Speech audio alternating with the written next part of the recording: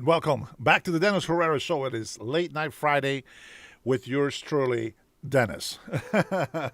Yes, we have our little Hawaiian Samoan uh, shirt today with my little Superman hat so that we can take, you know what, I was going to take some calls today. We'll see how we do. I will see, maybe we'll take some calls.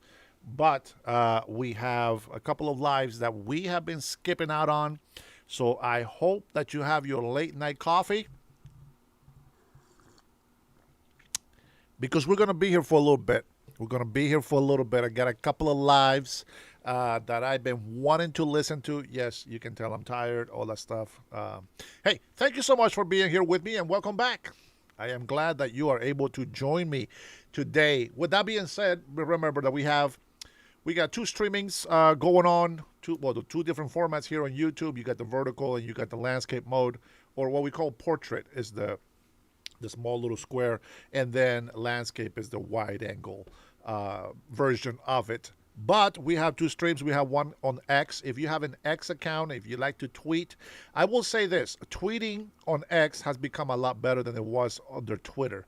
I never freaking got into tweeting with the old Twitter. But this one is more like a regular social media platform. You can just put comments in there, post videos, etc. You can choose to be verified, which you pay a small monthly subscription so that you can be verified, etc.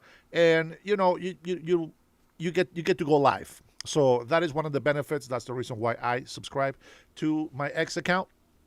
But here in YouTube, I am glad that you are here with me. Now let me go ahead and log into a couple of both versions, the portrait and the landscape mode, so that I can see you guys' chats. Okay. All right, give me a second. I do whatever I can. Let me see. Okay, let's do this one for the portrait. Bam, bam. Man, I love that introduction. I really like that. All right, give me one. There we go. All right, we got the portrait mode. Let's see if we got anybody in here. We got a couple of folks. Folks. Who do we got in here already? Let's see. Let me go ahead and the introduction here to my portrait mode. Man, Robert this guy is texting me, harassing me. Robert harasses me so that I can get off my lazy ass and get on streaming. This guy just can't get enough of the Dennis Herrera Show. And I love you too, big bro. Jason Martin, how are you, man? Hey, thanks for that little link, man. I think that was hella funny. I think I'll give you a big thumbs up on that. Burning 47, welcome back. Appreciate you guys being here late Friday night. I don't know how long you're going to be here with me because it is kind of late. It's already 8 o'clock over here on my side. At least that's the clock that I am looking at. 8:21, it looks like. Okay, this clock down here is behind. Robert, hey, bro. I was awaiting. Yeah, man, it's good to be here with you guys, man. Who else do we got in here? Güero is in the house. I just tapped in to give my support with a like and a comment on Kent State, man. Enjoy, brother. Thanks for stopping by, Güero. Güero is one of those patrons that has a what do you call it? It's not a conflict of interest, but he is trying to do the right thing, and he fights to do it good. So I love Güero. I understand. I know he hears my negatives when it comes. Well, it's negative towards people that are pro illegal immigrant, but I understand why. I understand why, but that doesn't mean that we have to change the way that we are as American citizens, because as much as I appreciate the opportunity of being an American citizen, I can't just be an asshole and sort of, I would truly be a traitor to this nation if I supported illegal immigration after I know that there is millions of people way ahead of all these illegal immigrants that are waiting for papers. I just wouldn't want to put the burden on people. But anyways, that's just a minimal talk. I don't want to talk too much about immigration unless somebody brings it up later, but I hope not. Thank you, Wet. I appreciate you. Unc Andy in the house. Thank you, brother. You know what? No, I'm going to be honest with you guys. I have been lazy Well, I mean, part of it, yes, it is true. I've been spending more time with my wife, etc. But I have been lazy. I appreciate you guys' support, your comments. You guys are fantastic. Yes, phenomenal. You really are, and I appreciate every single one of you guys. But there's times where you get this all these attacks, and you started to feel the negativity is heavier than the positive. And when it comes to, not to say too much, right? But there are so many things that it feels like, is it even worth it, right? But you know what? Tonight, whenever I get on for you, I'm looking forward to seeing you. I'm going to tell you, we're not making a big deal out of it, but I'm just happy to be here with you guys. Period. Okay. So we're just going to continue moving on, and I thank all of you members for your positivity, your words of encouragement. We're going to continue to move on forward. All right. With that being said, why don't we start off with a couple of small things before we do our live? Okay. I have my live already set up, but before we do our live, I want to share maybe a couple of things here before we get started, and one of them is going to be um, this is a problem that we had here in Washington. Oh, I forgot. My bad. Hold on. Uh, Let me see. I gotta get logged into the landscape one. Hold on. There we go. Just in case we get a chatter in there. I'm gonna give myself a like. If you haven't given my video a like, you like that? I'm gonna give myself a like. If you haven't given my video a like, please do so right now. Subscribe if you haven't subscribed. If you want to subscribe, don't subscribe just because you want to be a jerk. Make sure that we actually have some sort of conversations here. I was bombarded with a bunch of leftist podcasts, uh, and it's amazing. I wonder, they probably see me the same way because I'm at the opposite end of it. But I get people that call into these things, and I'm just sitting there listening to see what's going on and see if anybody knows what they're talking about when they call in. And sometimes when they do know what they're talking about, when they call in, the guys that on the podcast, they cut them off. Now these are not guys that are cursing or anything like that. They just disagreeing, and they just block them. They hang up on them. Like there's this really psycho guy, this really crazy guy. He has this podcast, and it's something that he says that the Earth is not moving, that the Earth is like one of those flat earthers, and I'm like, what the hell is wrong with this guy? Like seriously. And then when people are watching, thank you, Aunt Candy. Aunt Ant is gonna be the is gonna be taking care of the landscape mode. All right, appreciate it. But the guy is like seriously, there's something going on, mentally disturbed. He gets callers. Now, here's the thing. I got, what is it? Well, I just started, but we got like 30 something people watching, right?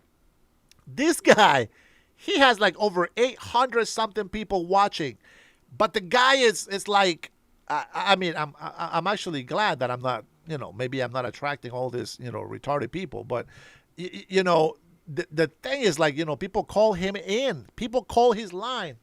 And he's like yelling at them, I'm the one talking, this is my phone, and the people, okay, well, what I was trying to say is, whoa, no. As soon as somebody's going all crazy like that, bro, why would you even try? There is no reason to communicate with some people sometimes. All right, but let's go ahead, and I'm gonna introduce this little video.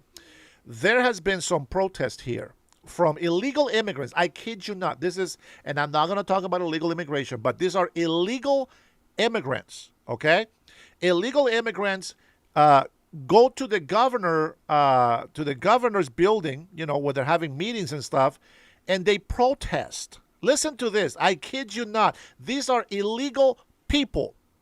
How do I know? They have a sign that says, I am undocumented. So what? I still have my rights. No joke. No joke. Oh, here, as a matter of fact, right, before I even hit play, I'm gonna pause this. Here's a couple of things. Here's a couple of things that they show, just so that you know that I'm not making this up. Now, I don't see the sign that I just told you But here we go. Watch this. Check this out. Check this out. All right. So this is the video, okay, that I'm going to play. Now listen. Migration is a human right. Relocation within the country, state, or city, or whatever you are legally allowed to be in, sure, call it what you will. Migration is beautiful, yes, when it's done by the law, so that there is no problem. Did you do the mandatory hot dog and Coke at Costco? Unc Andy, why the hell are you asking me now? It's almost midnight. You couldn't text me earlier and say, hey, Dennis, well, I don't know if I would have, but anyways, I felt the outrage was there. I just realized the whole context of that message. Man, I can't do those things, man. I don't know. If it's a contest, that's what I'm understanding. But if it's just like I have to go get me a hot dog and a soda, sometimes, the chest just doesn't allow me to do that for some reason. It acts up with those beef hot dogs from Costco, especially with soda. All right, so here's the thing. All right, there is this cameras, right, surveillance that we have around the city and stuff because of crime, right? You want to make sure the zones are safe, etc. And so these illegal immigrants are protesting to get rid of those cameras because, as a sanctuary city, well, you don't want to give ICE too much help to get these people deported or harassed or whatever they want to call it themselves. It is so ridiculous in the time that we live in today, because we have illegal immigrants telling American citizens what to do. Illegal immigrants are running the socialist democrat states and cities. It is no joke. And listen, they can get mad at me all they want, but this is the land for Americans, okay? Not anybody else. All right, with that being said, here we are. The mayor staff cuts off questions on surveillance cameras after recent shootings, okay? So the mayor says we need to get rid of these, okay? Well, something happened here. Let's take a listen.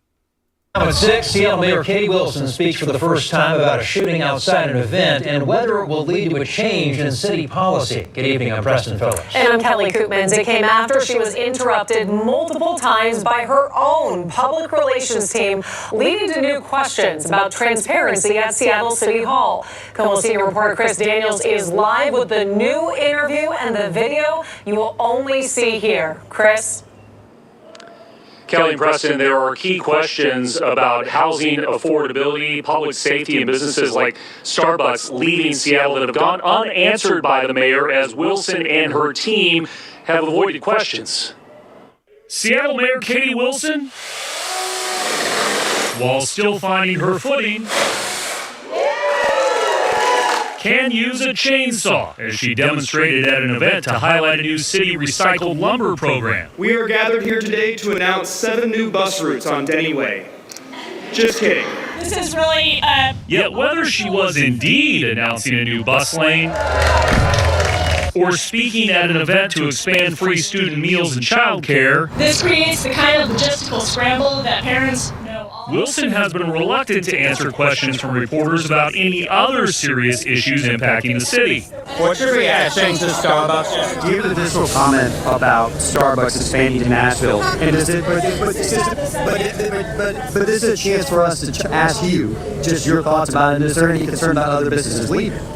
Because this is a big Starbucks in Seattle. This is again not the subject of our. But it's what the city's talking about too. Instead, Wilson's team has been responding on social media. But you always know there are going to be some surprises when the media turns out like this for a story about a bus lane. We are, in fact, stuck in traffic here on Denny Way. Chris, you are a great reporter, so I know you know that this is not about me. I wouldn't be an excellent reporter if I didn't ask you. Which is why her first public appearance since her Tuesday event that ended with nearby gunfire was noteworthy. How do you feel after Tuesday, after what happened, what transpired? I'm doing great. Got a great team supporting me, and I'll just say, we don't have any indication that that shooting was targeted or anything like that. And the last question would be related to that I talked to people in that neighborhood who said that, hold on, it's just one last question.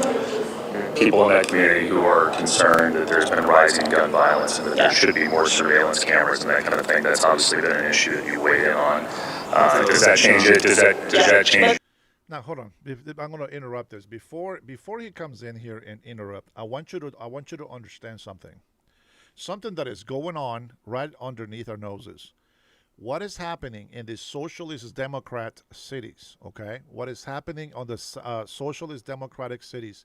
Is that everybody that has money, that puts money into campaigns, etc., right? Especially in socialist democrats states like Washington State, where I'm in, I have noticed that everybody that gets in power,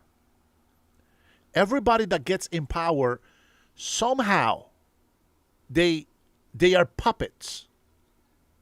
I don't know how to explain this. But the governor of Washington State here, Bob Ferguson, this guy, he went against so many things, right? Like that he campaigned for this, and that, and he went against it completely now that he is in power. And it doesn't seem to me that he's a very smart man, or at least wise. I mean, for being a lawyer, right, you would think that he is a very smart guy and he knows what's right and the law and the fairness and justice and this and that. But if it looks like he's just being, he's just a puppet, that somebody's pulling the strings for him. And I mentioned that because this one right here is so incompetent. Like, she does not qualify to be a mayor of a big city like Seattle. Let me just get off the bat with that. She does not qualify to be a mayor of a big city like Seattle.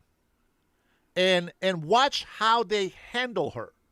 The only reason why things kind of move some sort of in Seattle is not because of the mayor, but because of the handlers. Remember the oligarchy with Bernie Sanders? Yeah. They brought that up against President Trump because this is exactly what they do. Listen, it sounds like I'm just hating on these Democrats, but I'm telling you right now, there's a reason why I am on this side today, okay? Because they have done everything that they accuse us of doing. Like, literally everything that they accuse us of doing, they have been doing and they have done. And yes, President Trump has fallen into some of those traps. And I can tell you, President Trump has learned a lot from doing so, to where points where, he would make posts like Joe Biden, hug tied on the back of a car and just people just driving by, etc. That was an old tweet, from years ago. And, he's falling into their trap. Why does he do that? Because that's exactly what they're doing to us. So he thought he'd give them a taste of their own medicine, but, he's learning to do it in a different way. And I know that he's still going to mess up, with his comments to people. And this is what they want. They're baiting him to say something outrageous so that they have something to talk about. But I want you to watch this interaction right here. This interaction right here should tell you everything you need to know about who is in power and who is running the show in government. Check this out. Hold on, it's just one last question. People in that community who are concerned that there's been rising gun violence and that there should be more surveillance cameras and that kind of thing. That's obviously been an issue that you weighed in on. Does that change it? Does that change your perspective at all? Let's keep it on. Yeah, let's keep it on. So, thanks. Does that change your perspective at all? Appreciate it, but let's keep it on. She's about to answer the question, though. Okay. I mean, it looks worse when you jump in like that. I'm sorry, I specifically said to keep it on topic. Okay. But I also have to ask the questions that people want to answer. Maybe we can set up a different time for that. But the mayor's a busy person. Wilson, after putting down the chainsaw, later agreed to answer that one question. Does your perspective change at all based on what you went through Tuesday night? Not really. I mean, I believe that CCTV cameras have an important role to play in our public safety system, and we also have to be very careful to make sure that our data storage, security, sharing practices don't make that system vulnerable to misuse and abuse, whether that's by federal immigration enforcement or by other bad actors. Wilson's personal security team whisked her away from the Yesler Community Center. No one was injured, and police say they have not arrested anybody responsible for that crime. Preston, Kelly? And Chris, in your story there, we heard Mayor Wilson indicate the shooting did not change her opinion. Does that give us any sort of insight into the status of the expansion of the CCTV program? Well, at this point, the answer is no. There has been a pilot program installed by the city, 62 closed-circuit television cameras that feed into the real-time crime center. She has put a pause on any sort of expansion of that program. There are cameras set to be installed in the stadium district that she says will only be mobilized if there is an imminent threat during the World Cup. She says that the rest of that program will not go into place until there is a full audit of how it has worked out thus far. Chris Daniels live in Seattle for us tonight. Thanks, Chris. And that brings us to tonight's.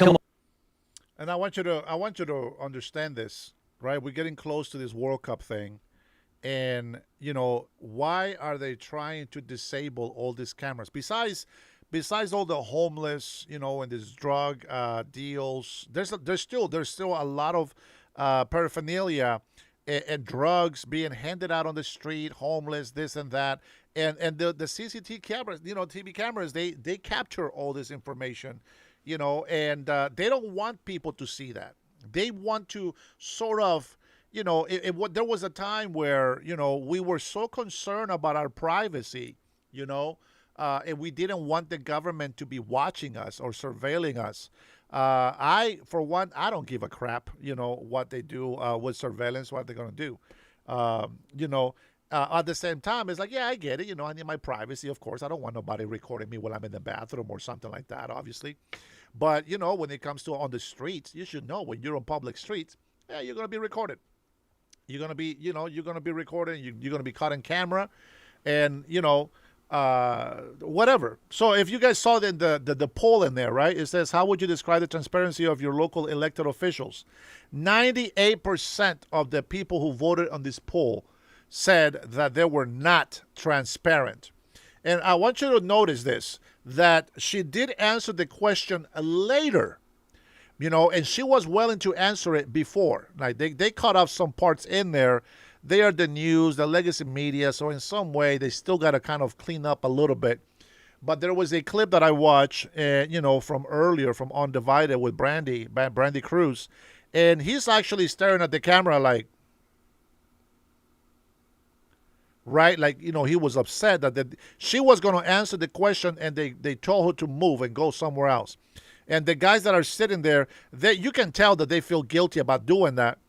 But nobody cares. Nobody cares on the left. So why should we care?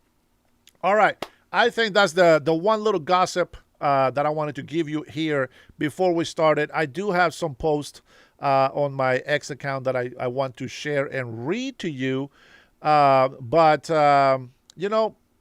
let's just get into our great POTUS. If you guys already watched this, I'm sorry about it, but I haven't, and I want to listen to it. So if you want to stick around with me, we're going to watch a couple of live streams from earlier with our POTUS. I believe the first one here, it's from the villages in Florida, and I believe this is about the seniors.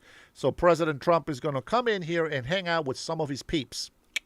And he's going to go ahead and tell in some story time. So if you are a patriot as I am, and you love to listen to our POTUS, doesn't matter what he says. We love to listen to our POTUS. Here we go. Yeah, go ahead. The 45th and 47th President of the United States, Donald J. Trump. Thank you very much.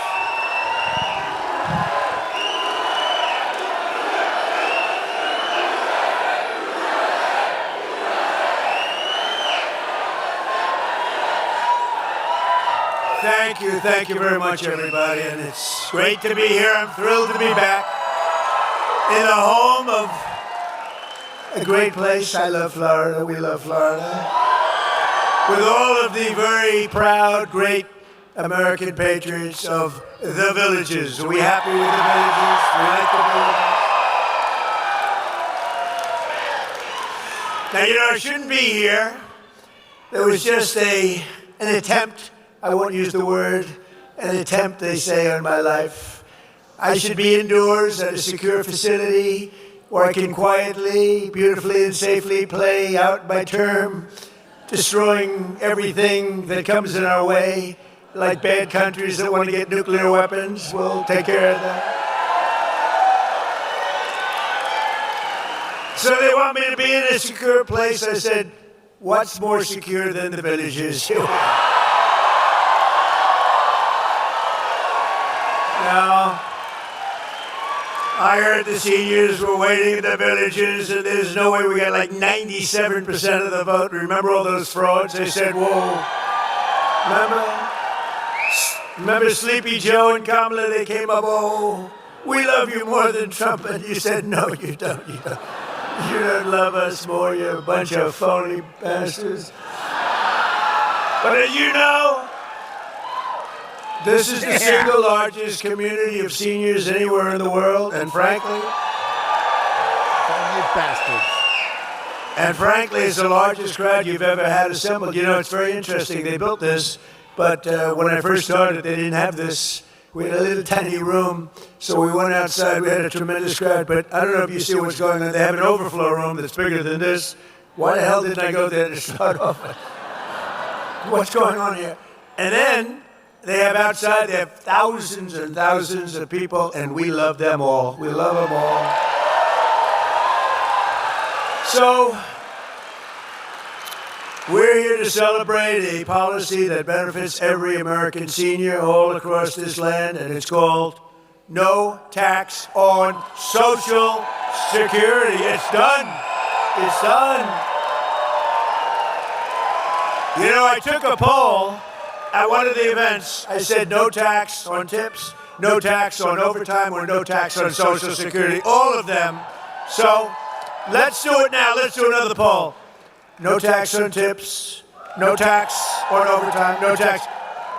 So what you do is you're going to cheer for the one you like the most of the three, all right? No tax on tips. No tax on overtime. No tax on Social Security.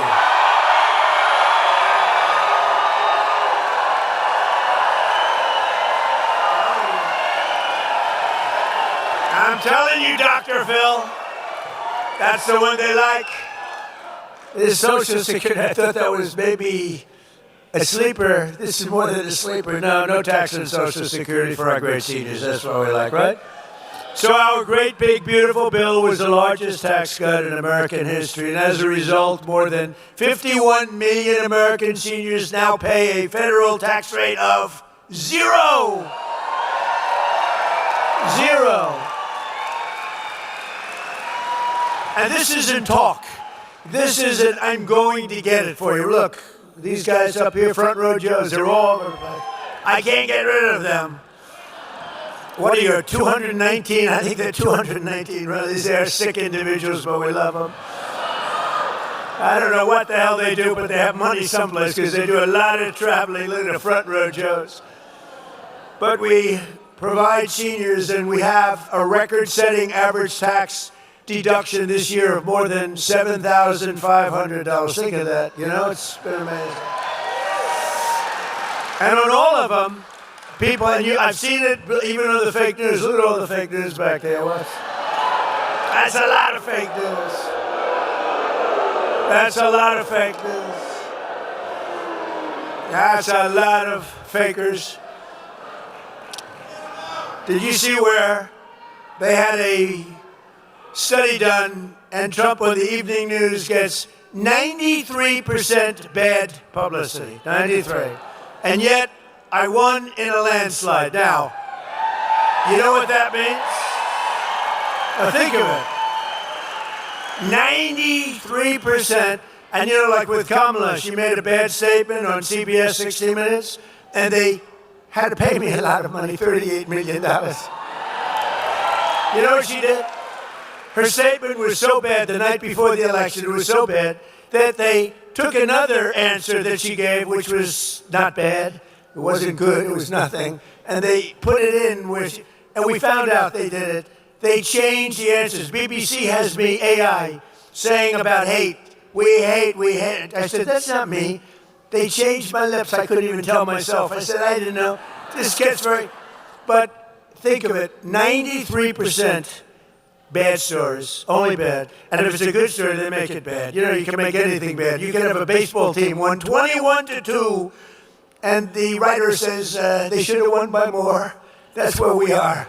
We're winning 25-0. And they say we should be doing more. There's never been a first term of a president, they say, and even the radical left lunatics say it, that's accomplished more than we have. It's never happened. But just to finish off, you know, I love the weave, because the weave is great. You go out, Pa, go out, you always have to come back. Someday I won't come back, and they'll say, all right, he's shot. That's it. The weave, I call it, the weave, because you get a lot of stories into one little sentence. But when you have 93%, and you win in a landslide, you know what it means? It means that the media has lost total credibility. Nobody believes them. That's what it means. Very simple. But thanks to the massive tax cut, American seniors just received your largest tax refunds of all time, by far.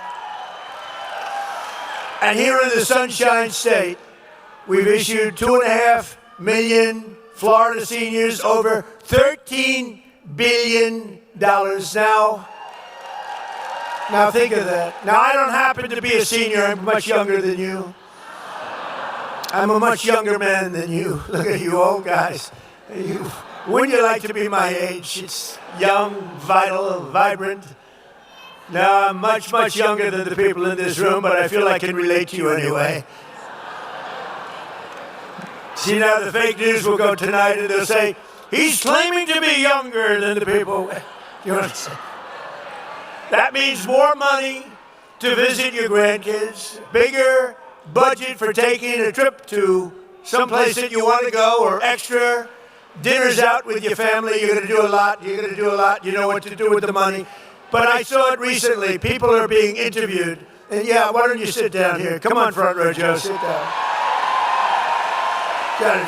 Get them all to sit down.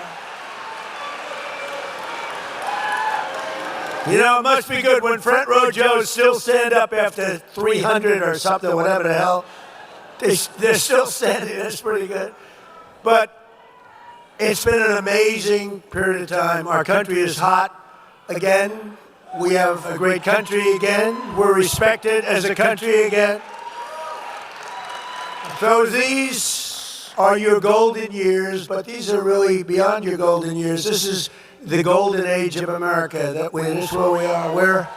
We're in a period of time, and you've lived, and you're going to live a long time longer, but you're going right now through the golden age of America. The crooked Joe Biden people, these are radical left lunatics that almost destroyed our country. I'll tell you what, if we didn't win this election, I believe our country was dead.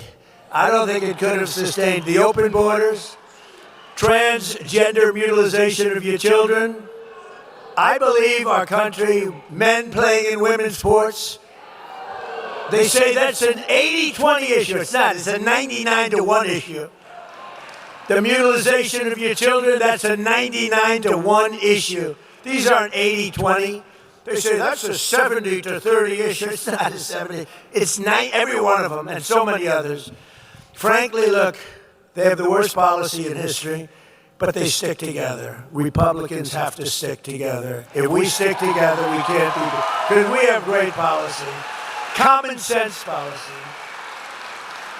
Under crooked Joe Biden, American seniors were ravaged by the worst inflation in the history of our country, devastating the budget, senior citizens. You know, when I say the history of our country, I'm always criticized because they correct me. They say it was 48 years. It wasn't history. it was 48. And I think that sounds pretty bad, too. I actually think 48 years, it sounds more specific. It actually is better. So they say the worst inflation in 48 years. I say the history of our country. But you had the worst inflation we've ever seen. Prices soared, healthcare costs skyrocketed, as Biden and the radical left Democrats in Congress allowed 25 million illegal aliens to pour into our country. This was an invasion. An invasion of our country. Tell them to turn up the microphone, will you please? Turn up the mic. Turn it down for what? You know, I hate it. You pay these guys a lot of money, and then you get up and the mic isn't on properly. And then they want their money, and I don't believe in paying people to do a bad job. I only like to pay people. I pay early. And I'm screaming my ass off because the mic is no good. Turn the mic up, please. Amazing.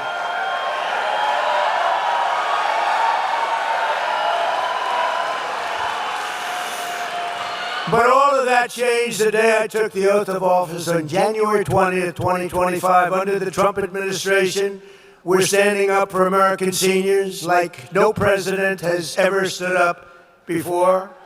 And just as I promised, we're strongly protecting Social Security and Medicare, and we always will. We have a man here who knows more about Medicaid, Medicare, medical crap than any human being. Where's Dr. Oz? Where the hell are you standing?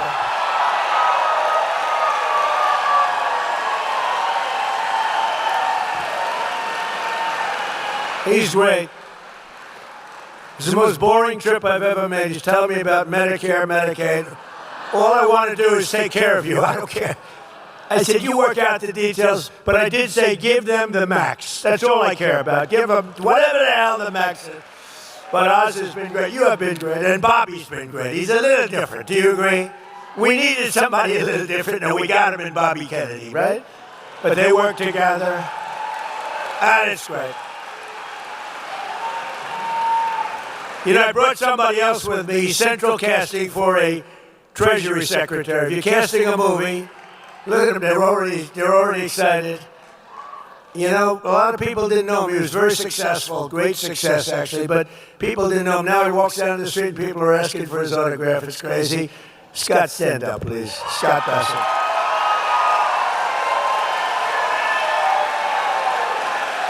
They wanted to be here. You know, I gave him an option. I said, I can meet you guys later. No, you're going to the villages. We want to be with you. So it's sort of cool. We got a lot of celebrities here, actually. But together with the Republicans in Congress, we've removed nearly 300,000 illegal aliens from the Social Security roll. And we've removed more than 100,000 migrants from Medicare eligibility. 100,000, and the number's going up. What we're really doing is saving Social Security because it was so rife with fraud, and the Democrats didn't care. They couldn't care less. All they care about is Trump derangement syndrome. They are sick. They are lunatics. We're dealing with lunatics. You can do, but I've learned, you know, with time I've learned, if I want something, I go the opposite. In other words, if I want the wall, I say, I will not, under any circumstances, build the wall. And they give me all the money I want. So just go the opposite. They're crazy. They're crazy. It actually is a disease. I think they're going to register it next week. Trump derangement syndrome. They're going to TDS. It's commonly known as TDS. This man has an incurable case of TDS. To further stop Medicare and Medicaid from being looted by criminals and thugs, we've launched a war on fraud. You've been watching it in the papers. We're all over Minnesota, California, all over the place. They're taking down hundreds and hundreds and even thousands of people a week and a day. It's led by our great Vice President, J.D. Vance. He's doing a great job. I said, J.D., I want that job. I want to do it as president. He said, you better, let's do a little delegation, please. But JD's done a great job. Thousands and thousands of people are it's a fraud. I mean, look at the wonderful country. It's a beautiful country. You should try it sometime. Somalia, it's a beautiful place. It's got no government. It's got no military. It's got no anything. It's got one thing that's really strong, crime. It's got a lot of crime. They have no police. All they do is run around shooting each other. It's filthy dirty, disgusting dirty. It's a horrible place. They come here, and Ilhan Omar, you ever hear of her? She heads it, and think of it. They have nothing but crime, poverty, pollution. Everything is horrible over there. Nothing good. They say it's the worst country anywhere in the world, and we got some beauties out there, but it's the worst. And then she comes here from Somalia, and she tells us how to run the United States of America. She says, the Constitution gives me certain rights. And I demand that I be given these rights. Get the hell out. What a phony.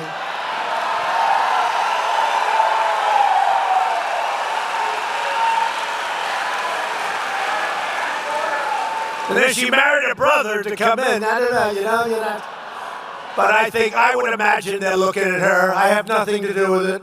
I would imagine. Of course I have nothing to do.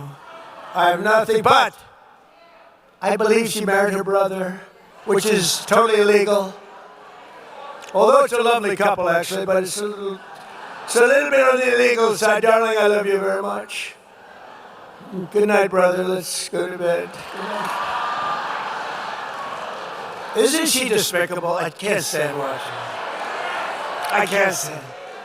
Did you see last month, she accidentally checked the wrong box. It said she was worth $38 million. And law enforcement came after her for that. And then all of a sudden, she was worth less than $80,000. And she said it was accounting. It was an accounting error. That was not a very good accountant, was it? Huh? No, their whole life is based on fraud and a scam. The whole thing is a scam, and we ought to get those people the hell out of our country.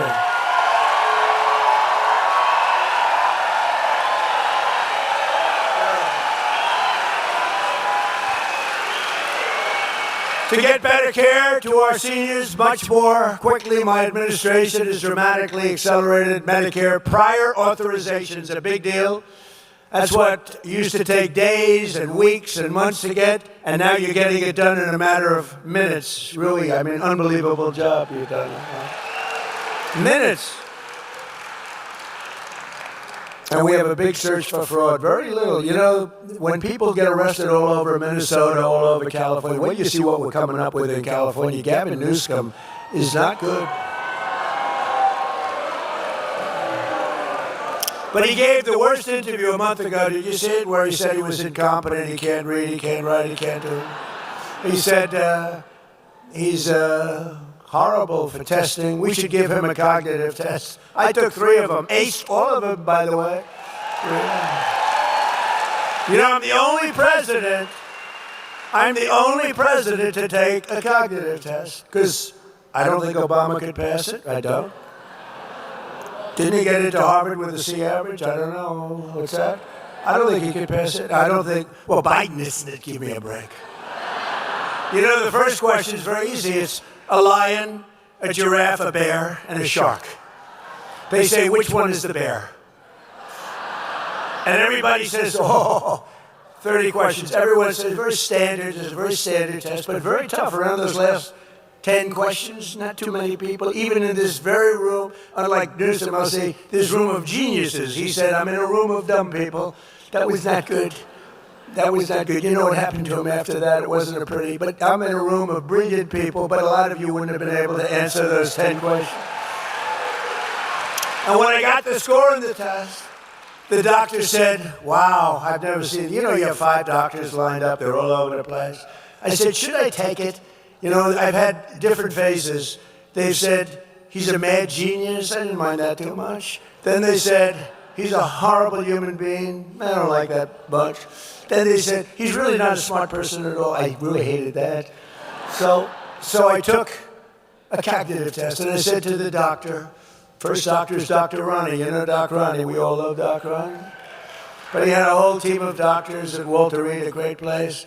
I said, so should I do it? He said, well, it's a tough exam, actually. You know, those last 20 questions, they get tough. A lot of people can't do them. I said, well, what do you think? He said, well, if you do it, they're going to find out because it's essentially a public, it's a military hospital.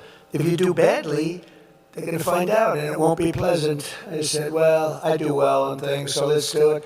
And I got everyone right. And these are tough questions. These are tough questions, They say, take a number, any number, okay, I'll take 99, multiply times 9, okay? Divide it by 3, good.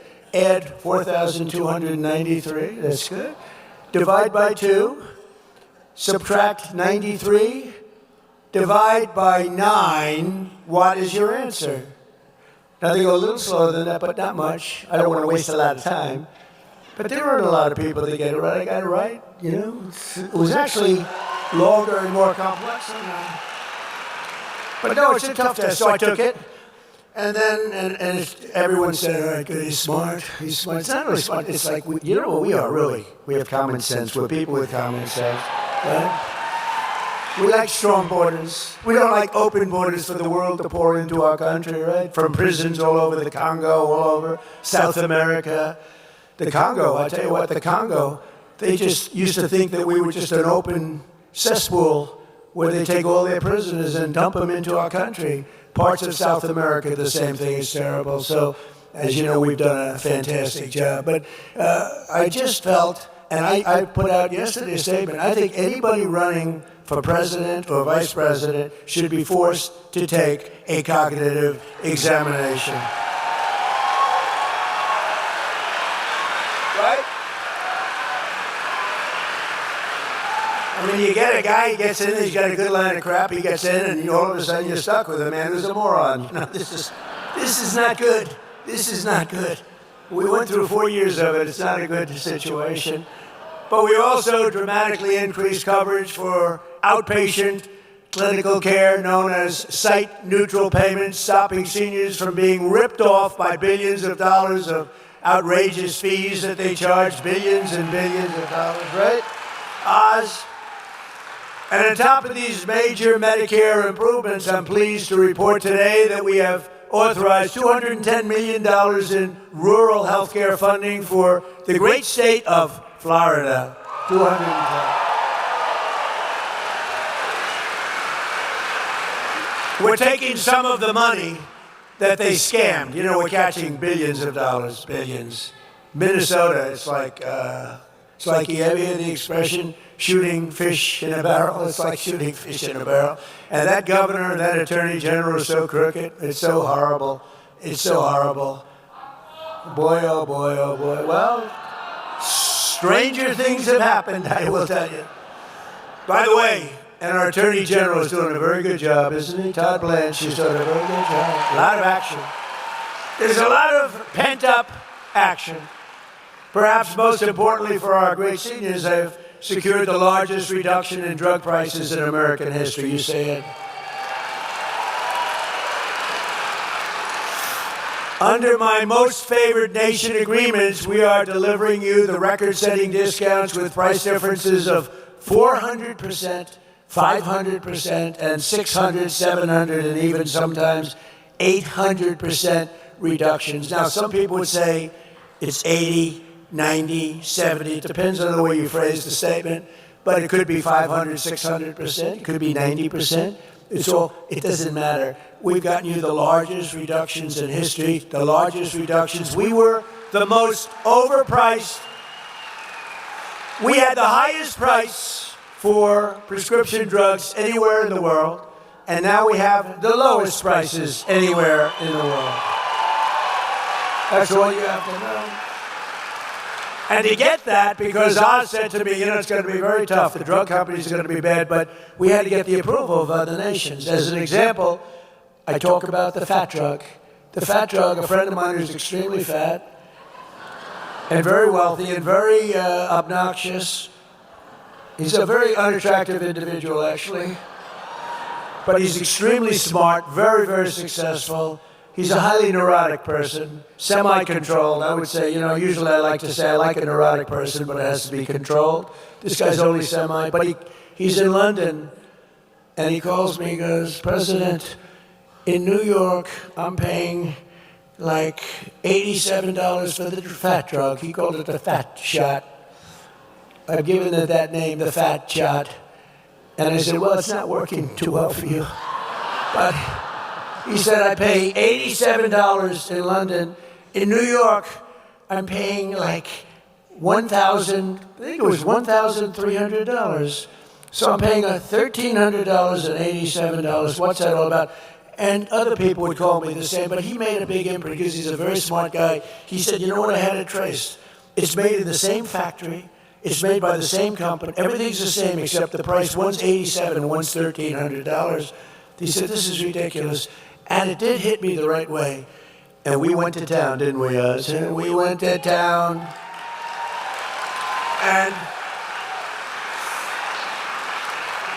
And we shamed the drug prices because they were for years saying, well, it's research and development. I said, well, it's research and development for them also, right? But we got them. They weren't easy, but we got all of them lined up. But they said it didn't matter. The reason we got them because they said we'd never get the other countries. We had to get approval of the other countries where they'd have to double their prices and triple their prices because we come way down, they go up a little bit because the world is bigger than us, right? So they go up a little bit. So I'd call up, like, as an example, France. I spoke with Macron, right? You know Macron, he's a wonderful guy, president of the country, nice guy. So I say, Emmanuel, your drug prices are a tiny fraction of ours. We can't have that. We're going to have to raise it. No, Donald, I will not do that. No, you will do that, Emmanuel. No, you will. 100% you're going to do it. No, I will not do it. And this went on for about 2 minutes. I'm saying you will. He's saying he won't. So most people would say he won't do it. Then I said to him, Emmanuel, if you don't do it, I'm going to put a 250% tariff on all wines and champagnes that you ship into our country.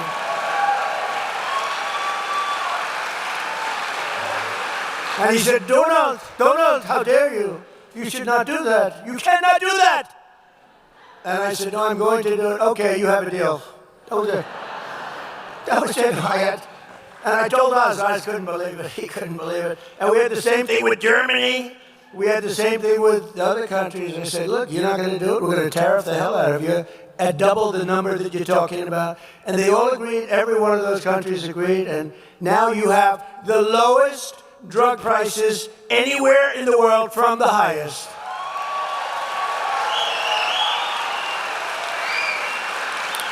And that alone should win us the midterms. But, the fake news doesn't like to write about it. They don't even like... I noticed a couple of the cameras went off when I was talking about it. When I'm getting to a really juicy subject, to me that's a juicy... Think of it. I mean, you talk about healthcare, it's all around medicines and everything else. And Byron, how big a deal is that, right? By the way, this guy's going to be a great governor. Okay.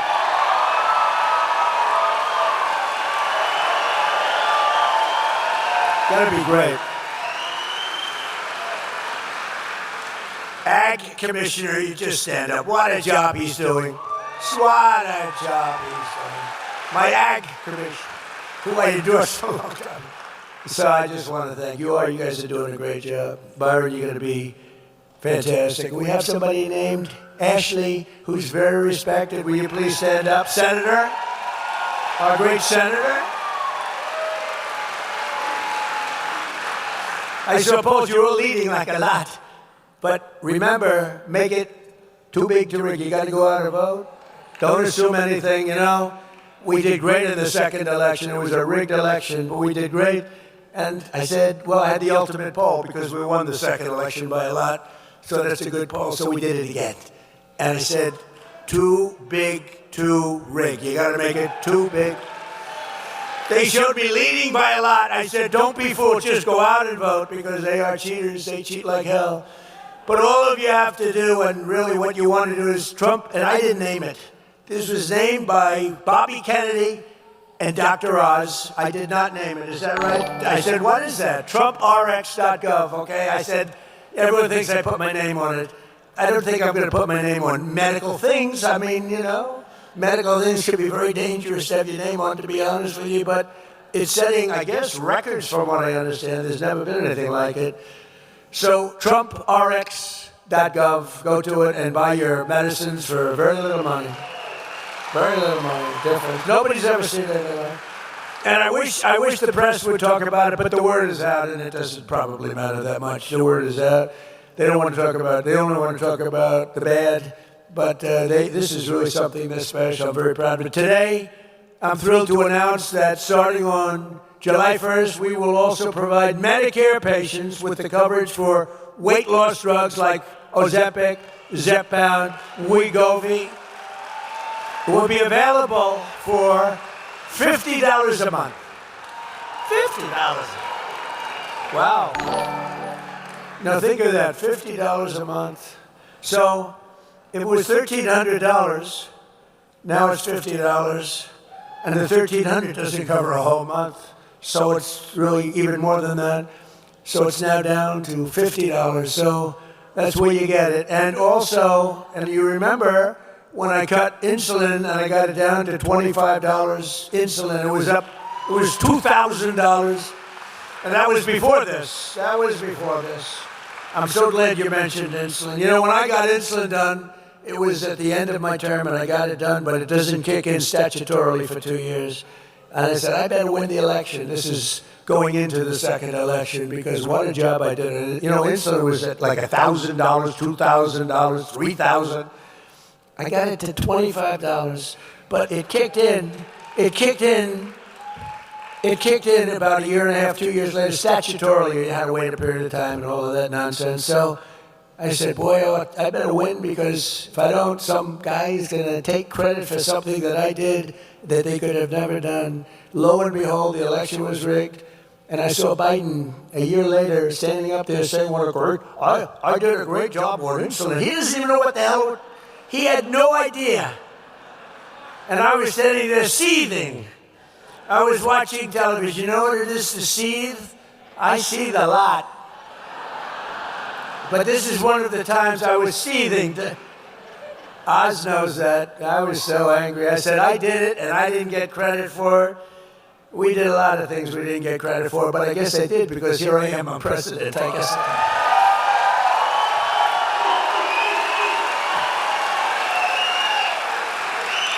Not only are we taking care of your physical health, we're also taking care of the financial health of our seniors. As you have probably seen, the 401ks and retirement accounts of millions of American seniors are skyrocketing like never before.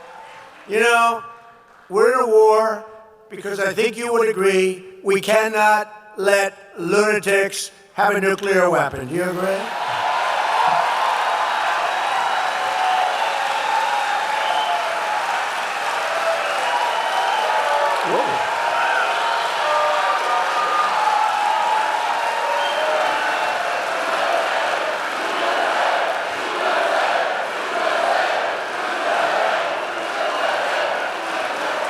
Because if you read the fake polls and things, it says, well, it's only a 20% or 25%. It's nonsense.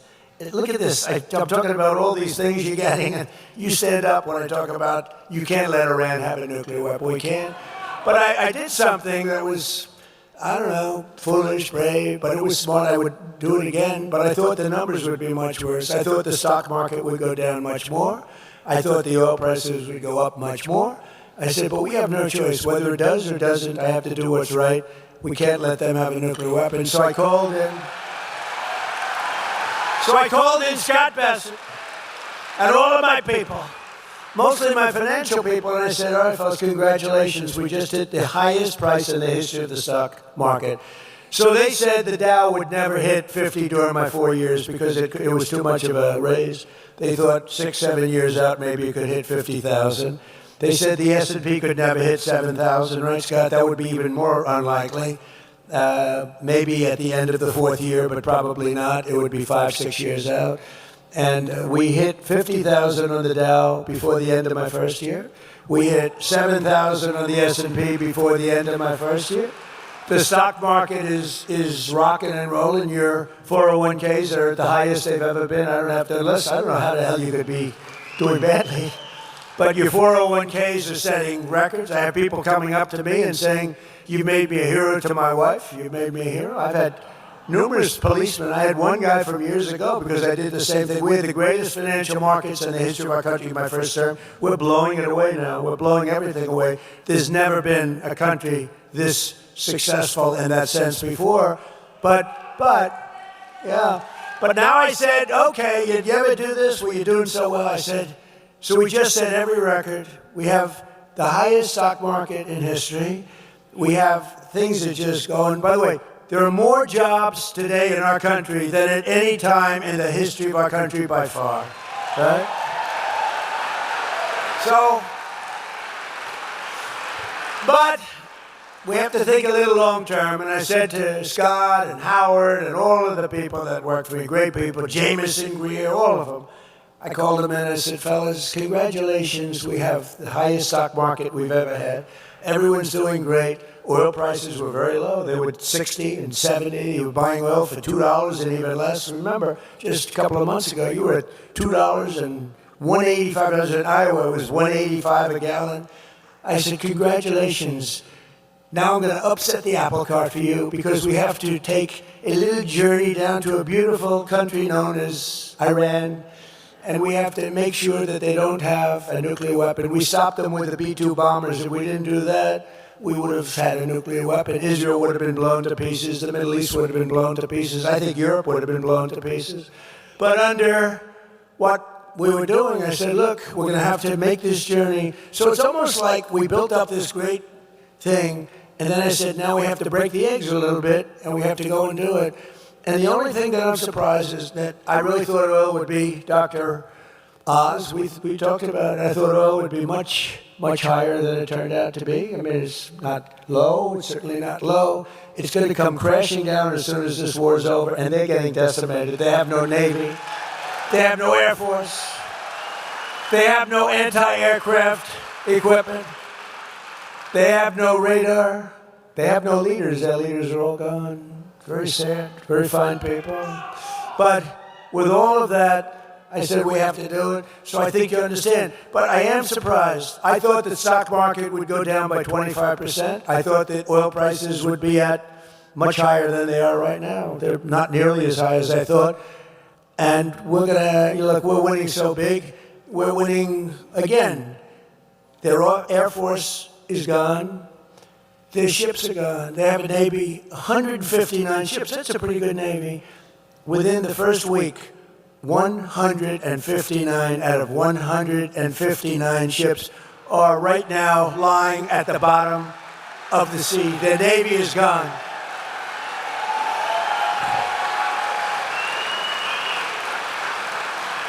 And we're discussing, I spoke to them today, we're discussing, it's a little hard to figure out who their leaders are, frankly. You know, their leaders are gone, the first set is gone, the second set is gone, Khomeini was gone, and they were pretty evil people. Not pretty evil, they were evil. They killed 42,000 protesters. 42,000! And in a period of 2 weeks, they killed 42,000 protesters. But we had to get this done, and we're really doing well. We're just winning. If it were a fight, they'd stop it. If this were a fight, they'd stop it. You know that expression, it's true.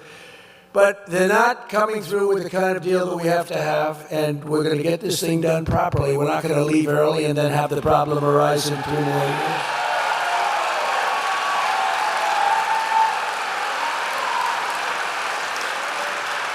Under 4 years of Crooked Joe, I go crooked and sleepy. Which is better, Sleepy Joe or Crooked Joe? Ready? Sleepy Joe. Crooked Joe. I love it. It's free polls. You know, if I went to a pollster, they're all phony. If I went to a pollster, I'd pay $1 million for that question. Give me $1 million, sir. And then they don't go to anybody. They just put it down, whatever they want, you know. They say, we scoured the countryside. They didn't scour. They sit in their room watching television. They say, oh, let's give Trump a little bit of an advantage that makes him happy. Under 4 years of Crooked Joe Biden, the average 401k rose at the rate of $875 a year. Okay, that's something, a little raise. But you know why he rose? because of me with the 4 years that we had. Because after that, there was nothing. He would have gone down. They took over the momentum of what we created in the first 4 years, which was incredible. Under Trump, so it's $875. Under Trump, the number 875 is the rise, $30,000. So it's 875 versus $30,000. For seniors, that number is $50,000, $60,000, even $70,000 or more a year. That's what you went up. And just yesterday, I signed an executive order that will, for the first time, expand matching IRA contributions to the millions and millions of Americans who lack employer-sponsored plans. Obviously, some of you. And starting next year, every citizen will be able to go to TrumpIRA.gov and sign up for a high-quality, low-cost IRA so that everyone can benefit from the rising stock market. Go sign up. These are all things that people have been talking about for years, right, Scott? They've been talking about them for years. In 4 years, the Biden administration got less than $1 trillion of new investment. So in 4 years, he got much less than $1 trillion people investing in the country, other countries, other people. In my first 11 months, we secured commitments for more than $18 trillion now pouring into our country from all over the globe. Think of that. Think of that. Less than $1 trillion in 4 years, and 11 months of 12th month hasn't come out yet. We've been there that long enough. But in 11 months, $18 trillion. So that's 18 times more, but think of it. It's really almost 100 times more if you really multiply it out properly. A short time ago, we were a dead country. Now we're the hottest country anywhere in the world. Congratulations.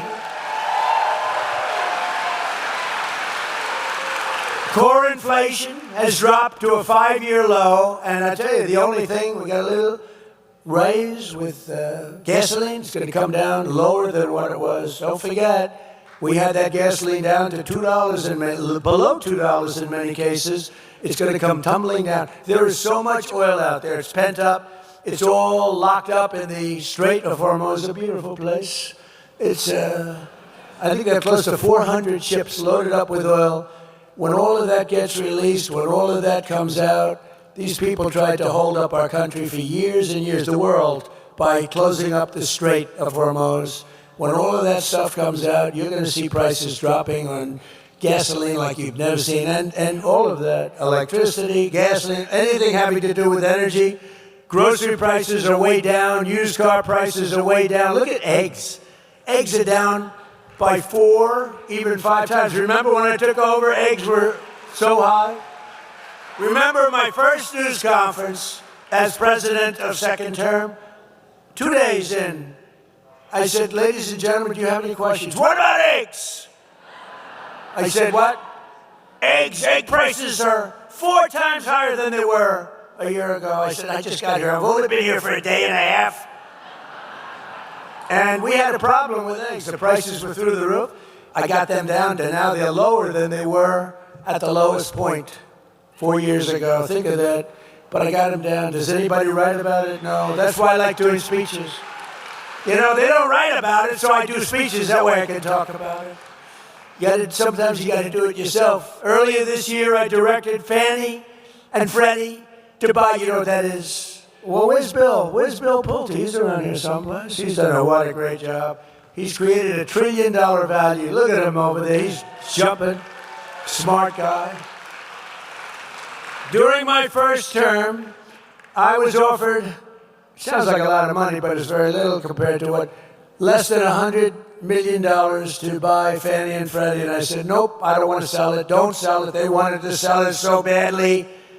And now it's worth over $1 trillion. If I would have sold it, I would have felt like a schmuck, you know, to be honest. It's worth over $1 trillion. What is it, about $1 trillion now, right? He says higher. No, we could have sold it. We could have given it away for nothing, practically nothing. So I directed Fannie and Freddie to buy $200 billion in mortgage bonds, bringing interest rates plummeting down from nearly 8% under Sleepy Joe and 6% even lower. And don't forget we had a hostile Fed guy. We had a guy, too late. We call him too late. He's too late with interest reductions. Jerome Too Late Powell. We had I haven't figured out, is he a bad guy or a dumb guy? But it doesn't matter. The end result, he's either dumb, bad, maybe he's a combination of both. But in any event, because rates, we would have had them even lower, but we've done great considering that we're fighting. Now we have a great Federal Reserve chair coming in, and he's going to be fantastic, Kevin Warsh. We've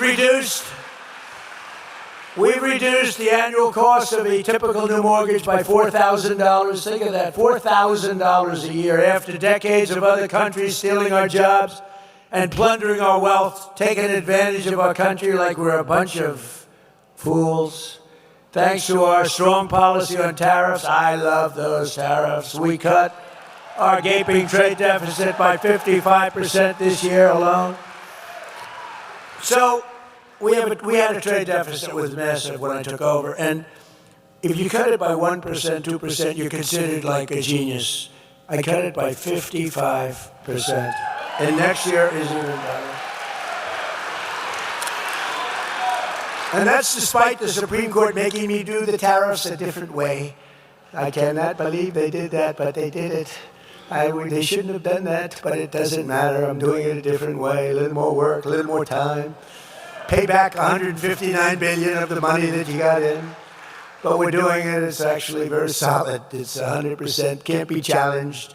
And we informed the very beautiful country of Germany that because of the fact that they and other European nations have not adhered to our trade deal, they haven't adhered to our trade deal. We have a trade deal that Scott and me and Howard and all our great people, Jameson, we all did a great trade deal, but the European Union has not adhered to it, so we've increased the tariffs on all cars coming into the United States by 25%, and trucks. Knowing that if Mercedes and BMW and the truck companies and all of the people out there that send stuff in and didn't pay anything for years, they ripped us off. They took our jobs away from us. Not anymore. It's the opposite. They're all coming back. You know, factories are pouring back into our country, but they're all coming back. But we informed them that we're going to charge them, we're going to increase their tariff to 25%, knowing that if they build their plants in the United States, there is no tariff. They have to hire our great American workers, and there is no tariff. Think of it. And we've added now, we are now building AI plants, all of everything. But we have part of that $18 trillion. But we have more construction going on in what they call plant and equipment than we've ever had before in car plants. We had a period of time that for 25 years we didn't build one plant. They took our car industry away. It went to Germany, Japan, Mexico, Canada. It went to the European Union like crazy. Germany, think of it. It went to the European Union. We went for a period of almost 30 years with barely building a plant. Now we're building more plants for cars and trucks than we've ever built in the history of our country, including prime time from many years ago. They're all coming back because they don't want to pay tariffs. Very simple. Very simple. They don't want to pay tariffs. If you don't want to pay tariffs, that's fine. Build your plant here. Build it in Florida. I don't think of you too much as, you don't need the cars, but build it in Florida. Any place in the United States is okay with me, but they're building them all over our country. We added 186,000 private sector jobs in March. Jobless claims just hit the lowest level since 1969. Think of it, jobless claims. So, since 1969. The lowest level since 1969. And more Americans are working today, as I said, than at any time in the history of our country by far. It's not even close. And with our no tax on tips, no tax on overtime, no tax on Social Security, we're doing something that has never been done. And the consumer, which is you have more money to spend than you have in many, many decades. Very importantly, for our great seniors, we are, I hate to mention this, it's so negative. It's called the estate tax, because nobody in this room will ever die. But just in case you should, If you have children that you love, it's very important. If you don't love your children, then it doesn't matter too much. Who cares? Oh, I know some that won't leave their kids. They hate their kids, but these are bad people. They're usually very wealthy too. I don't know what that's all about. But we have no inheritance tax. We have no death tax.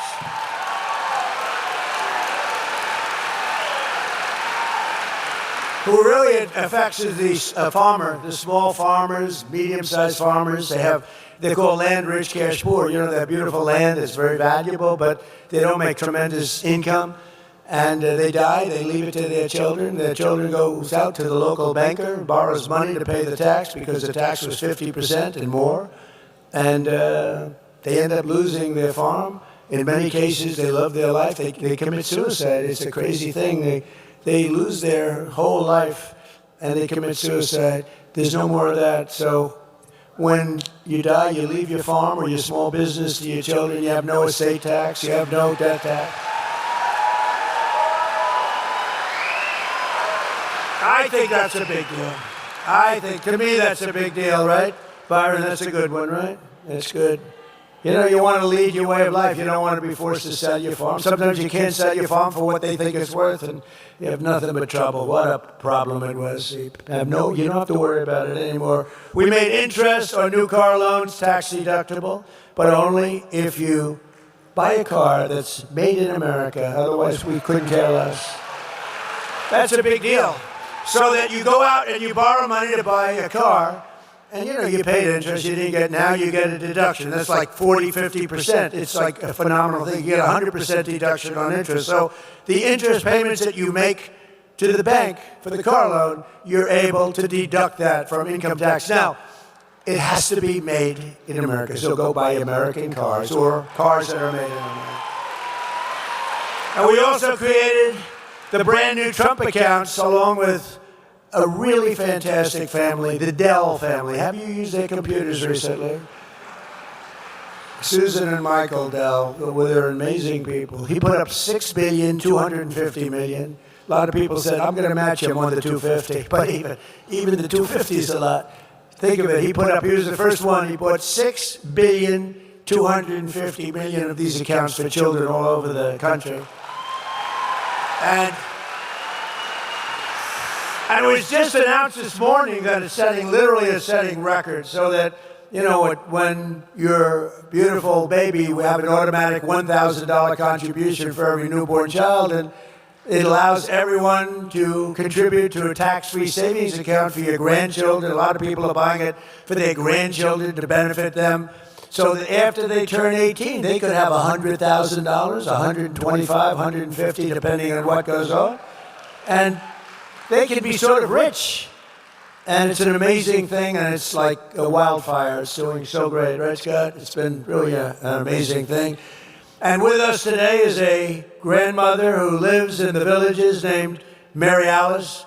After a long career in the Michigan real estate and automobile industry, she and her husband retired to the Villages. And thanks to our great, big, beautiful bill, I love that bill. We have 4 years worth of stuff. That's why we call it the Great Big Beautiful Bill. We were going to have 19 separate bills. And I said to Mike Johnson, John Thune, I said, fellas, the Speaker of the House, head of the Senate, I said, let's try for one big, beautiful, because I don't know, these Democrats are crazy. And it was early. We had a little bit of a honeymoon, just a little tiny bit. I said, let's see if we get everything in one bill. And everyone said, no way, you're not going to do it. It's the greatest. It's the biggest thing ever passed in the history of our country, the Great Big Beautiful, and it should be called the Great Big Beautiful Tax Cut Bill, but also we have tremendous regulatory cuts, and that's why your jobs are so good, because all of these people, small businesses, medium-sized businesses, everything, they're able to take regulations with a little bit of a grain of salt. It's not going to put you out of business. There are tremendous regulation cuts, and it's really been amazing. So they just received a tax refund of double the size of anything that they've ever gotten. Think of this, Mary Alice, for years she's gotten peanuts, and now she's gotten a tax of double the size, and in many cases 4 or 5 times the size of anything she ever got before. So Mary Alice is now considered a rich person. Come on up, Mary Alice, say a few words. Come on up. Oh, look at her. She looks good. She's a rich woman. Come on. Thank you, President Trump. It's such a pleasure to meet you. Wait, let me get this out. You want me to get that out? Wait. Oh, yeah, because I'm really short. I think it'll be good. Hi, everybody. First of all, I would like to thank President Trump for everything he's done for all of us. And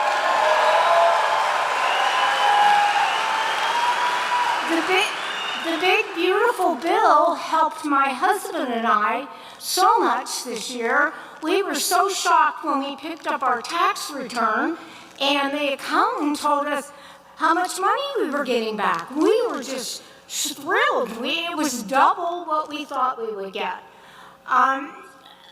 We ended up using some of that money to pay for a new roof. Now, we all know we live in Florida and we all need roofs. So we were able to use some of that money for the new roof, and we're thrilled that we were able to do that and we didn't deplete our savings account.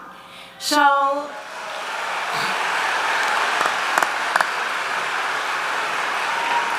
and this is all because of the no tax on Social Security. And, you know, we live on an income that's fixed. And so we have to be careful how we spend our money. And thanks to President Trump and his administration, we've been able to live a great life here in Florida. So thank you, everyone. Thank you, President.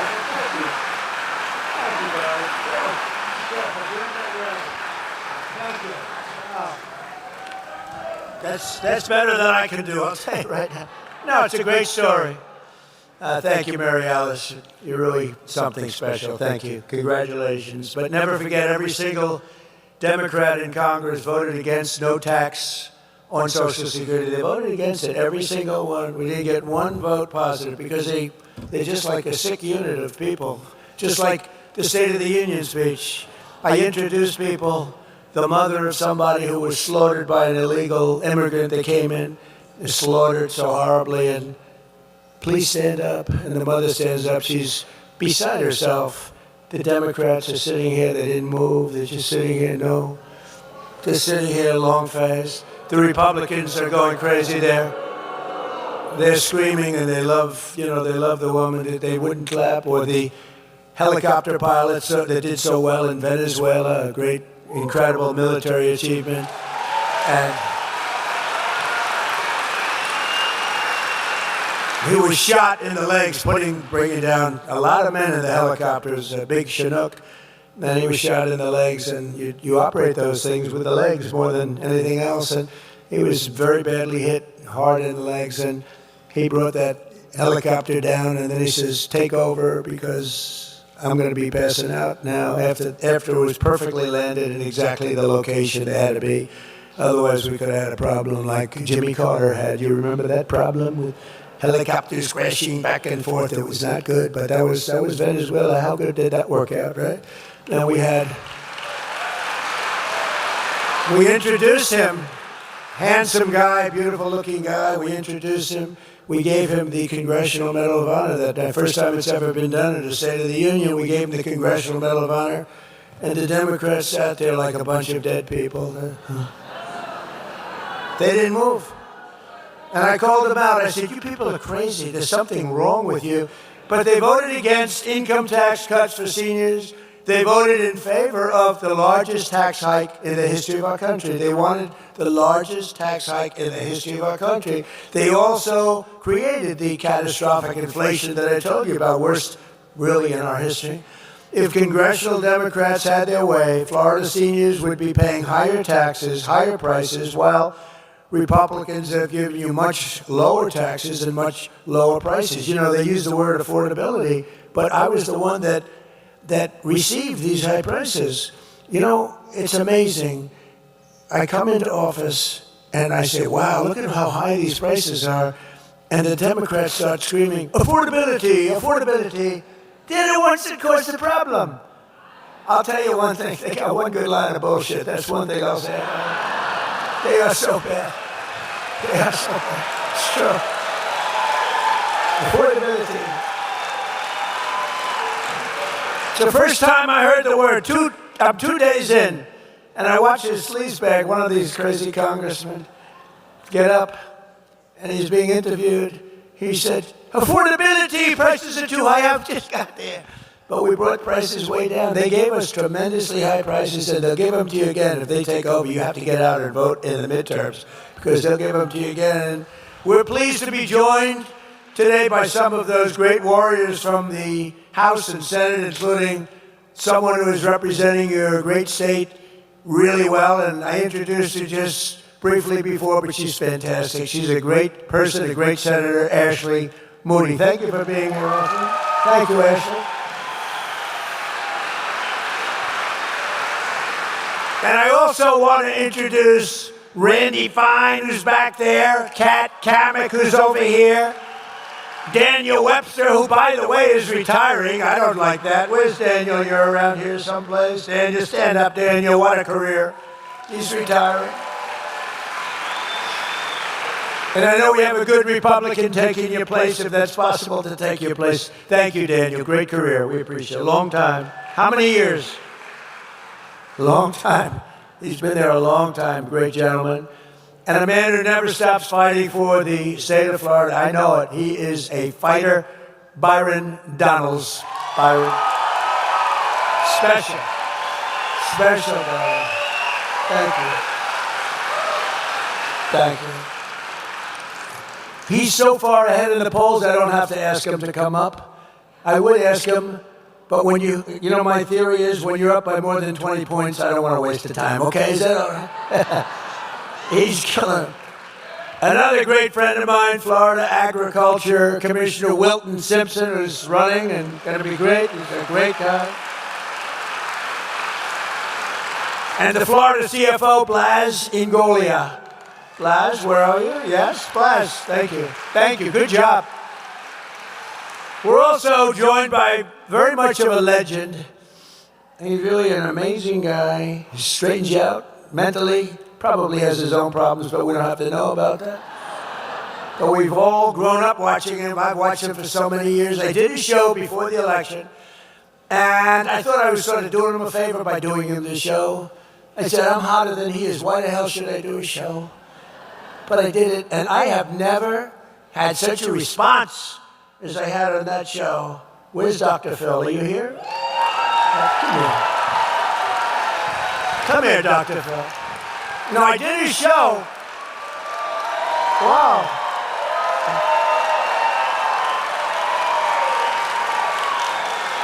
Come on up here, Dr. Phil. Get up here. Give them a little lecture, but very short. Give them a little lecture on life. Talk about life for 2 minutes or less.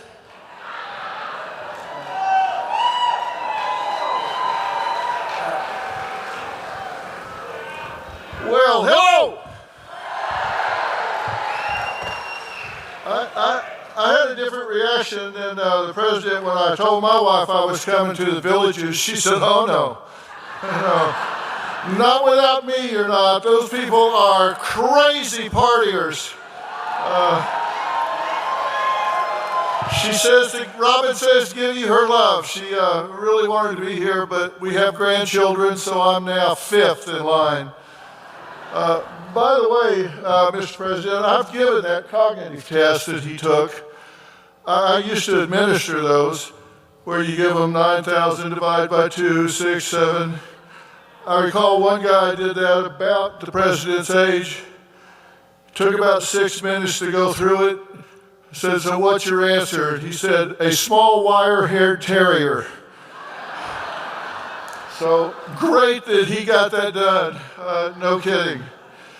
Listen, I really do want to take a chance to talk about this a little bit, because what the president is doing here is really something you got to think about differently. He's restoring trust between Americans and the government, because you understand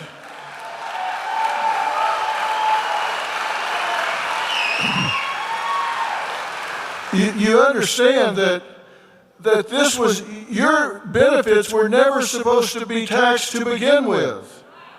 That was the deal the American government made with the American people. And from 1935 until 1983, that was the deal. And then they changed the deal. That wasn't what you started with. That wasn't the deal. And President Trump is trying to bring the deal back and say you can trust your government to do what they tell you they will do.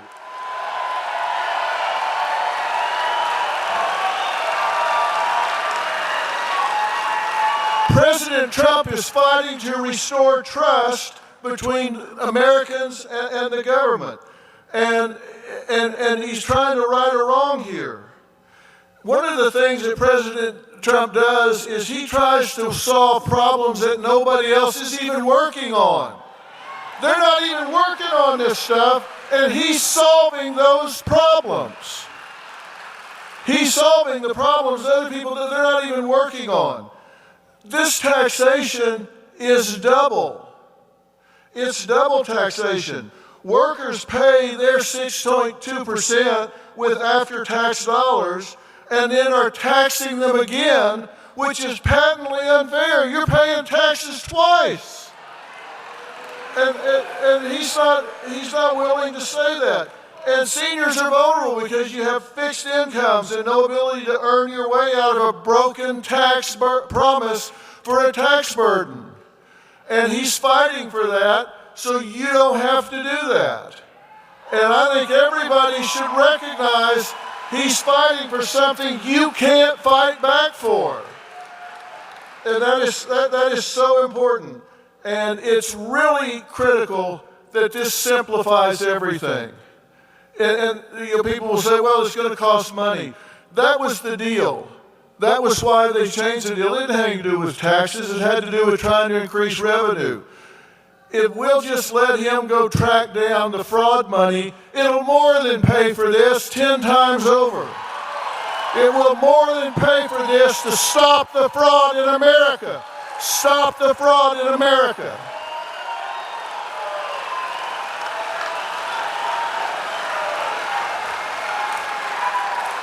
And here's a little reminder. Here's a little reminder in case your mind is playing tricks on you. You matter. You are important. And you are important to this president. I know him, and you are important to this president.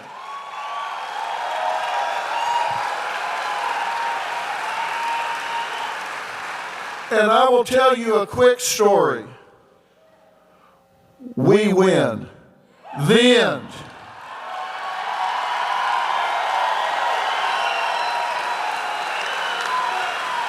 You know, I've spent most of my life, certainly as a professional, actually since I was 12 years old, studying why people do what they do and don't do what they don't do. And I can tell you that in studying that, I have found out what makes people champions. And I know what makes him a champion. I can tell you, people that are champions play the game with passion. They play the game with passion. They surround themselves with like-minded people who understand why they feel so strongly about what they do. They tell themselves the truth. They deal with the truth when it comes up. And I didn't come down here just to stand up and say a few things and get a little golf clap from everybody and say nice speech. I wanted to come down here because I want you to remember what I'm saying about President Trump and not getting taxed on your Social Security benefits, and about his leadership. I want you to remember that on May 1st, the bald guy came up and told you that this is important and we've got midterms coming up and you need to make sure that not only you vote, but find 10 people and make sure that they vote.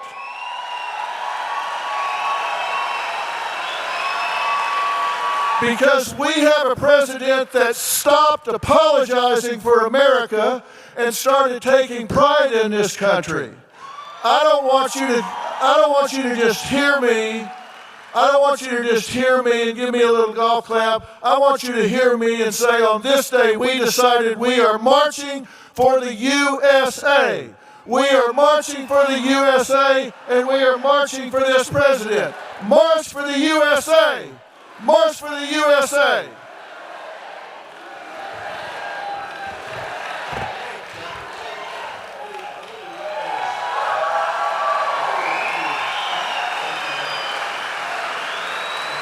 Thank you, guys.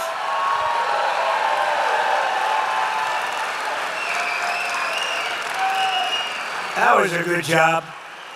Thank you, Phil. That was great.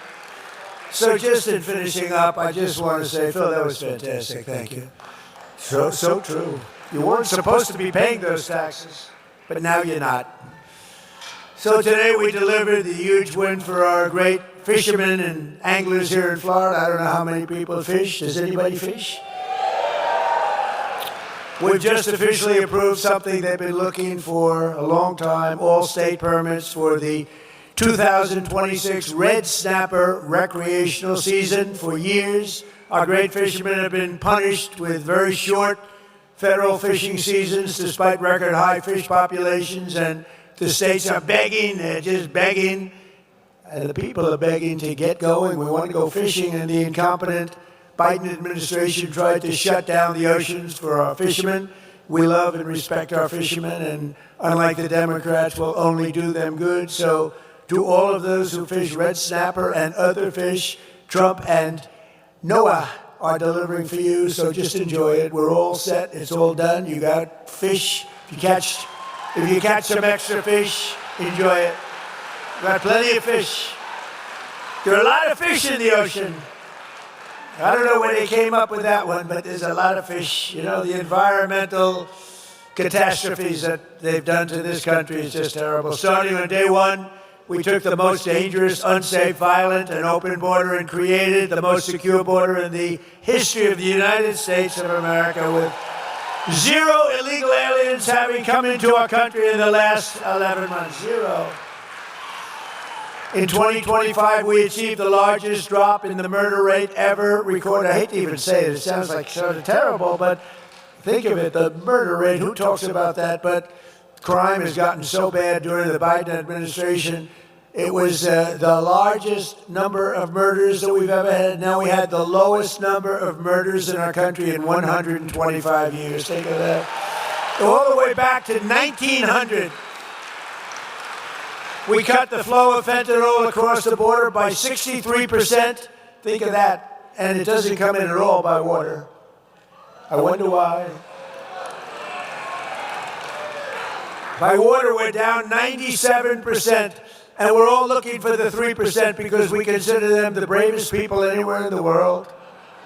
You saw what we had to do.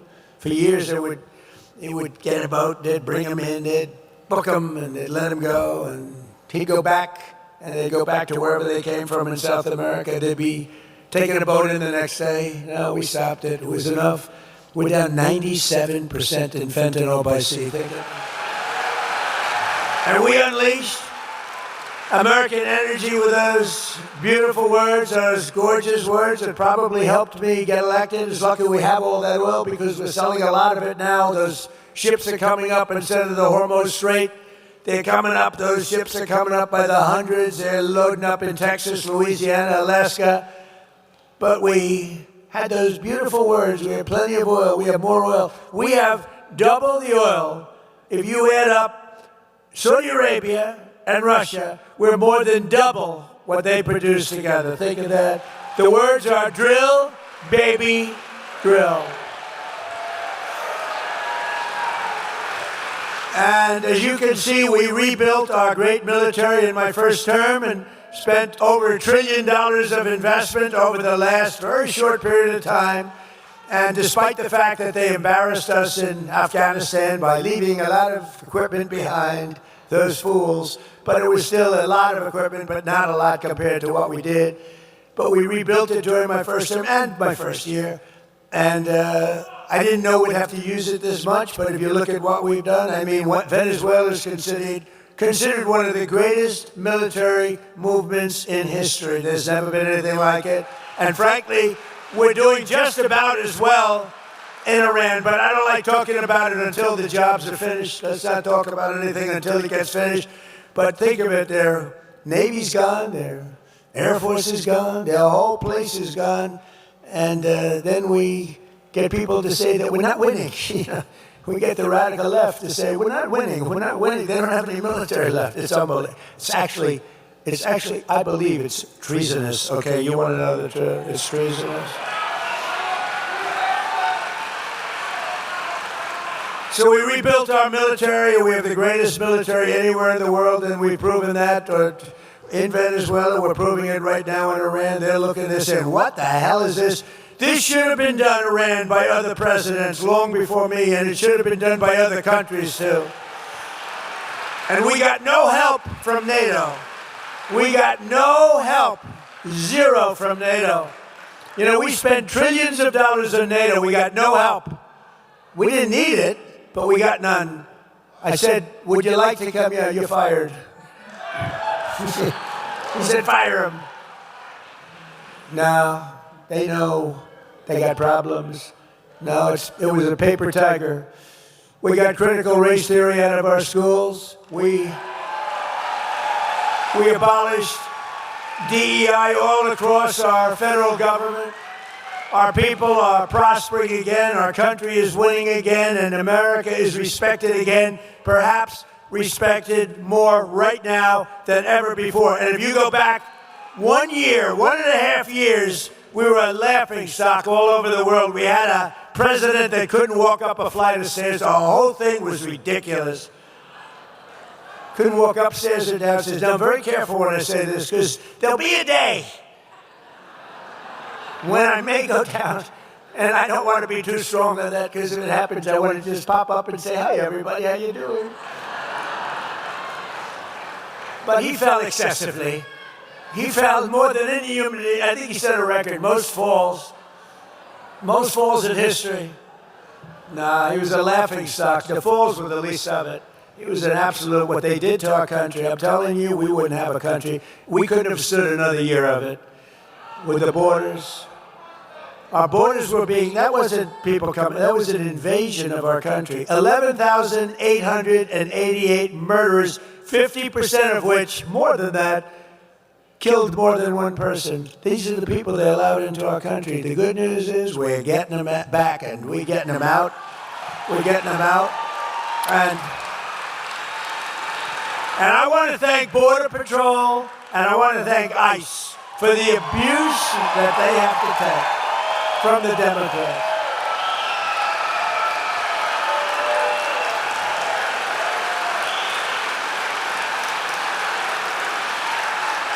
That's nice. They'll be happy to hear that. That's funny. Very nice. Thank you. They'll be happy to hear that. They watch. I mean, ICE, the job they have, Border Patrol, the job they have. Think of it, the border, 11 months, 0 people came through our border. 0. And those charts are made up by Democrats. They don't even try. The answer is, that used to be thousands, hundreds of thousands of people lined up trying to break into our country. Now there's nobody. You have these plazas, there's nobody in them. They don't, because they know they're not coming in. But the job that Border Patrol and ICE, and then they get ridiculed and defunded. They will defund your police. If they had free reign, the Democrats will defund your police. We cannot. This is what they're doing with ICE. This is what they're doing with Border Patrol. With the help of our Republican majorities in Congress, we will pass the great health care plan, stop all payments to big insurance companies, and give the money directly to the people to buy their own health care, which will be a much better health care at a much lower price than ours. You're working on that. It's one of the most popular things. The problem is the Democrats will not vote for it because they're owned by these big insurance companies. They're owned, lock, stock, and barrel. We want to pay the money not to the insurance company, but to the people directly to the people, a health savings account, directly into that account, and you go out and buy your own much better health insurance at a much lower cost. Money left over will crush violent crime. We have done an unbelievable job on crime. impose harsh new penalties for repeat offenders, crack down on Marxist prosecutors and rogue judges, and end deadly sanctuary cities, which is basically only to protect criminals. It's a sanctuary for criminals, and we will end one of the worst things that's happened in our country. It's just absolutely hurt our country so badly. No cash bail. They go in, they murder somebody, they're out on the street in another 15 minutes after going into a court. No bail, no cash bail. As a disaster, we'll end it, and we will defend America's borders. We'll pass the Save America Act to protect our sacred American election. Because all voters must show voter ID, all voters must have proof of citizenship. And there will be no mail-in ballots except for illness, disability, military deployment, or travel. And we will also enshrine in permanent law no men in women's sports. And did you ever hear of something like that? You know, I'm just saying, as I say it a lot. Can you imagine 15 years ago saying that? There will be no men in women's sports. People would say, he's crazy, there's something wrong with that guy. It's a real fight. I watched one of these local congressmen the other day saying, we must have men in women's sports. The whole thing is crazy. You ever see the weightlifting records? It's like a 112-pound difference. A record stands for 19 years. And a woman, great athlete, beautiful woman, slightly muscular, slightly, a little bit more than normal, but she's a great weightlifter and stood for 19. They put an eighth of an ounce on one side of the barbell, an eighth of an ounce on the other. She's going for Olympic gold, and she wants to qualify. It's easy. It's going to be easy. She's better than the other women. And she gets up and she works and she works, and my wife hates when I do this. My wife, our great first lady, how about she's a movie star now? Can you believe it? Terrible. I don't know if I'm happy about that or sad about that. But no, she had the #1 movie. You saw that, Melania. And then it was #1 streaming, and I said to her, no family can have 2 stars. What do you think about that, Dr. Phil? No family can have 2 stars, Dr. Phil. This is not a good situation. I don't like it. Dr. Phil would tell me I'm right, but don't say it. No, she's done a great job, but she hates it when I do the thing on weightlifting. She says it's so unpresidential. And she hates when I dance, too, at the end, too. She hates when I dance to what's sometimes referred to as the gay national anthem. You know that. She hates it. You know, that song was #5 32 years ago, and it went to #1 32 years later. There's never been anything like it. It never hit #1. It was #5 32 years ago, and it went to #1 for months during the last months of the game. We love that song. But she goes, darling, please. You know, she's a very elegant woman. She goes, darling, please don't dance. It's not presidential. I said, it may not be presidential, but I'm leading by 20 points in the polls. So. But she particularly hates the image of me showing sweat and strain of the young woman trying to win the weightlifting contest against a group of women and one gentleman who decided to go on to the other side. He transferred to the other side.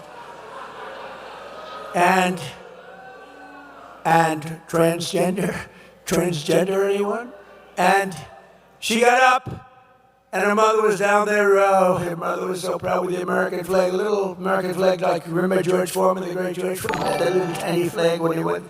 She had one of them too, and she was screaming for her child, who was a weightlifter, a real good one, and she got up, and she grabbed it. She grabbed it. Oz is a big physical fitness guy. And she got it. Come on, baby, you can do it. The mother's screaming. The father didn't care because he doesn't believe that his daughter can beat the person that's coming up next. The father's saying there's no way she's beating that guy. So she gets up and she puts, and she's ready.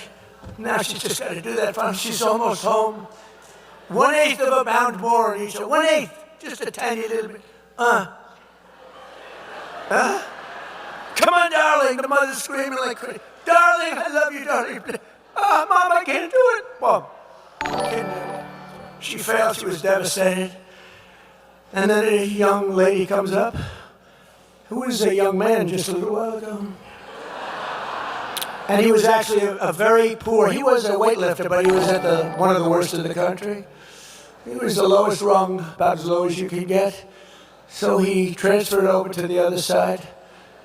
And he stood over that big barbell, and he looked at it.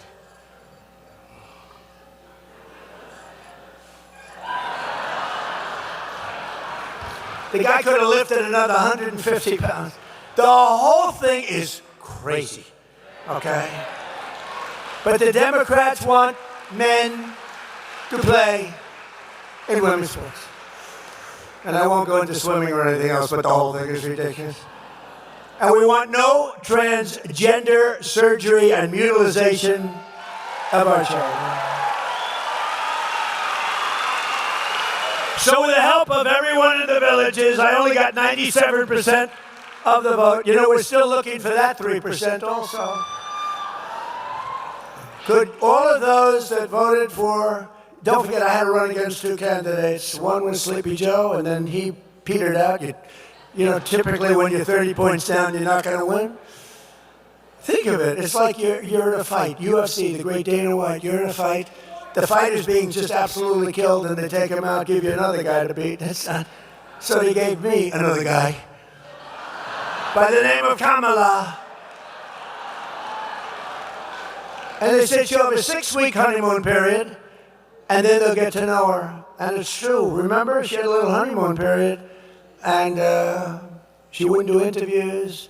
She wouldn't do. I said there must be something wrong with her. Why wouldn't she do even favorable interviews like Dr. Phil? Dr. Phil would have done an interview. I don't know if he would have been so nice to her. Actually, he might have been tough. He might have been tough on her, Phil. But so then I had Kamala. We beat Kamala by a landslide. Think of it. We won every swing state. We won all 7. They said Trump could win 3 swing states and still win the election. He's leading by so much he could win. We won all 7 swing states. We won the Electoral College in a landslide. We won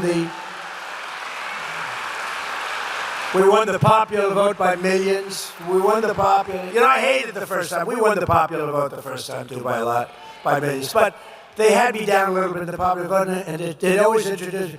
Donald Trump, who lost the popular vote. This is the way I got it always introduced.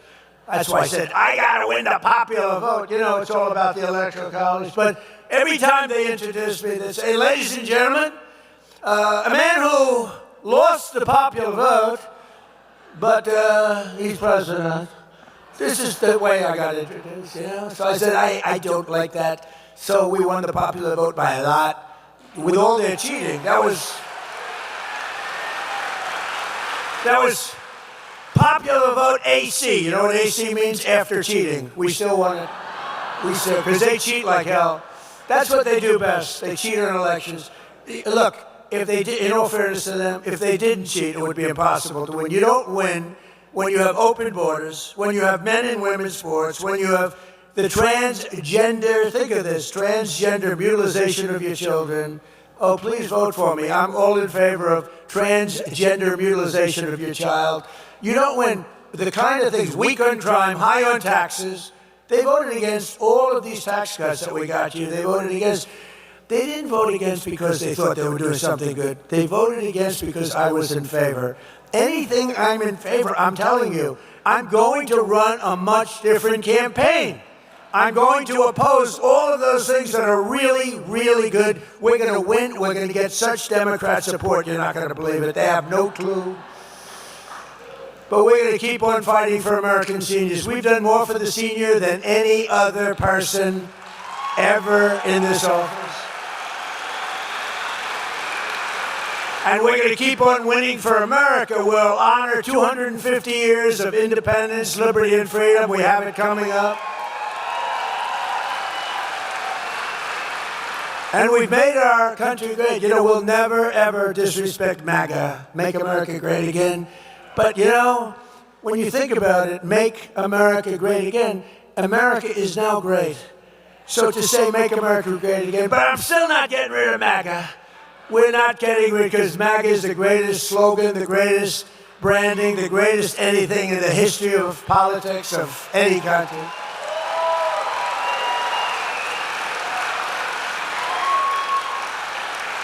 You remember last time, because we were doing so well, I had a potential slogan, keep America great. So instead of make America great again, it was keep America great. Here's the problem, CAG. I said, that doesn't work, CAG. And I just couldn't get away. And then I did polls. Would you rather have MAGA, make America great again, or CAG, keep it? And everyone says, we want MAGA, we want MAGA. But what we do have is a new kind of a thing. Is America is back, and that's really true. America is back, bigger, better, and stronger than ever. It's back, bigger, better, and stronger than ever. And just to put it in some words that you've heard before, together we will make America powerful again. We will make America wealthy again. We will make America, Dr. Oz, healthy again. We will make America strong again. We will make America proud again. We will make America safe again. And we will make America great again. Thank you. Thank you very much. The Villages. Hey, listen. Hey, listen. I love my president. I understand. There's one more coming, guys. There's one more coming. I understand that people don't like him. I get it. You know, you're entitled to your opinion. But as a friend said, you're entitled to your opinion, but you are not entitled to your own facts. And one of the things that, you know, that we as conservatives, that you see in this chat, that people that actually support President Trump, one of the things that we have seen, and the reason why we vote the way we vote today, is because we have seen what the socialist Democrats have been doing little at a time. And today we shared a clip from Admiral James Lyons, and he talks about Sharia law. As a matter of fact, I think I should play it. Teflon, have a good night, man. You were not too bad. You were not too bad today, and I appreciate that. Have a good night. God bless. Let me find here really quick. I have to play this clip because it is important. He is 100% right. I support it, and I think that it merits to listen to it again. Let me find it here really quick. I watch a lot of stuff, local and foreign. I listen to local news, foreign news. Some people think that I'm stupid because I'm listening to foreign news, but the fact is I like to be informed, and I like to be able to see things from different angles before I start making my decisions. And here's one of the things that I'm going to share with you guys. Before I was a Christian, I will tell you this. A lot of people pray for me, and they wanted me to go to church, and I was like, man, fuck you guys, you know? I don't give a shit what you say. I don't care. F you and all this stuff. And I didn't want to go, period. You know what? I am not easy to convince. I am very complicated, and as a matter of fact, I feel like I am probably the most negative person that you will see when it comes to agreeing with certain issues. But let me see if I can find it here. It's not on my history anymore because I watch a lot of stuff. But James Lyons, let's see if I can find it here. Okay, here we go. Let's see. There is a couple of takes here. I'm not sure if this is going to be the one. But here, let me go ahead and play this one here. Just because somebody's mentioning it, okay? We're going to go ahead and play this. We're going to play a couple of clips. Here's what we're going to do. We're going to play a couple of clips, and here we go.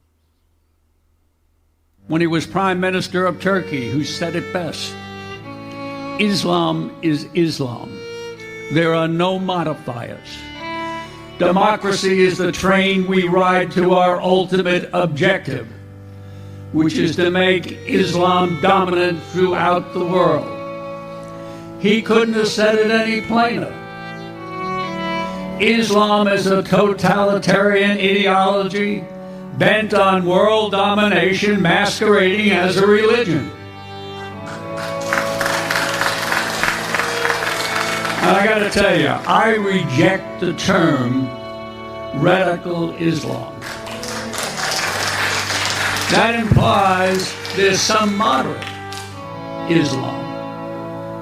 There ain't any, and you all know it. But you gotta get the word out. There you go. The general is right. The general is right. And let me grab a couple of more clips. Bent on world domination. Let's take a listen to this. New window. You know we have, as President Obama has said, he wants to fundamentally transform America. Well, what is it? Well, let me tell you. It's un-American. It's anti-Western. But pro-Islam, pro-Iranian, and pro-Muslim Brotherhood. You have to ask yourself, why would an American president embrace the Muslim Brotherhood, whose creed is to destroy us from within with our own miserable hands and replace our Constitution with draconian Sharia law? You got it right. Obama was a now, Muslim. Is a Muslim. Yeah, I'm always holding back. Now, you understand we have a serious national security crisis. When you have a president who is not interested in America leading or America winning, then you know the greatest threat to our national security resides at 1600 Pennsylvania Avenue.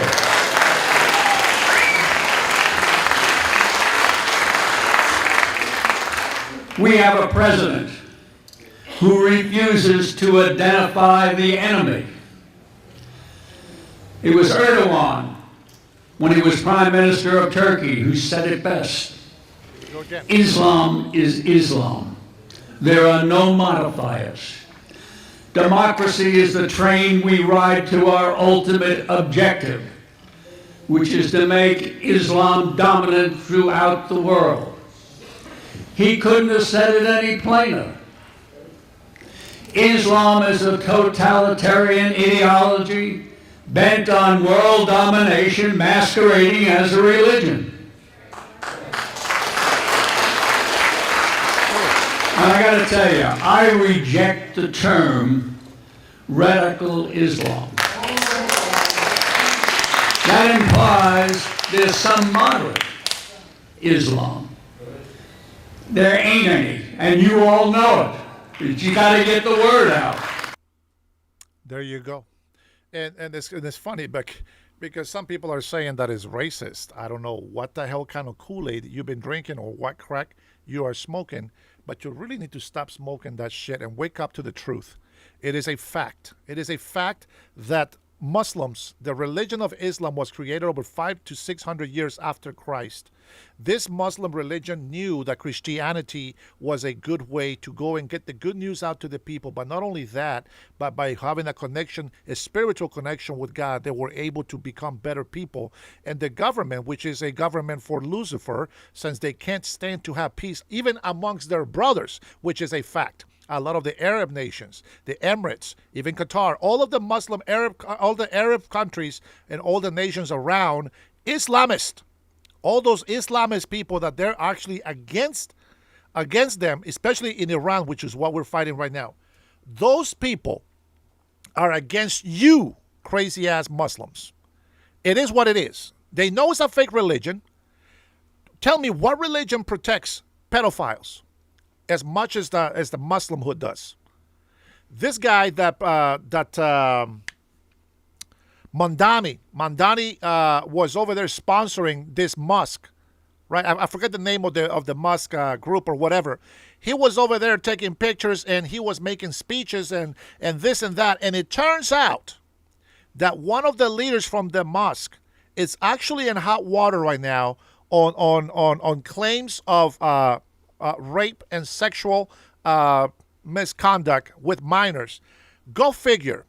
If you go to Europe and you listen to these women that are getting, destroyed over there, for say another word, these guys believe that they are in their right to rape white women because they're not Muslims.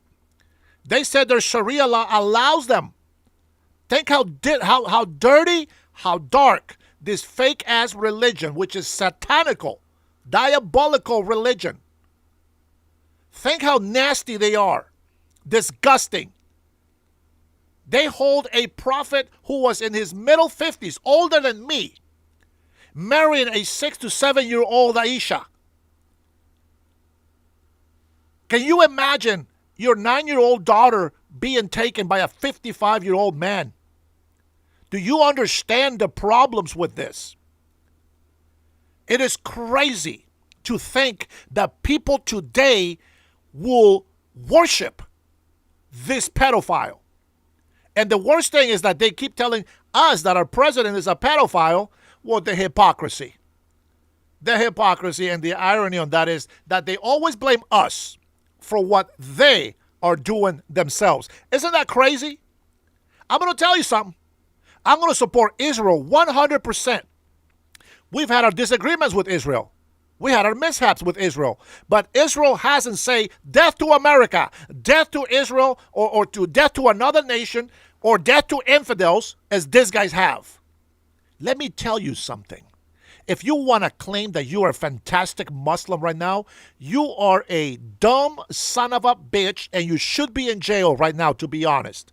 Because what I see from the Muslim religion, it's they grab women just because their husband is pissed off and grabs their friend and says she is committing a blasphemy or adultery just because two guys complain about a woman.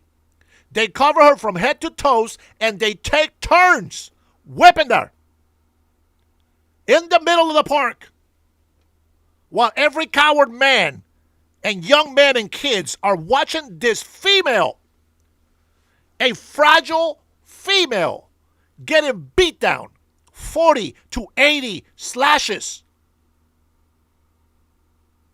This is how you treat your women? You're going to tell me that it doesn't hurt you? Let me tell you something. When I argue with my wife, oh my God, she pisses me off so bad. And the stupid things that we do as men, we say a dumb thing to hurt their feelings, our wives, to hurt our wives. And then we realize that we were wrong. And it breaks our heart. This is the man. This is our Western Christian belief. We're not perfect. But I'm telling you, I will never, ever, even an ex, will never, ever allow any man to whip them at all. It is unbelievable that people will sit here and say, I am a blessed, proud Muslim. These are your rules. Sharia law. We've read this many times on our channel, and I'm not trying to be Islamophobia because that doesn't exist. That's a made-up term to claim little victimhood. You know we don't do victim cards. Any black guy that wants to be a Muslim, man, go for it. You know what? Let somebody have your 7-year-old daughter. Go for it. If that's what you support, get it over with and get your ass in jail. We don't stand for that shit. Many people bring in this whole, oh, you know what, Israel says that they're in the mid-teens. That's okay. Well, that's different. 15 years old, 16 years old. Listen, we have loose rules over here that if you're 16, 17, 18, you can get married. You need parents' permission if you're 16 and 17, but you can still get married. Let me tell you something. A woman is developed by then. Is it right? I don't agree with it. Why? Because a woman should be allowed to grow older. Look at her options. Make her decide her own fate and her own future. I can tell you there's 15-year-olds out there that want to go get married. They want to be with this guy, and the law doesn't allow it. The parents got to say so. Here in Washington, it's 18 years old. You turn 18 years old, you can marry whoever you want. You can marry a 19-year-old all the way to the guy is almost in the deathbed. You can do whatever the hell you want, but you have to at least wait until you're 18 years old. Islam is the opposite of that. 1979. That's the date. 1979, when Khamenei took over, this Ayatollah bullcrap, they had actually changed the marriage age and the way in which they married each other. They had changed the age to 18 years old to allow a woman to decide who she's going to get married. They were westernized. They looked like us. These people were out there free. Do I think that the behavior, immoral behavior is bad? Yes, but we're not there to kill them for that. That's God's punishment. Only God has the right to judge people when it comes to immorality. When it comes to laws of the land, yes, we have a law and we have to respect it. Whether we like it or not, we still have to respect it. But Islamic belief that they can do whatever the hell they want to women. And what blows my mind is the stupidity of white women, of westernized females that think either they hate themselves so much that they don't see. They think being mistreated is the right way. What's crazy is that they complain and bitch all the time here in the United States about what's happening to them. Oh, women's rights. And they become Muslims? Do you know what you just said? You wanted women's rights. Why would you become a Muslim when you lose every single right? A man can tell you what to do and will force you to do what they say. You are just a tool that they use so that they can play the victim card. This is why the only reason why they allow Muslim women to get into power in other countries, not in theirs, is so that they can play the victim. Oh, you just don't want to accept Muslims because you're racist. I know that game way, way too much. I play that game way too long, and I know when I'm being played. So we're not going to go with that. We're not going to believe the bullshit that they're trying to feed us. Now, I'm going to tell you something. Look at Rashida Tlaib. Look at Ilhan Omar. Where does their loyalty lie? Their loyalty lies with the Palestinians, and with the low income, the low IQ people. What's the name? With the Somalis, with the pirates. That's where their loyalty lies on. So tell me, why are we the bad country? Why are we the bad Americans? Why are we the traitors? Why are we the bad people? We just want to protect our beautiful country of the United States of America. Now I understand if you want to be a Muslim, but by all means you can do whatever the hell you want to be and do, but you got to know why. You got to know the truth. And if you still choose that particular religion, then that's on you. That there's nothing anybody can do to help you. There's a guy named Abdullah that comes into my chatting here and throws a bunch of BS. But you know what? We read the Sharia law. We read the punishments. For Pete's sakes, the husbands can beat their wives for whatever reason. And it's okay under Sharia law. Because the woman must submit. You have to understand the difference. If a woman during a Christian marriage has to submit to her husband is supposed to treat her like a delicate, fragile flower, not abuse her, not beat her. And that is the difference of the religion, when we call submission. Muslims are told not to question the high prophet Muhammad, a.k.a. the pedophile of all time. It is a fake religion, period. You can tell me that Buddha is a real religion. I know it's fake, but doggone it, at least they're trying to not kill people. I can respect that. There is people that say that God doesn't exist, and yet they go and set up a Satan church. Imagine that. So before you come in here and make stupid comments, guys, you got to think, man. Think and read before you hit send. This guy saying he's a proud Muslim. When you say you're a proud Muslim, I don't want to show you the atrocities that happen under Sharia law. Socialist Democrats, for some reason, the leftist people don't want to understand. They just don't want to.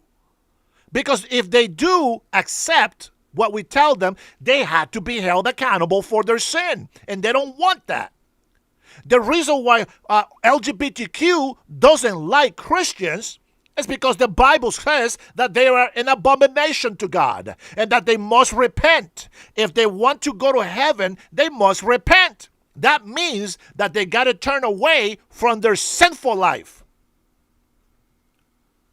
Why do I got respect for gay people? Listen, they're still not going to heaven. That's what the Bible says. But at least they acknowledge that they can't be a pastor. They can't be a leader in the church. If there's something in there, something in their life is telling them this is not right. Listen, you can cry and pray to God and everything, but if you don't repent from your sins, he's not going to listen. That's just the way it is. I'm not trying to be religious. I'm just telling you exactly how it is. I wish there was no Sharia law. Okay? Let's say there was no Sharia law. There was no hijab. There was none of this man-made bullshit. Okay? Let's say there was none of this man-made stuff. Okay. If you think that Allah is the same God of Abraham, Isaac, and Jacob, okay, practice your Muslimhood. But you know what? It's fake. So you can't. People, you think that these people are more spiritual because they go and pray 5 times a day? How can they, what difference does it make? What difference does it make if you pray 5 times a day and at the end of that 5 prayer a day, you go and beat the crap out of your wife? What good is that? And it's not something that you're going to get in trouble for. You say Sharia law and you're forgiven. Hell no. Here in the United States of America, we do protect our women. I understand. You want to cover. This is what I find very interesting on these hypocrites. That they tell the men tell the women that they must cover themselves so as to not tempt any man. And yet, it still happens. They still get raped. They still go fornicate. They still go commit adultery. For Pete's sakes, there's girls out there wearing their hijab and they're on porn movies. You can tell with the advertisements, even though they show anything, like, there's a bunch of little blur things, but they have a hijab on and everything else is just out in the open. If you don't see these things, you will always be ignorant to it. But I have seen all these things. So we can't play stupid about it.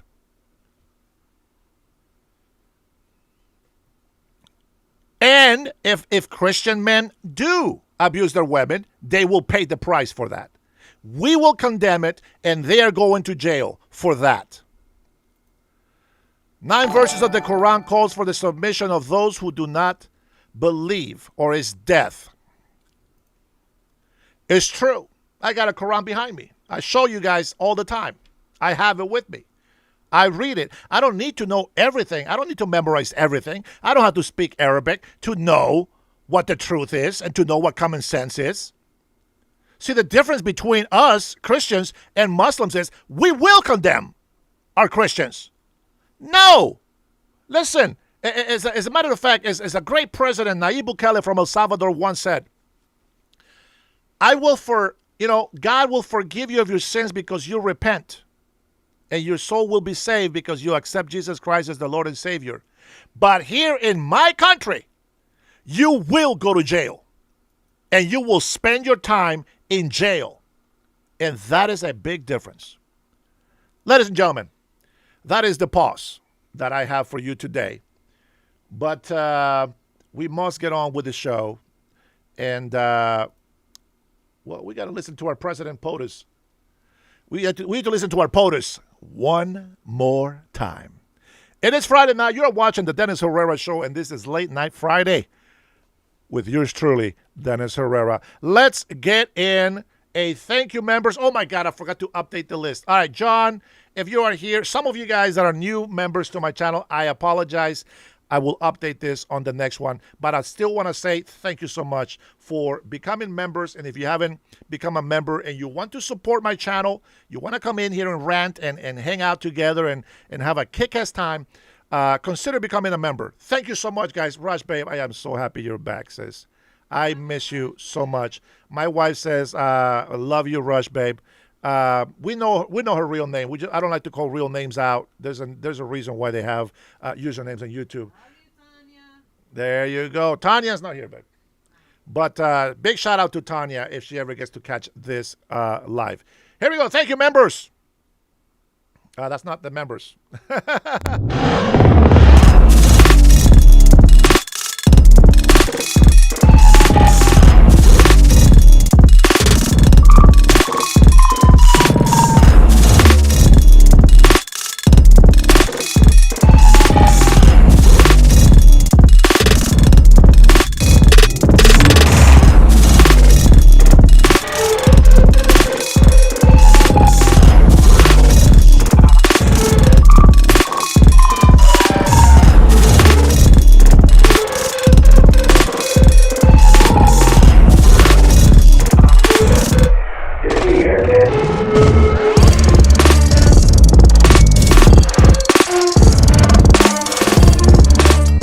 Thank you so much, guys. I appreciate you, every single one of you. And I miss those little emojis from Rush, babe. Man, it's so happy.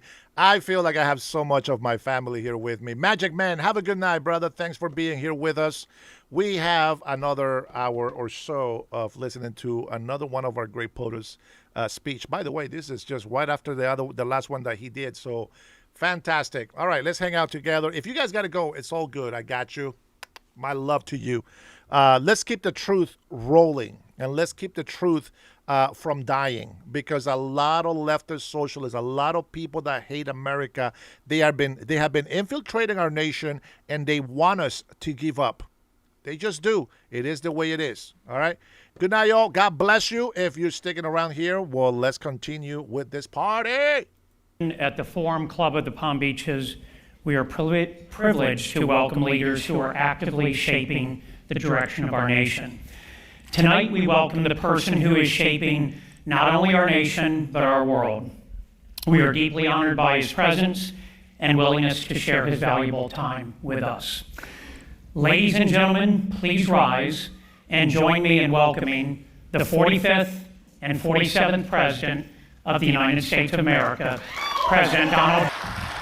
Harvey's book. Anybody want a folder? Hello, everybody. This is great. And I want to thank Harvey. I want to thank everybody. So many friends in this audience. You know, I'm very familiar with the area. And our country is hot. We're doing a good job. We're doing a good job. Stock market just hit another high for the 59th time in 1 year. And it's been really great. But I want to thank especially Harvey and all of the people, his beautiful wife, Christina, daughter, Eve. And he really put his heart and soul. He's a wonderful man, a great attorney, a very legitimate person. Sit down. Come on, we'll be here. What the heck? It's a beautiful evening in Palm Beach. Sort of semi, isn't it? Huh? And it's a great hot area. It's a hot area. It's one of the hottest areas anywhere in the country, if you think, right? It's a pleasure to be back with so many friends and neighbors in a place that I love and a place that I call home, Palm Beach. It's been I've been here for a long time, and I begin by congratulating the Forum Club on 50 incredible years. The Forum Club.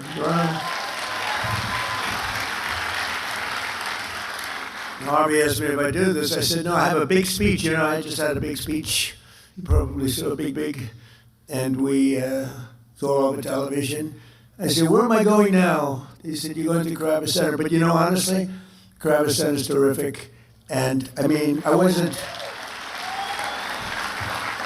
I was saying, somebody said, so you don't really have to do it. You can call up and probably do it. I said, are you kidding me? Can you imagine? This is a crowd where I know so many killers, very successful people. Some are nice, some are horrendous people, but I like the nice ones and the horrendous ones also. We have some really killers. I'm looking out there. Oh, these people, I've had to deal with them my whole life. They are brutal, but you get friendly with brutal people too. I'm dealing with some quite brutal people right now in the lovely country of Iran. They are very brutal, and I want to tell you, we're doing very well. You cannot give Iran a nuclear weapon. It's all I can say. You cannot. Because they would use it on a place called Israel very quickly, and they would use it in the Middle East, and they'd use it in Europe, and I guess we'd be next, and it's not going to happen. Don't worry about it. We've taken apart. We've taken their Air Force is non-existent. It's gone. Their Navy, they had a very strong Navy. They had the strongest Navy by far in the Middle East, many times over. They have 159 ships. Every single ship is at the bottom of the sea right now. They have no anti-aircraft capacity. They have no radar. They have no leaders. Actually, their leaders are all gone, too. It's part of our problem. We don't know who the hell we're dealing with. They call up, this is Mohammed, so-and-so, and I say, are you a leader? We're looking for a leader. It's the only country in the world. Nobody wants to be a leader. They say, would anybody like to be president? And there are no takers. But I think we're doing a great job over there, actually, where we have they use the Hormuz Strait as a weapon for many, many years. They said they'll close it. So they closed it, then I closed it on them, which is they want a little business. They get no business. But it's going to work out because everything works out. You look at what we did with Venezuela. That was an amazing military maneuver. And now we have a great relationship with Venezuela. 100 million barrels of oil we've already sold. It goes down to Texas. It goes to be refined in Texas. 100 million. We're going to be over the next month, it's going to be another 100 million. And you'll be happy to hear this because you're a lot of great business people here. This is the first war that you've seen in the United States for a long time where we actually have paid for the cost of the war by about 37 times already. In other words, it cost us a lot. We had those big, beautiful aircraft carriers, lots of planes and everything else, but we paid for it many, many times over.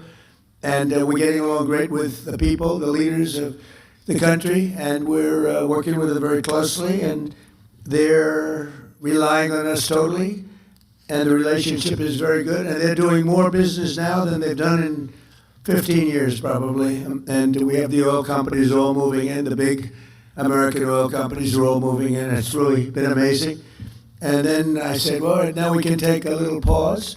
We ended up doing you all know, you people that probably see the stock market more than almost anybody in the world. There's no group in the world that's more stock market oriented than the people in front of me. Many of you are responsible for some of those successful stocks, but the stock market hit today an all-time high again. It hit one yesterday, hit one the day before, during what they call a military operation. They don't like the word war, and they call it a military operation because that way you don't have a war, you don't have legal problems.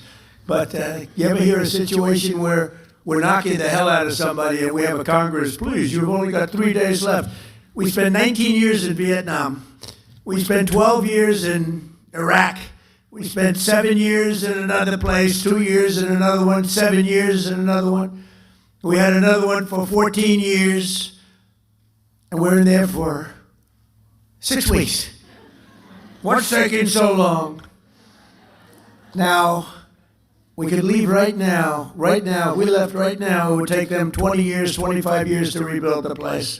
But we're not doing it because we have to do it totally right. We don't want to have somebody coming back in 5 years and you have an incompetent president, which we just went through 4 years of a very terrible situation, very incompetent.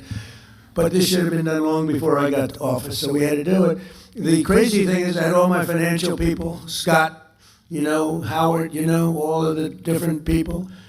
And we're celebrating the success because we have the highest stock market. We broke 50,000 on the Dow. Nobody thought it was possible. They said maybe at the end of the fourth year, but probably in 6 years, 5 years, but not during this term. It's too much. We did it at the end of the first year. Then we broke 7,000 on the S&P. We did that at the end of this year, long ahead of schedule. And then I said, you know, we have the most successful, by the way, more oil is being drilled right now than at any time in the history of our country. We're doing double, look at this, we're doing double Saudi Arabia and Russia combined. Double Saudi Arabia and Russia combined. Nobody knows that. And you see all of those big, gorgeous ships coming up from all over the world because the strait is closed by us, and they're coming to Texas now and Louisiana to load up, big ones. 2 million barrels of oil, the big ones, those are the big ones.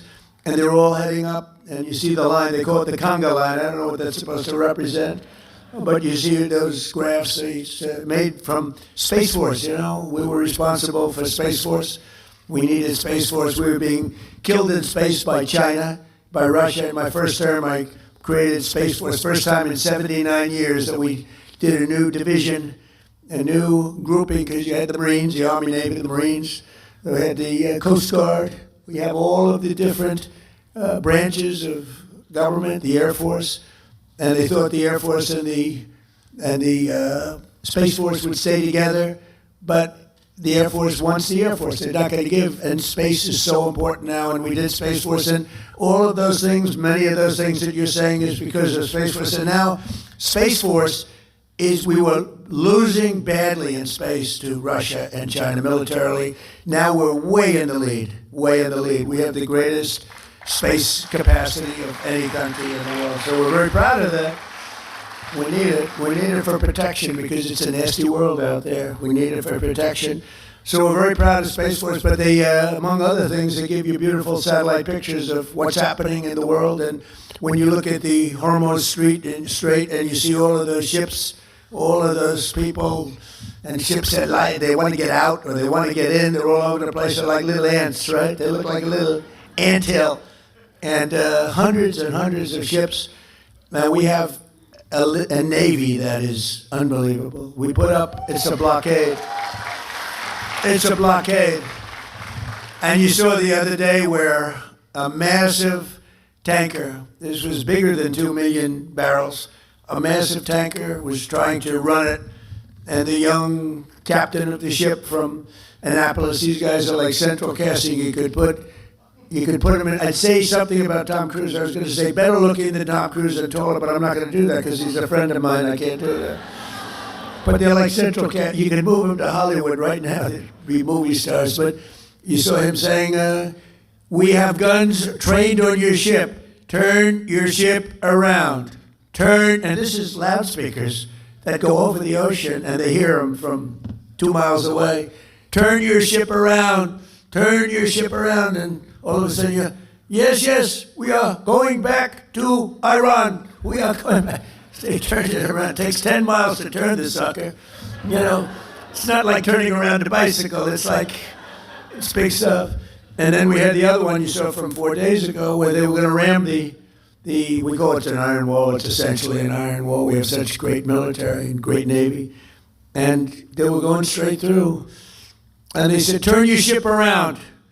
And there was no response. Turn your ship around. Evacuate your engine room immediately. And you see all these guys running out of there. Now, they're 5 miles away, and one shot into the engine room, blew up the engine room. The ship stopped. They used tugboats, and then we landed on top of it. On top of everything else, we then land on top of it, and we took over the ship. We took over the cargo, took over the oil. It's a very profitable business. Who would have thought we were doing that? We're like pirates.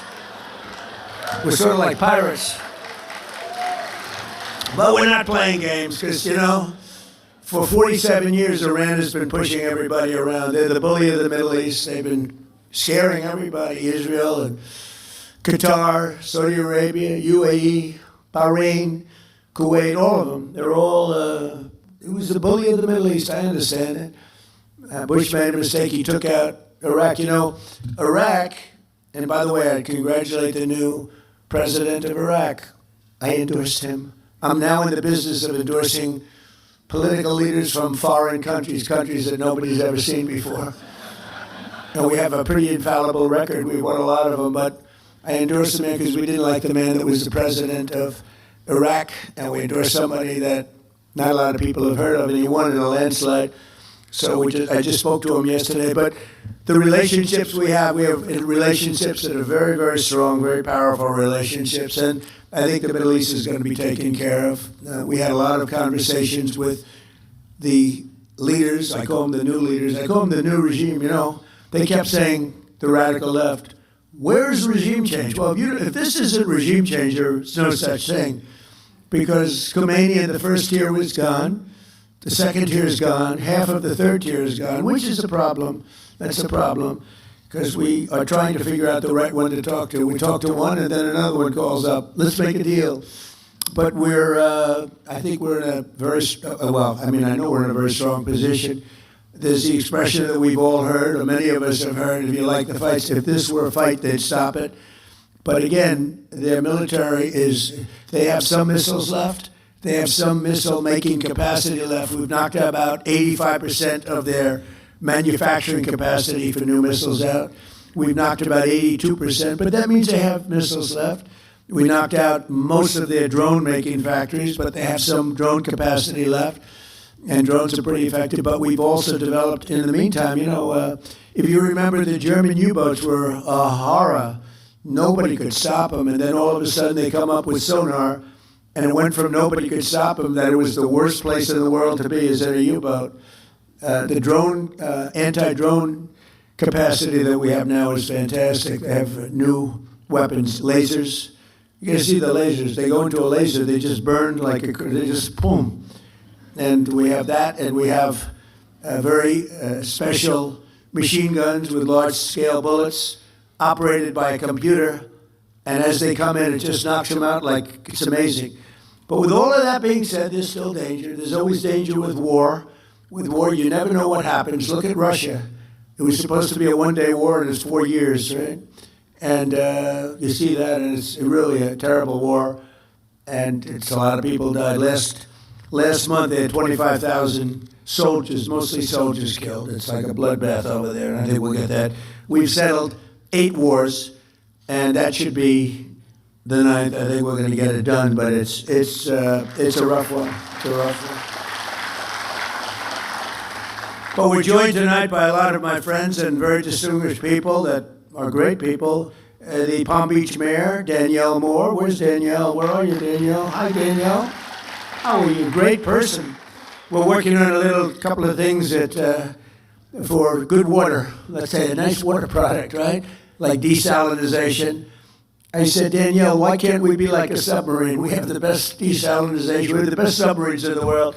We can go for years underwater, all nuclear submarines, the nuclear ones.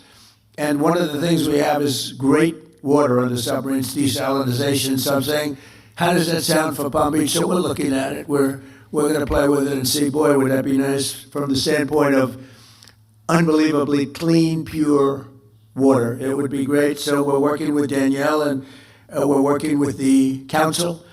And I think something's going to come up, whether it's filtering or desalinization. Desalinization's a little bit better and a little bit more expensive, like a lot.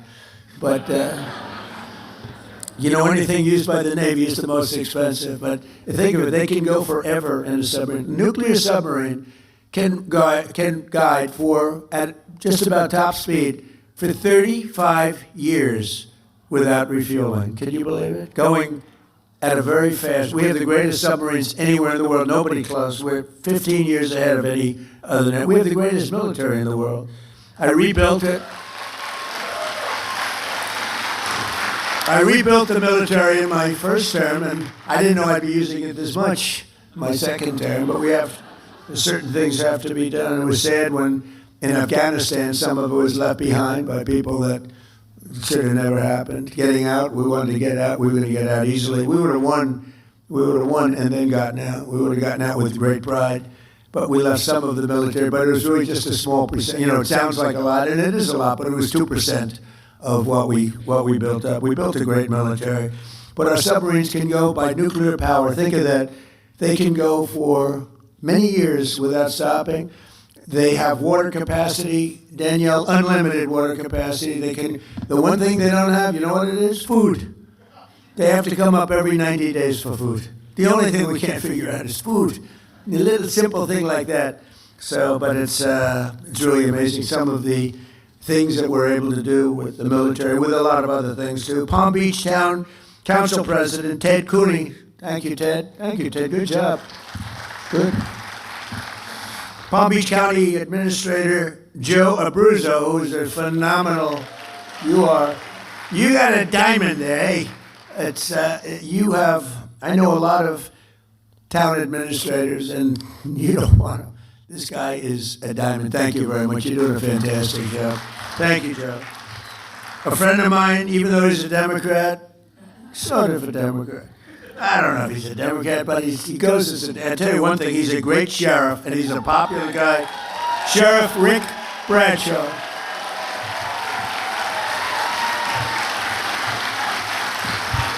So I shouldn't tell you this. I told this to Rick, and I know how tough he is, and also I figured this might happen, but I voted for Rick. He's a Democrat. This could be the end of my presidential career. I voted for him, and one of the reasons I voted for him was he's great. The other was that I was afraid he'd check my vote. And you know what? I think he did, because there was a story in one of the papers that, I don't know, I did some filing, and they actually checked my vote, and I voted for Rick. So that's pretty good, right? All right, I'm in trouble with the Republican Party, but they'll understand. I'll figure that one out. Great job. Great job, Rick. Really. Candidate for mayor of West Palm Beach, Christina Lambert. Christina, wherever you are. Good luck. Good luck. And former Florida CFO, Jeff Atwater. Jeff, thank you. We have a friend of mine for a long time, Pepe Van Hool. He's the sugar. He is a monopoly of the sugar market. I don't know if that's good or bad. I don't know if that's good or bad, Pepe. I think it's good. It sounds good to me. He has a monopoly on sugar throughout the world. He's also one of the largest property owners, maybe the largest in all of Florida. And Pepe Jr., who is just like the father, looks like him, sounds like him. He might even be more vicious if that's possible. But they're both here. Pepe Van Hool, where are you, Pepe? And Pepe Jr., good. They are great people. And he's been a supporter of mine from the beginning, right? Almost before I ran, he said, if you run for president, you're going to win. Before I even announced. It was sort of crazy. He's been there from the beginning. Thank you very much. We appreciate the friendship. Great guy. I actually did tell Coca-Cola, why aren't you using real sugar? And they said, well, we have the aspartame, whatever it is. I said, no, in other countries, believe it or not, Mexico, who does not like me after the change of the name to the Gulf of America, the president called me up, this is 6 months ago. We have 92% of the waterfront. They have 8%. And I always wondered, why is it the Gulf of Mexico? For a long time, even looking as a kid, I said, well, Gulf of Mexico, it's such a powerful name. It's such a powerful thing, the Gulf of Mexico, but it should be the Gulf of America. I mean, I'll say it only within the confines of this room, because I know there's a lot of fake news back there. Within the confines of this room, Mayor, you're not going to tell anybody, please? I was thinking about seriously calling it the Gulf of Trump, but I really was. I really was, but I was told by some very wise people, please don't do this. That's what I don't think would have worked. What do you think? I don't know. That wouldn't have worked too well. But, it's such an honor to... You look at that incredible, powerful, beautiful, really rich area of water. There's probably very little like it anywhere in the world. We look at all the rigs out there, all the wealth that's underneath that water, and now it's the Gulf of America. And the president of Mexico called me. He's not too fond of me anymore, but When she heard about it, it was put in some paper, somebody leaked it someplace always. You always have leaks. When you're in my world, leaks are part of life. And it was leaked that I was going to change the name of the Gulf of Mexico to the Gulf of America. And she's a beautiful woman, a very nice, I never like to talk about beauty because it's usually the end of a political career. If you say somebody's a beautiful woman, they say, what a terrible, terrible thing. Everybody hates it except the woman that you're talking about. They love it. So I won't say she's a beautiful woman, but she's a fine woman. And she is. And she's got this incredible, beautiful voice, elegant voice. She was a ballet dancer. She's got this beautiful voice, and she goes, President, no, President, tell me, you're only kidding. You're not going to change the name of the Gulf of Mexico. Yes, I am. I'm sorry. No, please. Anyway, so they don't love me too much in Mexico right now, That's why guys like me are in a lot of danger, consequential people get in a lot of danger. You know what I'm talking about? Saturday night, it was good for one thing. People are loving my ballroom now, that's the only thing. They love my ballroom. They love my ballroom. It's going to be the best in the world, although I like the one in Mar-a-Lago very much too, Mayor.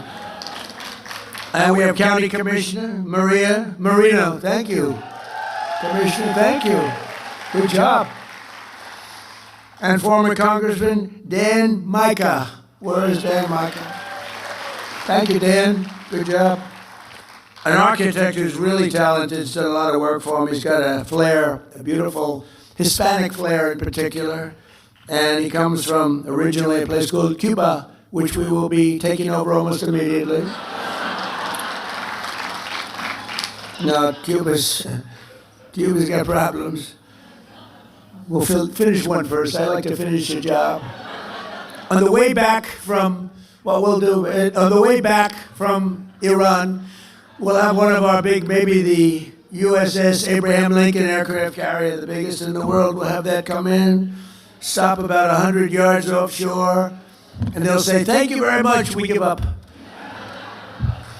But this man really is great. Rick Gonzalez, he's a great architect. Where is he? He's doing a couple of projects for us now. He's doing some beautiful little projects that we have going with my son, Eric, who's fantastic. He's done a great job. And former Ambassador Robin Bernstein is here. She went out and learned Spanish. Dominican Republic. She went out and learned the language, and she learned it well. Congratulations. Not a lot of people aren't smart enough to do that, Robin. Most people don't bother doing it. I wouldn't do it, to be honest with you. But Palm Beach County is a very special place, and Palm Beach is a very special place. And it should be no surprise that across my first and second terms, residents of this community have served our country with exceptional devotion and skill. I'll meet people I didn't know, but I'll meet people at the club, or I'll meet people in Palm Beach or West Palm Beach. I love West Palm Beach. It's one of the really great stories is West Palm Beach. Palm Beach has been incredible. It's never been run better. We appreciate it. West Palm Beach is really hot. It's coming along so fast and so good. It's all over, one of the hottest. And I'm so honored with what's happened with Joe and with Meg. Where's Meg? Are you stand up, please? Meg she's fantastic.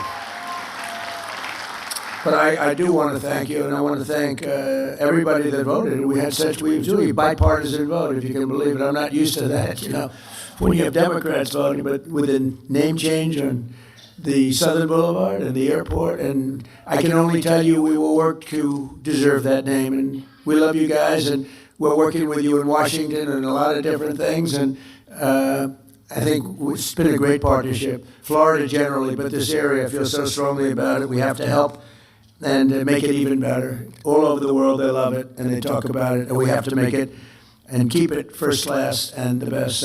But I want to thank you very much. I know how hard you worked on that. She's a really great person, and I don't know what her future is, but I think it's really good politically. I think she's fantastic, and she loves animals, right? She loves her husband. They love animals, and that's good. That usually is very good for votes. I was never as much, they all wanted me to buy a dog when I went to the White House. They said, sir, you'll be the first president in 68 years or something that doesn't have a dog. I said, it's not going to work for me. No, they like pictures of like Biden walking his dog, but his dog was a vicious dog, kept biting our Secret Service people. No, we had 28 bite problems, 28. This was a violent dog. That's not a dog I'd want. But for 60 years, I guess, even longer, every president's had a dog because they do it for votes. Some of them do it because they love the dog. Probably most of them do it for votes. And I thought it would look quite fake. Like the fake news, it was quite fake. Can you imagine Donald Trump has purchased a lovely, lovely little poodle? And he walks him religiously every day in the White House grounds as he's inspecting the ballroom that's going up. They walk deep down into a foundation that's going down to China. There's a lot of stuff going on in that foundation, let me tell you. A friend of mine said, boy, that's the deepest foundation I've ever seen for a ballroom. I said, yeah, a lot of things happening there. But we have several friends of mine that were great with us past and present. We have Secretary of Commerce, former Wilbur Ross is here. Thank you, Wilbur. Thank you, Wilbur. We have former Ambassador Woody Johnson, who's a great guy and you were a great ambassador. We appreciate it, Woody. Great guy and the owner of the Jets and current director of the Federal Housing Finance Agency, a man who has taken the Fannie Mae and Freddie Mac, but Fannie Mae, it's over $1 trillion in value. When I gave it to him, it was not doing well. And he's turned it around, and it's worth over. We're thinking about taking it public, taking a little chunk out of it. I don't know what the hell we're going to do. It's peanuts compared to the values of, you buy 15 missiles. You take it public, it buys 15 missiles. But Bill Pulte, where are you, Bill? Bill. No, it's true. My first term, I was offered $100 million for that, and I turned it down because the guys that were offering me were very sharp. Two of them are sitting in the room, by the way. They're not happy. But I turned it down because I didn't want to. Did you ever hear of schmuck insurance, right? I didn't want to be a schmuck. I didn't want to have them flip it for $500 million in 2 weeks, which is always a possibility. It's always a little scary, especially in the world of politics. I was with a bank, a very good bank, a very hot bank, who was going to the head of one of the biggest banks in the world, and he was also in charge of real estate for the bank, and they had a corner building on 57th and 5th Avenue in New York, and he wanted to sell it, and he made a deal, quick deal, nobody even knew about it. It was quick, and he sold it for $25 million, and the person that bought it flipped it the following week for $97 million, and that was the end of his job. That was the end of his rise to the chairman of the bank. So I don't want to be in that category. But we kept it. I put Bill Pulte in charge, and I think it's worth over $1 trillion now, right? So we kept it, and we didn't sell it, and that's good. That's good. But not only have we lovingly restored they call it the crown jewel of Palm Beach, Mar-a-Lago, but we turned it into what everybody acknowledges. It's the hottest club anywhere in the world. I mean, I hate to say it about my club, but it is truly everybody that's been there. It's the hottest club anywhere in the world. And very importantly, it creates hundreds of jobs and brings thousands of travelers here each year. And then we have all the weddings and all the conventions and the events that we have there are spectacular. And they say it's raised more money as a ballroom. It's raised more money than any other ballroom anywhere in the world for charity. We raise tremendous money for charity. It's every other night you'll see it. They raise it for incredible things. And just as Marjorie Merriweather Post, who, with her husband, E.F. Hutton, that was a power couple. E.F. Hutton, remember? E.F. Hutton talks, everyone listens, right? He was the #1 guy. He's like some of the guys in this room was in a long time ago. This was in the early 1920s, roaring 20s, but Marjorie Merriweather Post was married to E.F. Hutton. She was the richest woman in the world, and they wanted to build something incredible, and they envisioned everything, and they bought the lot in South Florida. She bought it because that's where the great reef, if you look at the maps, you have a great a great stone. It's a source of unbelievably powerful stone. It's a stone jetty, and it ends right there. She bought it there because there wouldn't be any settlement. When you built the house on that settlement, it ends right in the backyard, actually. And it's really pretty amazing. She envisioned something really great, and she built Mar-a-Lago along with E.F. Hutton. And at the time, and then you had the Depression, but she wasn't affected by the Depression, and she actually built other sections onto it because she wanted to give people jobs. She did a fantastic job. And she always wanted that to be the Southern White House. And in fact, when she died, she left it to the White House Historical Society. And the late, great Jimmy Carter decided that Mar-a-Lago was too expensive for the United States. So fortunately for me, he gave it back to the Historical Society, and I bought it. And we spent a lot of money and made it great. I lived there for a while. Then I said, this is a very big house to live in. And, we had kids, and you have the kids running around the house. You can't find your kids ever. Where are they? Where are they? Which floor are they on? But it's a special place, and it's become a great club. And we've had all the foreign leaders, most of them. We had President Xi of China here a few years ago, and I'm going to be there in 2 weeks, by the way. That'll be interesting. But it'll be something, because, he's an amazing guy. And the trip is going to be a very important trip that I'm making. And we had the late Prime Minister Abe of Japan. He was a fantastic man. He was a great friend of mine. He was assassinated in Japan with probably the only gun in Japan. They don't have guns in Japan at all. This crazy person made a gun and assassinated my friend. He was great. And we've had a lot of the other top leaders of the world at Mar-a-Lago. So good for Palm Beach. It's interesting. They have a lot of secret services. You can imagine. Probably gets even more, but we have a lot. And I have friends that are very rich, very powerful, and they don't complain. They sort of love it because the president is in your community, not me. It's the president of the United States is in your community, and they're so proud of it. I mean, people that are in this room that are very, very substantial, as big as it gets on Wall Street. And they have houses that are beautiful, and they have to go around. They have to go to one bridge or another bridge. They get thrown around like piñatas by the Secret Service. Get the hell out of here. These are people that never get spoken to. The Secret Service, these guys, they don't have a lot of expression. They do a very good job. And the head of one of the biggest banks, the biggest bank, comes in. Sir, move out. What? Move out right now. Come on, let's go. He said, nobody's ever spoken to me. And yet they don't mind. It's crazy.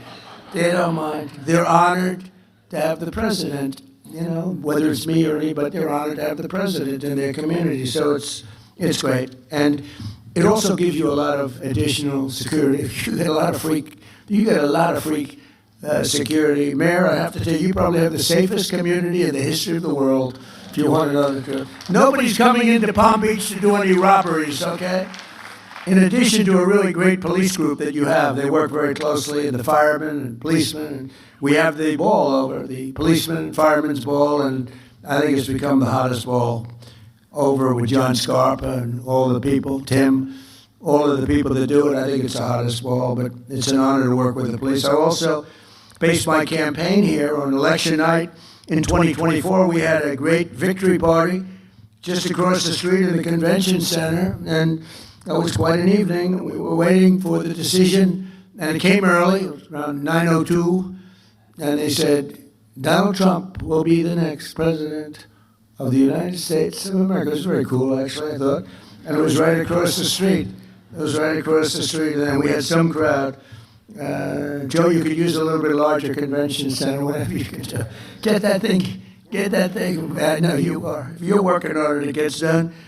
And so it was from Mar-a-Lago. We were there, and then we came over here, and we had a tremendous crowd. And we celebrated a tremendous thing. And our country now is just amazing. And we were laughed at and mocked. For 4 years, we were mocked. We were laughed at as being a stupid country. And now we're thought of with great respect, like we haven't been thought of for many, many decades. I want to thank the entire Palm Beach community for the extraordinary support that you've shown me and my family over the years, and I especially want to express my profound gratitude to the recent renamings. I want to just tell you that we have a lot of things in store. I know that a lot of tremendous elements are going to be added to the airport, making it bigger and better, and it's really going to be, I don't think there'll be anything as good as your airport will be anywhere in the country, anywhere in the world. So that's the way I feel, and it's very important. In Washington, they say, "Sir, which airport would you like most to fix up?" I said, "How about Palm Beach?" You know? So you'll be all very happy. And, you know, it's right now, I own Doral, and right now we have a tournament. I'm so busy. And we have the big Cadillac Championship going on, all the great players, the PGA Tour. And they're there, and yesterday somebody came up, said, "Sir, the tournament is great." I said, "What tournament are you talking about?" "I'm so busy with the Iranians calling, trying to make a good deal. We're not going to let that happen. But they've got to make a bad deal. But if they make a deal at all, because frankly, maybe we're better off not making a deal at all. Do you want to know the truth? Because we can't let this thing go on. Been going on too long. But under the leadership of Secretary of State Marco Rubio, person from Florida, right? We're working hard to bring the 2035 World Expo to Miami, to Florida, and we'll support the jobs. It'll be bringing hundreds of millions of dollars, and it looks like we've got a real good shot. You know, I brought the Olympics here in my first term. I was the one I got the Olympics, and I got the World Cup, both of them, and then the election was rigged. You see that now. How about the Southern Law, Poverty, whatever the hell they call it, where they supported the Ku Klux Klan and all sorts of other things, only to fight the Ku Klux Klan politically. We are fighting the Ku Klux Klan. They're the ones that are supporting it, giving it hundreds of, and many others, some even worse if that's possible. And now we found out, we got a whole lot of stuff coming. But I got the Olympics and I got the World Cup, and they're coming in now. And, you know, it's interesting how things work out, because I missed my second term the traditional way, right? It was very sad. I had to make a decision what to do. And I said, you know, when I got the Olympics, I said, boy, it's really sad because I got it. Nobody else, I got it. And I was dealing with those guys politically, and they said, "Sir, we're going to choose the United States of America." I said, "Wow, that's great." It was the Olympics, then the World Cup. Johnny Infantino, who's the head of it, he's a friend of mine. I said, "Johnny, you got to give us the World Cup." And he gave it to us. The problem was it wasn't in the next 4 years. It was in 6 years and 7 years, so I wouldn't be president. I said, you know, I got the Olympics, I got the World Cup, and I won't be president. And then all of a sudden I realized I am going to be president during the Olympics and the World Cup. It's amazing. And, you know, it's very interesting, though. I tried taking the third because we also have the 250th year. This is a great term when you think about it, with all the things we've done. And on top of that, and then we did the great big beautiful bill with no tax on tips, no tax on Social Security, no tax on overtime, all sorts of things. It's turning out to be very popular. People are now understanding it. But when I got these, I said, 250 years, okay, I got the Olympics, I got the World Cup.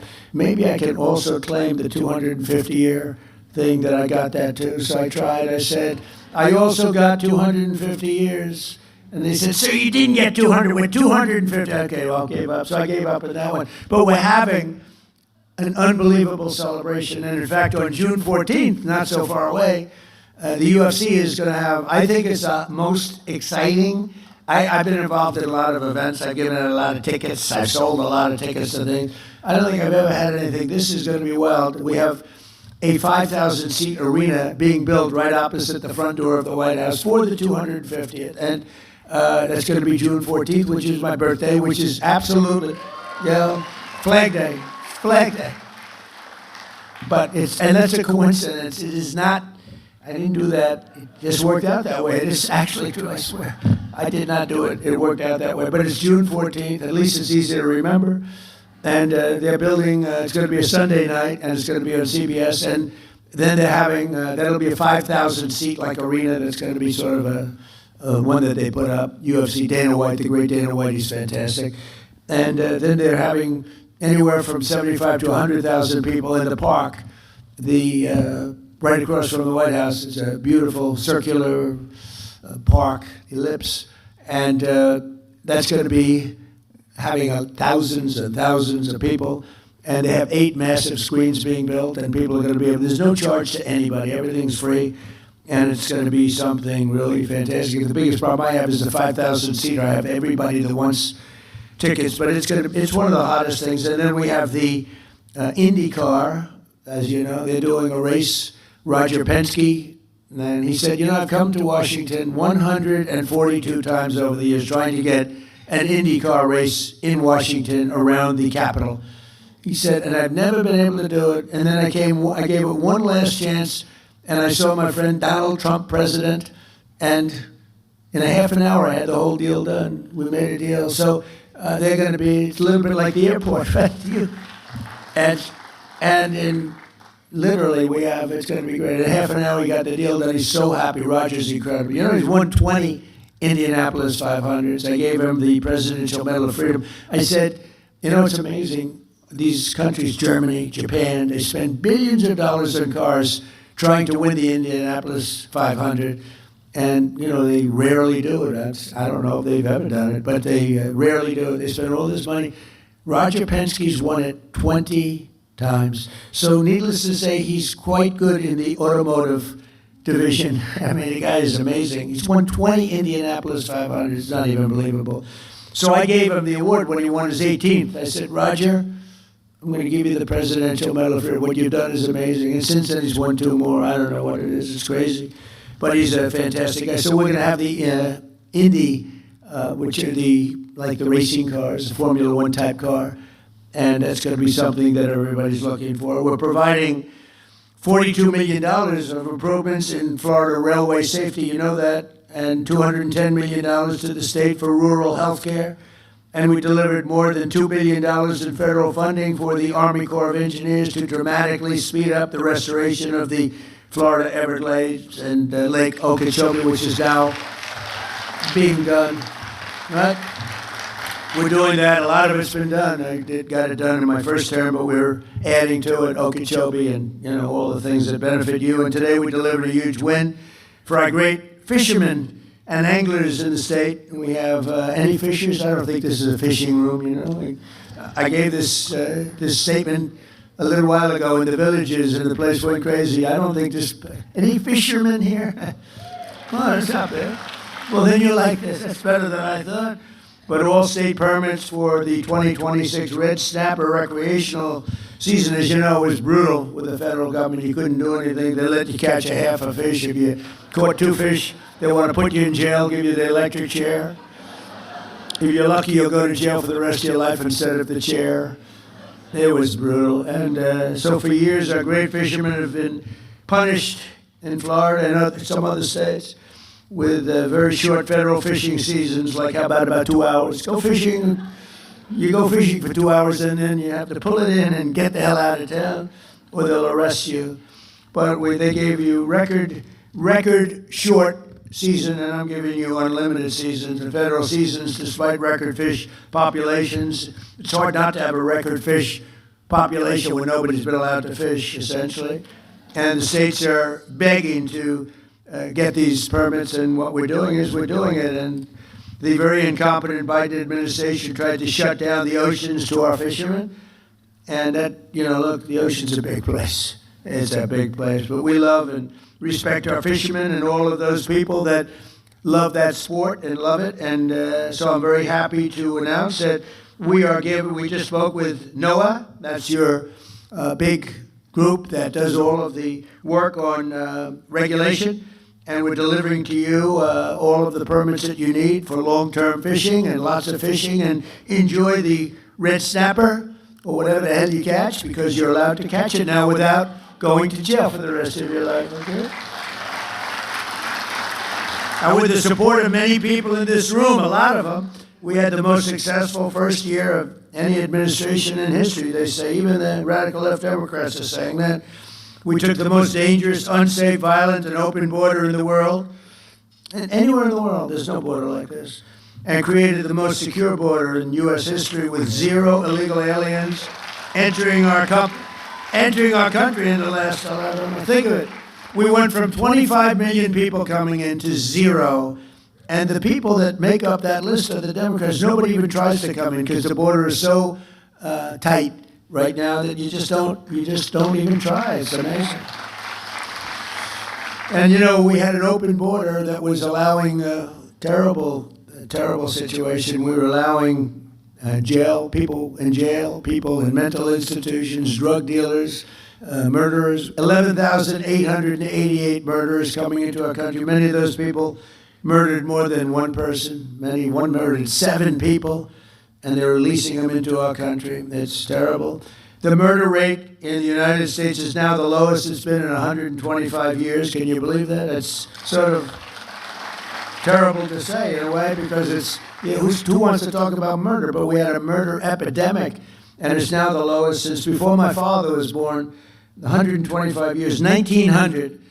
And that's an amazing thing. And the crime rate in the capital, Washington, D.C., which was a disaster, when I came in, it was one of the more dangerous cities in the country. It's now the lowest, it's considered now one of the safest cities in the country, which it should be. We moved in the National Guard. We took out over 5,000 hardened career criminals. Many of them came in during the open border of Joe Biden, and they made it just a horrible place. It was never that safe, believe it or not. It was people were getting killed, but they were losing 3 people a week on average, murdered 3 people, 150 people a year. Kids would come in to see the Washington Monument or the Lincoln Memorial, and they'd go home in a casket. They'd call their parents and say, "I'm sorry, your son's been killed." And we moved some very strong people into the area, and in a period of a month, it was much better. 2 months, it was better yet. And now it's considered a very safe city. Restaurants which were closing all over town. They were even dangerous if you got there. They'd rob the interior of the restaurant. They'd go and raise your hands, give you money. It was terrible. And it's a very interesting statistic, Mayor. So 90% of the crime is committed by 2% of the people. And that's really good, because that means you can solve the problem. If it was 25% of the people, that's a tough thing.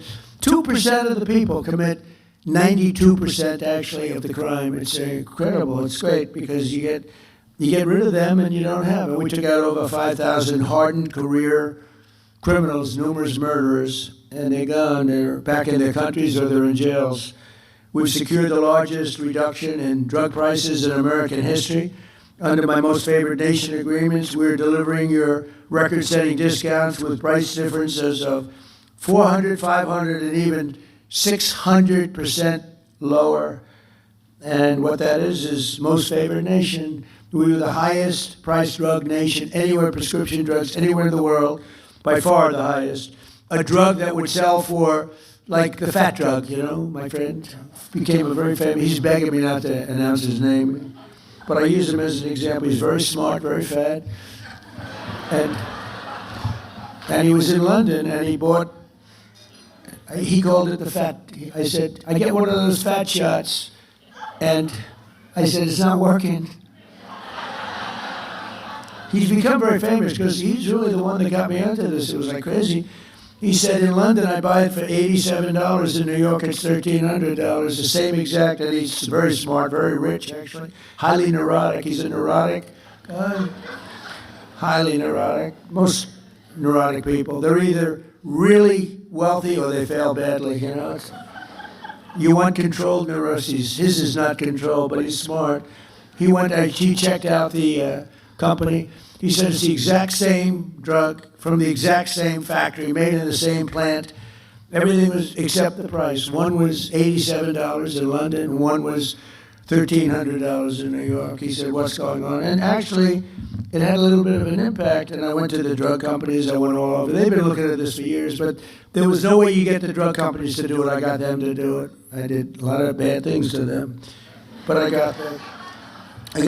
But they didn't care because they said there's no way to get the countries to do it. You had to have the country because In London, a pill that was selling for $10 would sell for $100 in the U.S. In Berlin, $5 compared to $87, $90, $95. A tremendous, sometimes 10 times, maybe more than that. So they said, you'll never get the countries, sir, but we're with you. They didn't know this was going to happen. I said, I'll get the countries 100%. So I called up, you might have seen this, I mean, I've said it a couple of times. I called up the countries, and I got France, that's Emmanuel Macron, beautiful accent. I said, Emmanuel, you're going to have to lower your drug prices in the United States because you're making it impossible for us. I mean, your prices are low and our prices are high, and you're going to have to, no, Donald, I will not do that. You see, there, because the world is bigger than the United States, it's really not as bad for them as it sounds.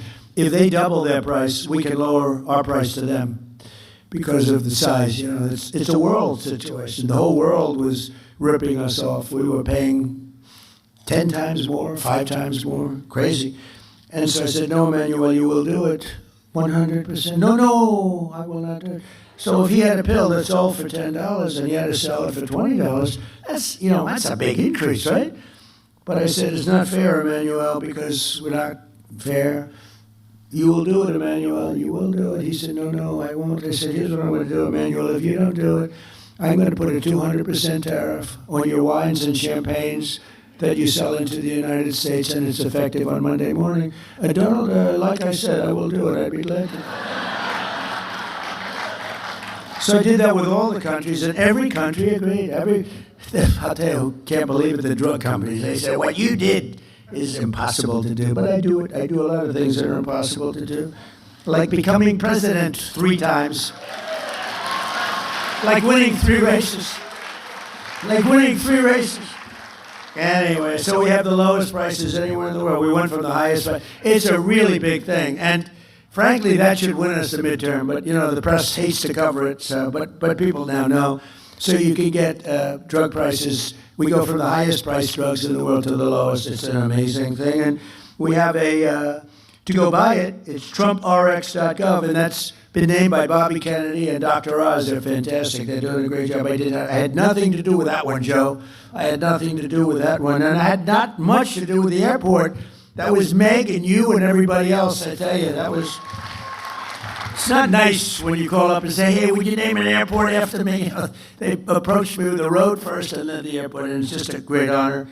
But the TrumpGov.com is setting every record in the book, and they're buying things for a fraction of the price.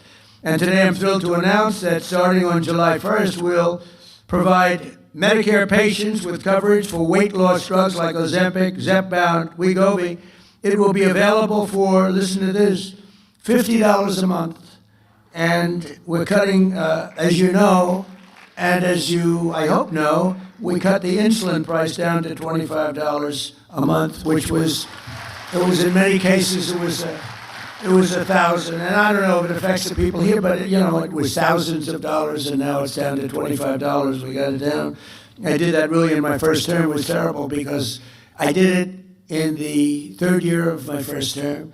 I got it down to $25. And then they told me, sir, it will take statutorily, it'll take 2 years, one of those deals, it'll take 2 years before it can go to that price. I said, I better win the election. If somebody else wins the election, they're going to take credit for the insulin. And lo and behold, we had some problems with the election, a disgraceful thing. And I saw Biden up there. We have a $25 insulin. I said, I did that, can you believe it? I was seething. I was not a happy person. In fact, I said, I think we're going to have to run to set the record straight. But we got it down to $25. It was amazing. Everyone knows we did it. We actually have been given good credit. It's nice to be given good credit when you do things that are good. And I guess sometimes I'll say they don't give me enough credit, and then I'll be in the Oval Office, this beautiful, most powerful, most incredible office in the world. People walk in and they say, wow, the biggest people in the world. Even the Queen the other day, she walked in with King Charles, Camilla. She said, wow, this is the Oval Office. I said, when the Queen of England says that, that's very cool. But people do, the biggest business people, the biggest politicians. And, just It's an amazing place, and we keep it well. We fix it. One of the nice parts about being in real estate, I give it the Mar-a-Lago treatment. We fix Mar-a-Lago, we make it better than it's ever been. It's better than it was the day it was built. So we have a lot of fun. By the way, the King and Queen were fantastic. They were here. What great representatives they are for their country. Really high quality. When he got up and made the speech with that beautiful accent, I said, well, that's the one thing I'll never have is that accent. I'd like to have that accent, but no, it was very elegant. He's a very elegant person, very good person. So in 4 years, the last administration took in much less than $1 trillion.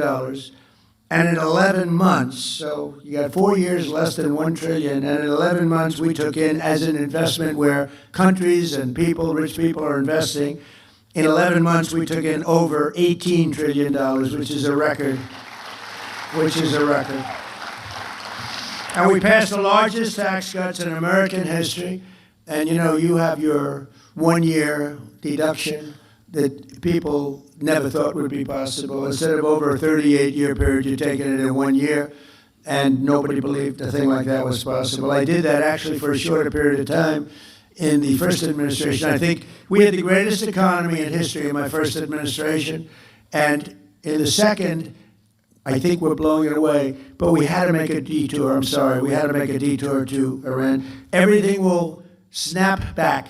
We were down to less than $2 for gasoline in Iowa. I was in Iowa 2 months ago, just before the little skirmish took place, is taking place, and price for gasoline was $1.85 a gallon, and we were a lot of places were $2, some below $2. And I believe it'll snap back very, very quickly. So there's so much oil. These ships are loaded up with oil. They can't get out of the strait. I think we're going to have it solved. I think everyone in this room is going to be very happy and very impressed. Our tax cuts supported an estimated 408,000 full-time Florida jobs. You know that. And we delivered no tax on tips, no tax on overtime, no tax on Social Security for our seniors, which I think is the last one. I wasn't sure if that was the biggest one, but I can tell you in Florida it's the biggest one. No tax on Social Security for our seniors. We virtually eliminated the estate tax or death tax for people with small business and farms. So many farmers where they leave their farm, they're land rich and cash poor. They have a farm that's of value. They leave it to their children, their great children who they love so much. If they don't love their children, I say don't bother, it's nothing much. But if you do, if you want to leave your farm or your small business to your children, we have no estate tax. We have, they call it a death tax, that's what it is. And pretty amazing thing. In the case of farms, it's a way of life. And the parents would be on the farm, the kids would grow there, they love it. They wouldn't do anything else. They would rather do that than anything else. And they used to get hit with a tax, big tax that they couldn't pay, so they go out and borrow money from the local bank or whatever, and they weren't able to pay, and they would lose their farm, and in many cases they would commit suicide. Literally, they'd commit suicide. We don't have any death tax or inheritance tax anymore for the small farms and small businesses, so when you leave your business to your kid, you don't have that. And we made interest on car loans fully tax deductible, so that if you borrow money, if you buy an American car only, you have to buy an American-made car, but you can borrow money from the bank. Your interest is deductible for income tax purposes, and that's a big deal that we've never seen. Middle-income people have never been big on deductions. Rich people have gotten used to deductions, but those other people haven't. We added 186,000 private sector jobs in March. Jobless claims just hit the lowest level since 1969, and more Americans are working today, as I said, than ever before.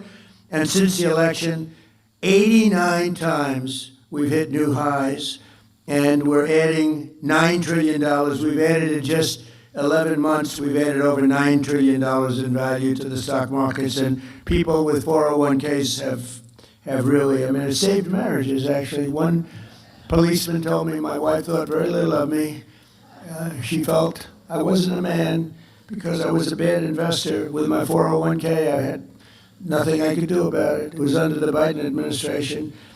And now she thinks that I'm Warren Buffett. She said, my husband's the most incredible investor I've ever seen, and all I do is just look at the numbers every month.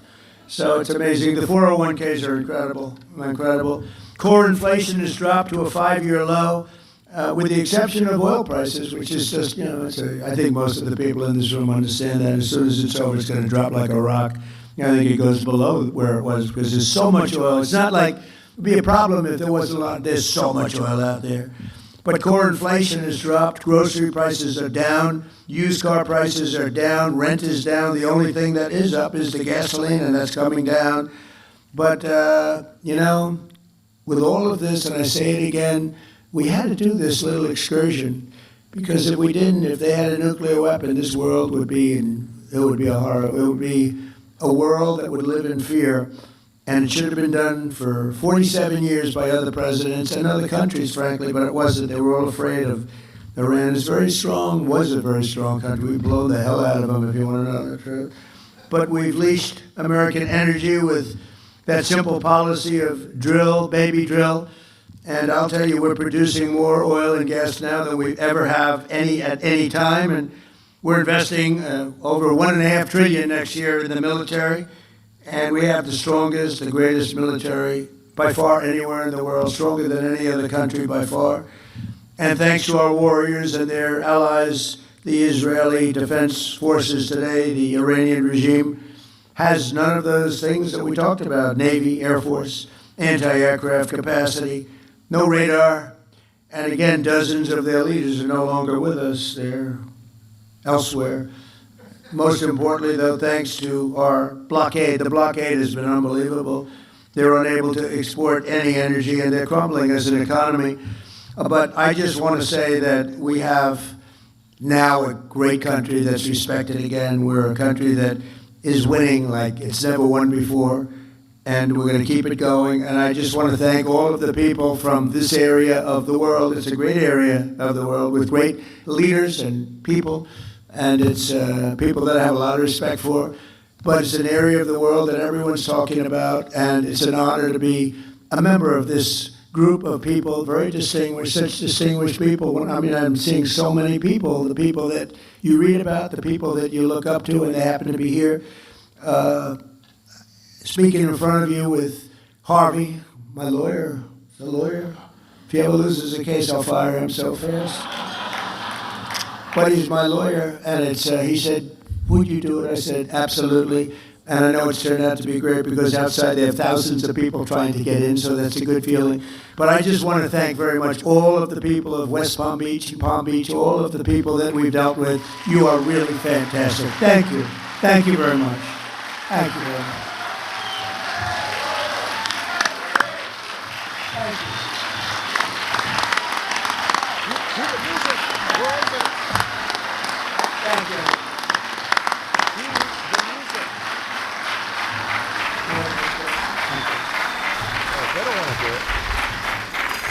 Mr. President, if you would stay with us a few more moments, we appreciate your time. Yeah. We have a few questions for you. First, obvious question, Palm Beach is your home. Your children, your grandchildren all live in Southeast Florida. Key members of your administration are from our community. Your future presidential library will be in Miami. An airport here will be named in your honor. And you often govern from here. You own properties everywhere in the world. You could live everywhere in the world. Why do you choose our community? Why Florida? Why Palm Beach County? Well, before I do that, so Elton John told me, when you hit it big, you leave. We hit it big. Everybody's standing over. Now Harvey says, can we ask you a couple of questions? He said, when you hit that last song big, don't go out for an encore. Or if you go out for an encore, make sure you leave when it's hot. And here we are, we had a standing ovation, everyone going, they loved it, and Harvey has to ask me a stupid question like that. They gave me the question. But you'll answer. Okay, here's my answer. You know why? Because I like the area. Okay, next one. I like short answers. 250th anniversary of our nation, which you spoke about. Is there a particular moment in the founding of our nation that has always resonated with you? Well, I think when you look at the wars, the revolution itself, you take a look at what took place. It's at 1776 is amazing. You know, it's interesting. We gave our military a bonus, and it was $1,775. And I looked at the number, and I had to sign off on it. I said, wait a minute. This is $1,775. If we had one more dollar, Harvey, at 1776, and I had to get approval. Can you believe? Actually, $1 is actually a lot of you, but it's not that much.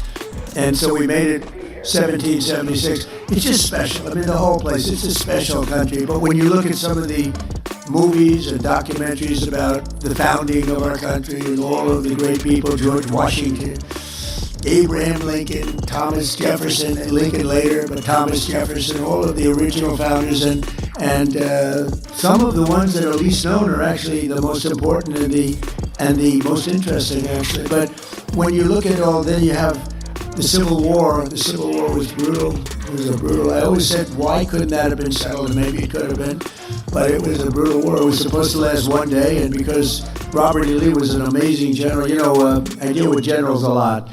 And I asked, who was the best general? A lot of them say Robert E. Lee, because he took something that was supposed to end in one day and it went 4 years. And with the exception of Gettysburg, that was not good. That was not a good one. It was not a good day for him, but that didn't happen. He would have actually won. They were going to New York, and they heard they were going up a hill, Harvey, just going up a hill. Robert E. Lee heard that, and Stonewall Jackson was killed, this great general, and so he didn't have him. He had another general, and they were going up, and he sent 5 messengers on 5 horses, hoping that one would get through because they were all being shot. It was a bloodbath, and it was never fight uphill, me boys, never fight uphill. We fought uphill, and they just got wiped out. But that whole, to me, the Robert E. Lee era with Ulysses S. Grant, Abraham Lincoln, I mean, to me, that is such an amazing, you can learn so much from it, but it was such an amazing time, such a horrible time, beautiful in certain ways, but such a horrible, horrible time. We have a fascinating country, whether you're talking about 1776 or a little bit later on, or I think right now, in many ways, I believe we're in the golden age of America. You know, I'm glad you actually asked me this question because I just used a term that I didn't use when I was leaving. I didn't say we are in the golden age, Harvey, of America, and we're living it, and I think it's a very exciting time right now. I'm glad you liked one of my questions, sir. As someone who came from the business world, you're now in the political world. What is the biggest difference between being a leader of a company versus being a leader of a country, if any? I can get myself into big trouble. Well, a lot of people ask it in a little different form. They say, who's tougher, politicians or businessmen? Because I dealt with both at the highest level. And I always said, oh, businessmen are much tougher. They're not even close. But then I spent a little time in Washington. And now I say it's not even close. These politicians are ruthless, vicious. They are liars, unlike our people from our great town council. But these are vicious people. I mean, what I see, Shifty Schiff, all these crazy people that we have to deal with, think of it. Comey, how's he doing? No, the people that we deal with in Washington, they are very tough. And even the leaders of other countries, you know, look, now we're dealing with Iran. So when they used to ask me that question for the first, Meg, I'd say for the first month, I would say, oh, businessman. After about a month and a half, after getting impeached twice for nothing, I said, you know, politicians are far worse. Far worse. Yeah, right. So it's a big difference. I will say this.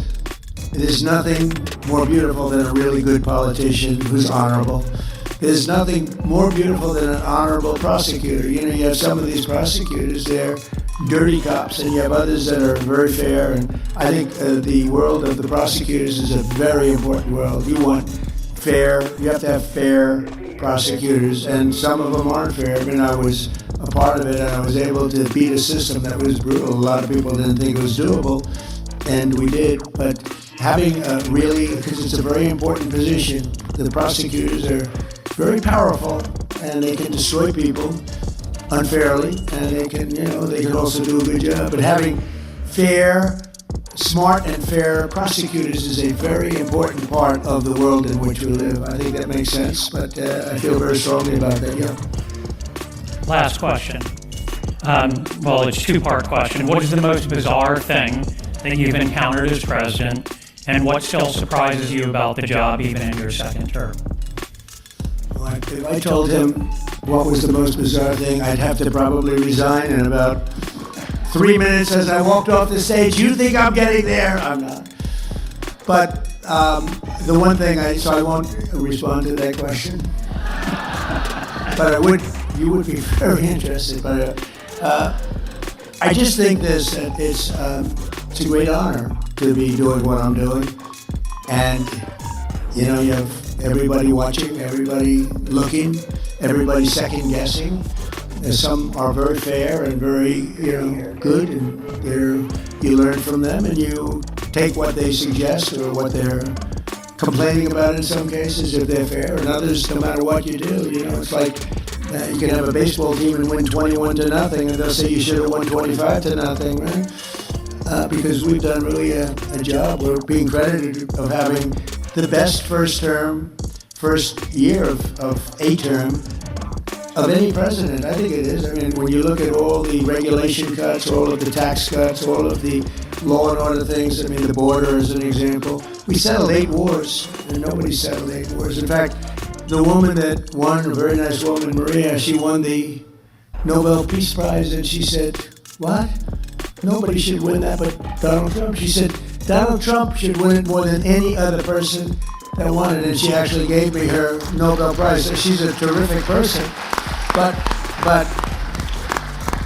I just say this, it's a great honor to do it. I think it's bigger than I thought. When I was thinking about running early on in 2015, 2014, before I ran, I had no idea it would be this big. I had no idea we could make this kind of an impact. But we really made an impact. In a little bit more than a year, we've turned this country around. I thought it would take longer than that, but we've turned it around. And again, we're the hottest country. The King of Saudi Arabia said it. I was over there a year ago, and I said to him, you were there after 4 or 5 months, it was obvious what was happening. But he looked at me and he said, President, I must tell you, I thought America was dead. We weren't going to invest. Nobody was going to invest. You had a country that was dead, and now you have the hottest country anywhere in the world. And we do. We have the hottest country anywhere in the world, and we want to keep it that way. Thank you very much, everybody. Thank you. Thank you very much. Thank you.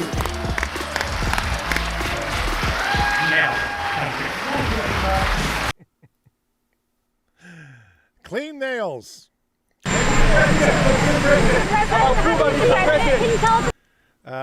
This actually, I guess we can watch this. This was at today, I think it was. If you guys haven't seen this, I guess we can watch it. Does anybody want to call in? You have any questions? I can go ahead and open up the phone line. If you think you want to give us some input, you are more than welcome. I'll give you guys maybe till the end of the Boss song, just so that you can make up your mind. If you want to call me, go ahead and put it on the chat if you want. But in the meantime, let's go ahead and continue to listen to this Boss. Oh, wait a minute. All right, let me go ahead and put the number here. There you go, bud. You can ask any question. Any question. Go for it.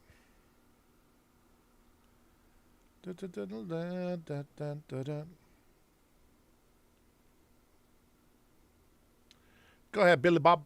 Billy Bob, Billy Bob.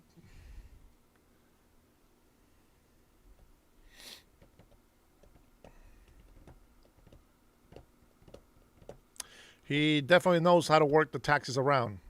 He's Billy Bob, what the hell? I just put the phone number in there. It's on the chat. Billy Bob was in the landscape mode, just so you guys know. I'll put it in the landscape mode chat because that's where you're at.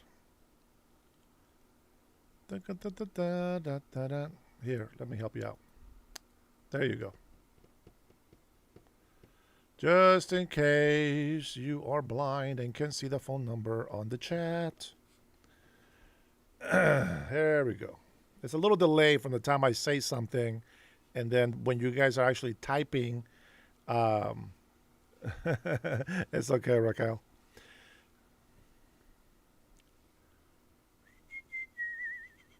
It'll be interesting to hear some people. Now you'll get 5 minutes. 5 minutes. Good morning, Ender.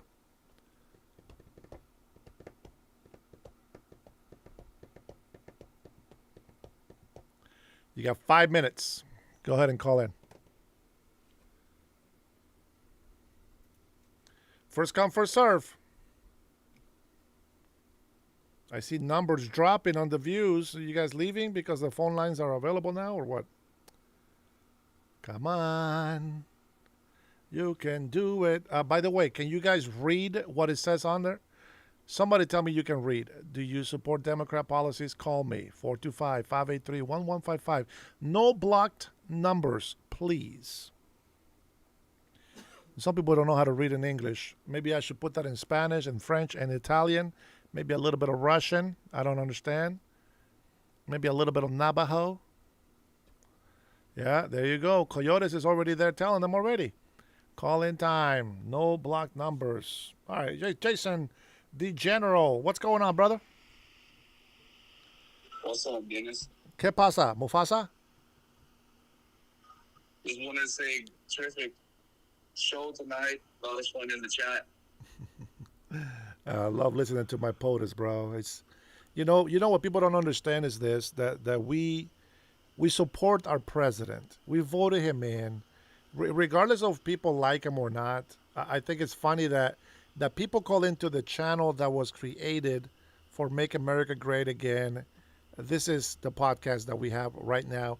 It may become something different, in time. But at the moment, it's like we voted for this president. We're not going to let him down. We're not going to betray him.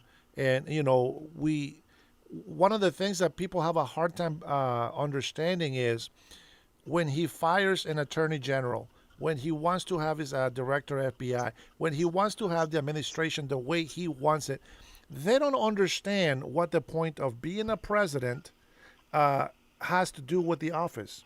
Meaning, he ran a campaign saying, I'm going to do this, this, this, and that. We voted. We won. He needs to get the people that he needs to get in to be able to get the job done. So, of course, he's going to fight people that disagree with him. He needs to have people that agree with him, period. Yeah, he definitely needs people in that will take action and not sit on their hands, because that's pretty much what was happening.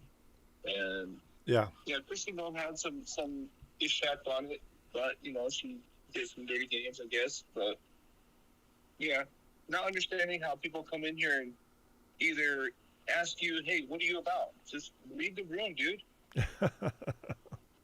Well, you know what? That's why I made that introductory video, so that people know what this channel is about. And I noticed that I typed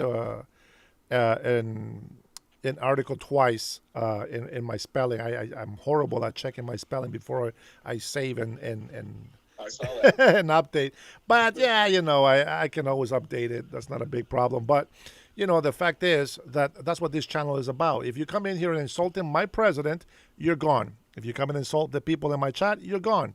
If you come and insult me, you are gone. And sometimes I give them a little bit of break so that they can stay here longer. Maybe they can learn something. But it doesn't matter which sort of presentation I give them.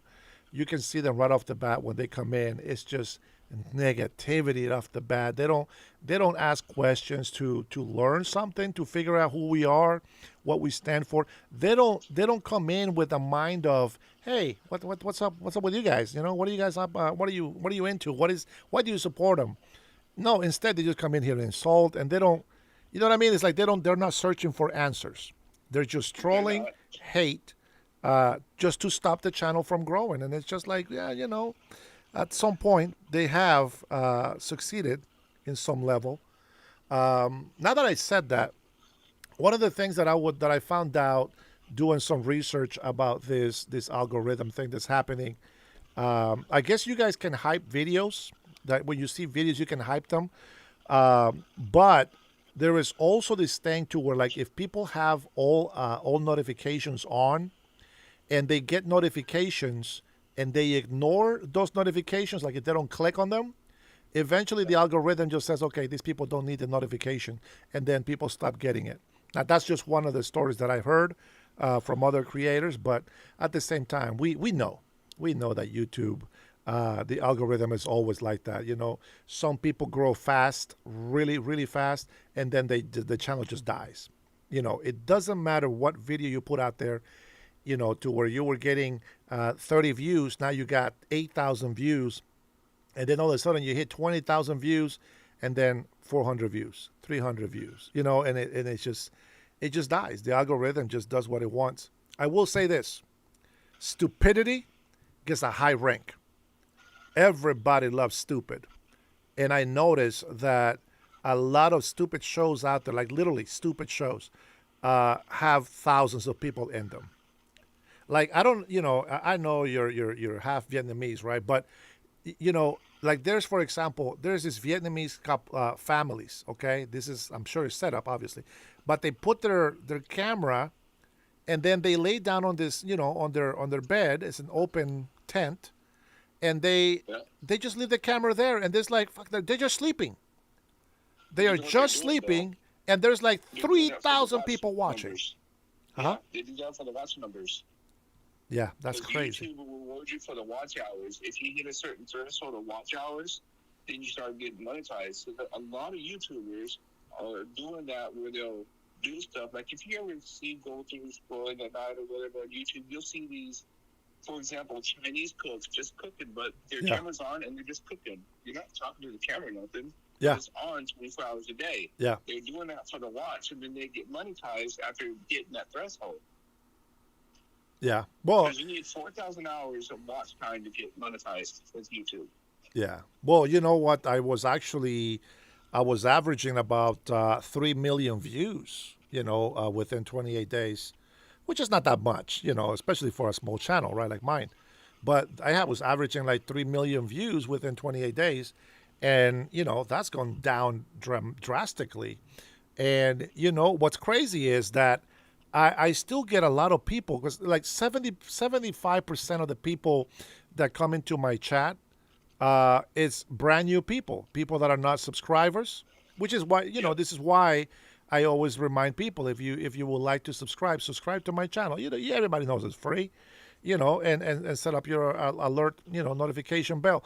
If you become a member, there is things that are coming up in the future that right now is not much, right? We still kind of bullshit around as members, but there is going to be a lot of things that members are going to be missing out. Subscribers are going to be missing out if they're not members, specifically coming up towards the end of May. You know, there might be a trip that I'm going to be making westbound, but we'll see when that date actually happens.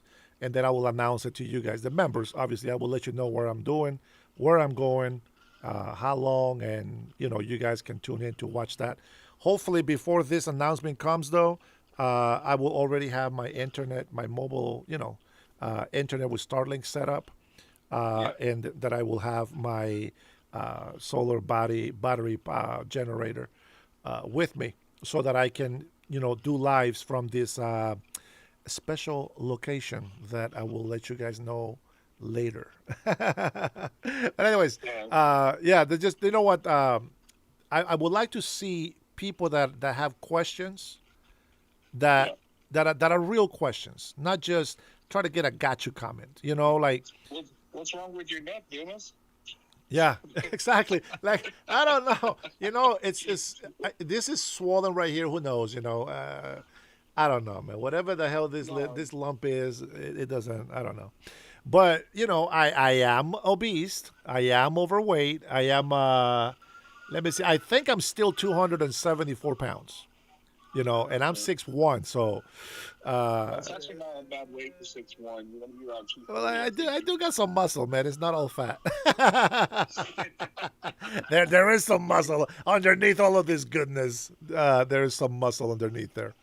But yeah, you know, this is, I think that this channel is going to be so fun, but I don't wanna spend all of my time fighting with people. I don't want to sit here and debate people that don't want to have an actual good conversation. I want people to turn my brain on. Give me a constructive criticism. Give me a negative to what I'm saying, but I want to say this, and it's not to say that I'm a genius or I think I am a genius. But if your conversation is not interesting to me, I get bored. If you don't make sense and if you're not smart enough to have a conversation with me, I get bored and I just don't want to talk to you. And when people come in here, I always give them a tip. Don't come in here trying to debate with me if you hate Trump. They don't understand. Till this day, they don't understand why I say that to them. And the reason why I say that is because if you hate Trump, everything you're going to tell me is about his past personal life, how he looks fat and ugly and orange.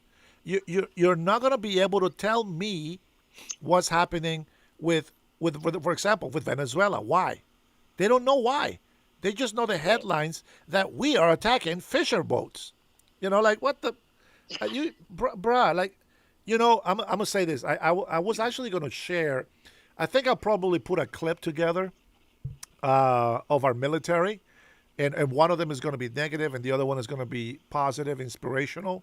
And the negative is a lot of training fails. You've seen these women shooting the M50, not the M50, the 50 cal. What is that? Assault right machine gun? Is it a machine gun that's 50 cal? Right? And then you see shooting it and they lose control and they just falls backwards. There's people behind them. And there's a lot of people that die in training in our military. Yes. More than we have lost in these attacks that we have gone through, who knows, probably in the last few wars that we've had in the Middle East. But it's just crazy. People throwing grenades. How the hell do you not know how to throw a grenade? Like, what's with the left hand? A lot of that in training. Right? When I train people on weapons and I train them on grenades, just the amount of ineptitude of being able to handle a weapon, I keep them off the range. I'm like, no, you cannot qualify. You're done. I don't get it. But then there's others, right? And I see what is it, the CH-47, right? They show all this. Yeah, they show all this like the double propeller, the big fat helicopters that they put their ass in the water and the boat just comes right in there. They drop off. Yeah, they drop off Marines close to the water. They're SEAL teams. Bro, it's the SEAL teams. Yeah, exactly. The SEAL teams. See, how I don't know about military. I know some familiarity with it, but I don't know everything, all the details. Very good, quick extraction. Yeah. I thought it was amazing, bro. And I'm just like, I'm in awe, of like people don't realize this. Listen, I've seen the marchings of the Chinese and the Koreans and all these other guys, and I'm gonna tell you, they look phenomenal, and sometimes they put us to shame. I will say this, especially because when I see, for example, President Xi, right, when he has the marching, right, of all the soldiers and all this stuff from the Chinese military, bro, there is thousands of them marching, and they covered like 6 lanes of road. And then when you watch them over here marching for us, like the 250th anniversary for the Army, I was like, this is very underwhelming. This is very, what the hell is this?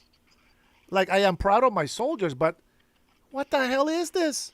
I watched the whole thing, and it's just such small group of soldiers, like maybe 50 at the most in one group, and I'm just like, we don't have military? What's going on? Military calls that DNC, or DNC is referred to as drill and ceremony. All the militaries across the world do DNC, which is that parade that you see of them marching. You know what I mean? Yeah. The U.S. has gone away with the major, massive marches of our armies in the streets. They've now more condensed it down a lot less, which I'm also disappointed in that because that's a lot of patriotic pride to see it. Yeah, absolutely. We want to see thousands of soldiers. Just, the cool thing is that we have like different departments, like old military. I don't know what those groups are, but they had the old uniforms. Like back in the Brit times. Uh, that kind of historical army. Soldiers, and Yeah. obviously they don't go to war in those uniforms. It's cool, but it's still underwhelming. We saw this with King Charles, right, when he came in here. That we had all of our Marines lined up in there, and Army or whoever was there. You saw the old what's it called, revolutionary. Yes, that's uniforms the they were wearing? uniforms. Yeah, the uniform. Yeah, revolutionary That was uniforms. pretty sick. Yeah, that was pretty tight. I love that. But again, 250th anniversary for the military. I thought it was very underwhelming. I don't know. I thought maybe because of the stupid no kings and all these other crap that they were doing, maybe that's why it was so small. But bro, we have such a huge street, and when they come in and talking about drones, they got these drones that I have. Like, that doesn't look like a military drone. What is this shit? Like, No, we have 15 different types of drones already that are known, but we also have much more drones that we haven't even developed or deployed yet. So don't worry, it's coming. I know that we don't want to show everything we got, obviously, We but just got stealth underwater drones from Australia. yeah, I saw those. I saw the minesweepers as well. Yeah. They look like little flat torpedoes. They're going straight to the Gulf. Yeah, yeah. You know what? Tell me about Iran. What do you think is going on? You hear me talking all the time, but I want somebody else to speak about Iran. What's going on? Involves Honestly, this whole. It's hard to pinpoint, right? This is what people don't understand about my job here. It's hard to pinpoint a statement about what's going on, because you got to talk about oil price, gas price, taxes, local taxes, tariffs. You got to the war that's happening over there in Iran. You got all these other things. The insurance companies and the commodity of the oil, blah blah blah. What can you give me in a short few minutes, if you can, about Iran? So basically, straight to the point, right now, Iran is in its own power struggle within their ranks because the old guard is not wanting to relinquish what they have, despite the other side of it, where they're saying, you know what, let's come to terms with the U.S. That's already been tried, but now that the president has been shut out of all negotiations from the IRGC general, there's a huge power struggle right now that's happening in Iran. This is why the whole ceasefire has been delayed further, because they want to see where this goes. But the problem with this ceasefire for Iran is their resources are coming to a limit as to what they can store without causing more damage to their own country. We don't have to do anything. They will damage their own country's refineries. They'll damage their own systems due to lack of doing any action. So right now, there's a lot of infighting within the higher-ups in the Iran government, and we'll just let it play out. We have 3 different contingencies of armies around their borders ready to go in at any time. And that's not our armies. That's not our land forces. That is 3 other combined armies of other territories around Iran, if you will, that are ready to go in and strike. But right now, that's on hold because they're waiting to see how this power struggle plays out right now. And everyone keeps talking about, Mustabi, Khomeini is saying, no, Mustabi's not saying anything. The proof is in the pudding. Look at it. He's not said anything. There's not been any little slight even video of him saying, no, we're not going to do this, that. No, it's just words and publications. Yeah. And they Honestly, use a lot of AI. I noticed that. I don't think he's alive anymore. I don't think he's alive. Or he's in such a state that he's not capable of leading at the moment. It's interesting you mentioned him. I want to know. I heard that they. Did you notice that I'm letting my mustache go back? Yeah. I'm starting to let the, you know how I like to have just a little line above the lip. Yeah, I'm gonna let all my my native Indian mustache come out. It looks all jacked up, but I'm gonna let it grow, and I'm gonna take care of it. I'm gonna make the bush look nice. But you know what you mentioned that, and what I think is very interesting is this, that the last I heard, I thought they just found out he's gay, and if they knew that he was gay, up in Islam. In Islam, that is death or being thrown off the highest point. Correct. Possible. So they either just found out and they actually killed them themselves, or or it's bullshit. That you know that they just allow their family members to live and punish everybody else. Again, that's all just speculation that we know at this point. Hearsay. Yep. I agree. So there's no truth until we find out. Yeah. That's why I place that as a question, because I can't say or you know whatever. All I know is that these guys have been beating the shit out of women, and they've been hanging people, and they've been just stoning people to death and all this other stuff, and the hypocrisy that in their family you have these Iranian women out here with liposuction and what do you call that, Botox in their cheeks and their lips and all this shit, and going out there like hoochie mamas, looking like they're actually trying to get pay on the street, and showing half of their body out there to the public, and living the lavish rich life over here in California. You know what I'm talking about. And then yet the people over there in Iran are being punished by their uncles, by the actual people who says Islam is like such a great spiritual religion. And people just so blinded that they think Islam is such a good thing. I don't know. I don't know if we will ever be able to say something without anybody telling us that we're bigots, or racist. Like I'm listening to the chat over here. I'm reading the chat, and we're talking about trans people. Let me tell you something. If you're gonna call me a bigot because I am against transgenderism, call me a bigot. If you think that I am a bigot because I am against the LGBTQ, then call me a bigot. But I'm going to tell you something.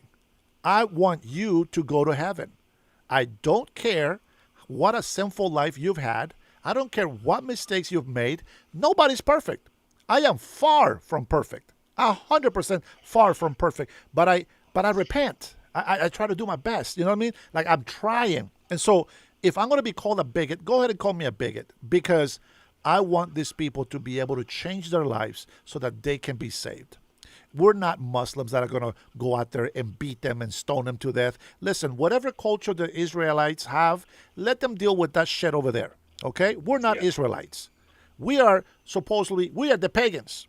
We are the pagans that are have a chance to go to heaven, but we have to repent from our evil ways and accept Jesus Christ as the Lord and Savior, believe that He's the Son of God, and believe that He's our lawyer. And we know this. So I don't care what Israel is doing over there. I don't care what Muslims do over there. The problem is they're bringing that shit over here. Now, again, I will say this. The Iranian regime that we're fighting right now, killing over 45,000 of their innocent people, we can't stand by and do nothing. We can't allow this Muslim terrorist to go out there and just hang people because they said the wrong thing. That is inhumane. And we are, as much as people on the left hate us, we believe in human rights. And the reason why we're against illegal immigration is because human rights is not the same as legal rights. But how can I say it so many times and people still don't get it? Well, to circle back what we were talking about when you were asking about my perspective on the whole thing with Iran. Yeah, go for it. There has to be an understanding on that it is necessary for this regime to be totally taken out and replaced, because right now, as we stand, and this is why I say what I think is true, is that yes, Trump saved 8 girls from execution. However, executions are still happening to this day. Yeah. They just hung 6 men. And until that regime is gone and the executions stop, Iran won't change. That's just bottom line fact. Yeah. And I try to find a way to tell people, when I say choose a side, we don't hang people here anymore. We went through the whole racist period. We stopped that shit. We went through the whole slavery thing. We stopped that shit. We have corrected our evil history, you know, and we have strived to be better people, better civilized people as time comes by, you know. And so, you know, when I have people from like the UK, for example, right, or Australia, or these countries that are being overtaken by Islam, by Muslims, you know, when they try to tell me how to live in my country here, we can't take that shit. There's a reason why we're still free. There's a reason why we're prosperous. And so when they tell us that we can't tell them how to live, well, shit, if you bring that stuff over here, what do you think I'm going to say? Keep that shit over there. Our NATO allies didn't turn against us until they were overtaken by Muslims. Exactly. They're afraid. They're a bunch of wusses. Mm-hmm. Man, there's so many countries, man, that are suffering. You know, and I got this, oh, jeez. I have, here, watch. I want to show you a clip here real quick from, this is from Sahar TV. He is also being hit hardcore. Hold on. Let me pause this real quick. He is also being hardcore hit with the whole YouTube algorithm BS, and he has good content. I don't like to watch too much of him, and who knows, maybe we just suck, but I don't like to watch too much of him sometimes, and I try to fast forward because. You know, when you're trying to cover the evilness of some things, they play their song for too long, for example, and it's just like, I'm not here to advertise this motherfucker's prayers and songs. I'm here to just see what they do and you know, and just judge their character, right? By their fruits you will know them. I'm not here to play their chanting, their hymns and all their death and all this other stuff, but people should know. Look how peaceful they act. Look how peaceful they really are. And I'm going to show a clip in here once you hang up so that we can take a look and see a little bit about Islam and why we have to take care of this problem in Iran. It's just, there's no way that you can put that in just a couple of sentences and make sense. You just can't. People don't understand. To you and me, we can understand what we're talking about because we have different of opinion, but we know what's going on over there. And we know the outcome that we want. We know that it's necessary to get rid of them 100%. And I'm pissed as well that Trump is not doing it. But at the same time, I know that Trump doesn't want to go do that because he doesn't really want to deal with the Democrats right now. I think the Democrats just fight him every single step of the way. And by the way, speaking of Democrats, there was an article that I was reading earlier today. Let me see if I can find it.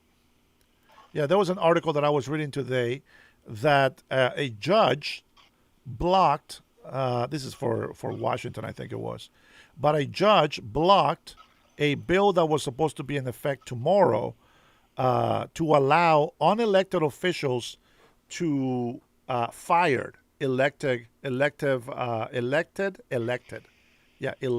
sheriffs. That's crazy. That should not happen. It's by a vote. They get voted in, they can get voted out.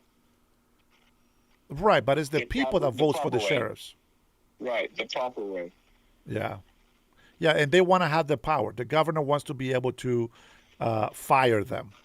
The unelected officials on the city council, they want to fire them.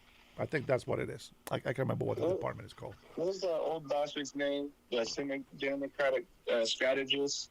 You know what I'm talking about? The one that's always on TV. Oh, geez. The one that we don't know why he's still alive? The turtleneck guy? The turtle hell guy? Yeah, he's like super old. He's always talking crap and so much. And he was telling people recently, don't tell them what you're doing, just do it. And then I was watching Pennsylvania trying to push bills through saying, we're going to go to a vote. I mean, Republicans said, hey, wait, are we going to talk about this first? What are those bills? No, we're going to a vote. Roll call is being made. Right. Like, this is exactly what they're trying to do. They're trying to push stuff through, and no one gets a say. Yep. But we're the threat to democracy here? Come on. Yeah. I reminded them kindly on their channel, but Kamala wasn't nominated by your constituents.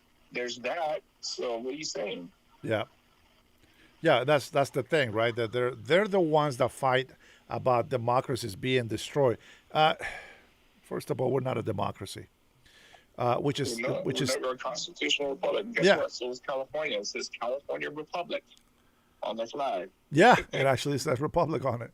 That is correct. But but still the same people that are blaming us for their stuff are the same people that are breaking all these laws, that are doing unconstitutional things, and then they go on and blame us for it. And that's the thing that I have a problem here with these socialist Democrats. And the worst thing, as I said on my introductory video, right, it's that Democrats are getting worse by the minute. They're just getting worse and worse. It's I don't see a light that they're going to come back to the light, to the right side. It just doesn't make sense. But I know why I support Trump with this attack on the Iranian regime. I know how the gas prices are doing right now. And every single Democrat, not one of them comes in here and acknowledges that the permanent taxes that the local government is putting on gas is the bad one, not tariffs, not this temporary war that we're dealing with in Iran.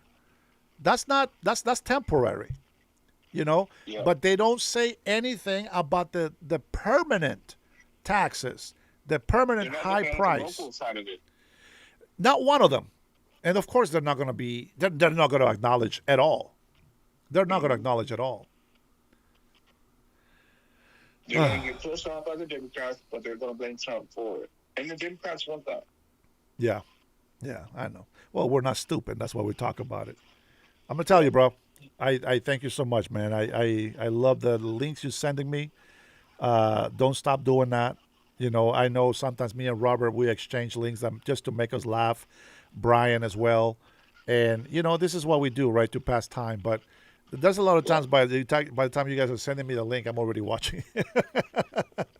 But, it's good to be able to have that information going back and forth. I hope that, that I get better at doing what I do. I know that, sometimes I speak backwards in my English, and that's just the way it comes out when I translate it. That's but, okay. We still support you, brother. We understand you. Yeah, and I think I speak enough English for people to stop playing stupid, like they don't know what I'm saying.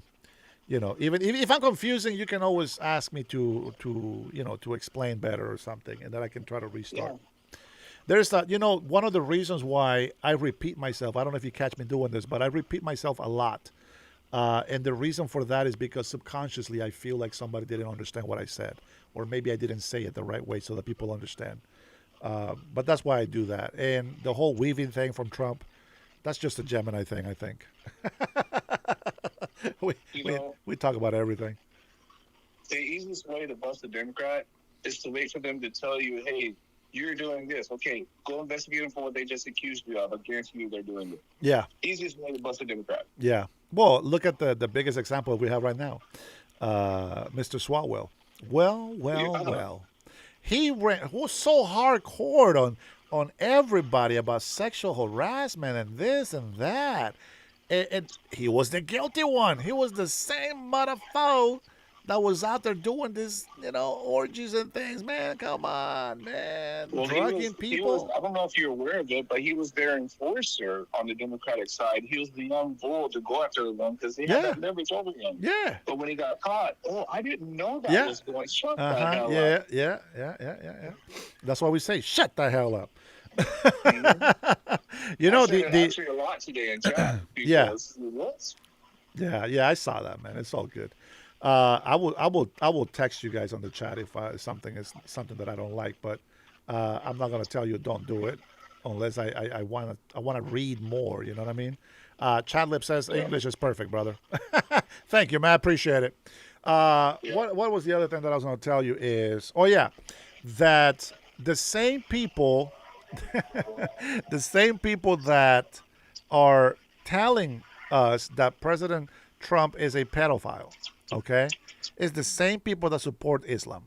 Is the same people that voted no to release all the lawsuits against sexual harassment that has been put against Congress and the Senate. How about that? How about we release those files? How about we release the Congress lawsuit files? This is taxpayer money. It was taxpayer money. Yeah. Release the congressional files. That's you know why they won't do it. Everybody's gonna have to step down, bro. Everybody. I think there's gonna be like very, very few people that are going to be left in Congress. Right. Honestly, There was over 343 people that voted no. there's a reason for that. Both sides. I do like the fact that they voted so that nobody can benefit from war. What's it called?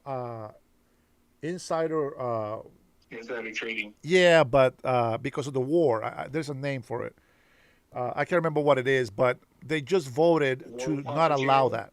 Yeah, something to profit off of the war predictions.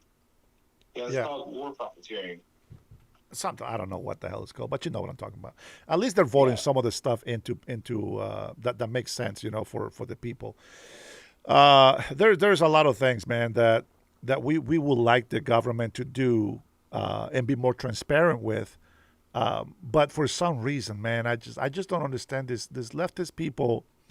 I've been doing this for 8 months, 9 months now, and it's the same shit. Like there's nothing new.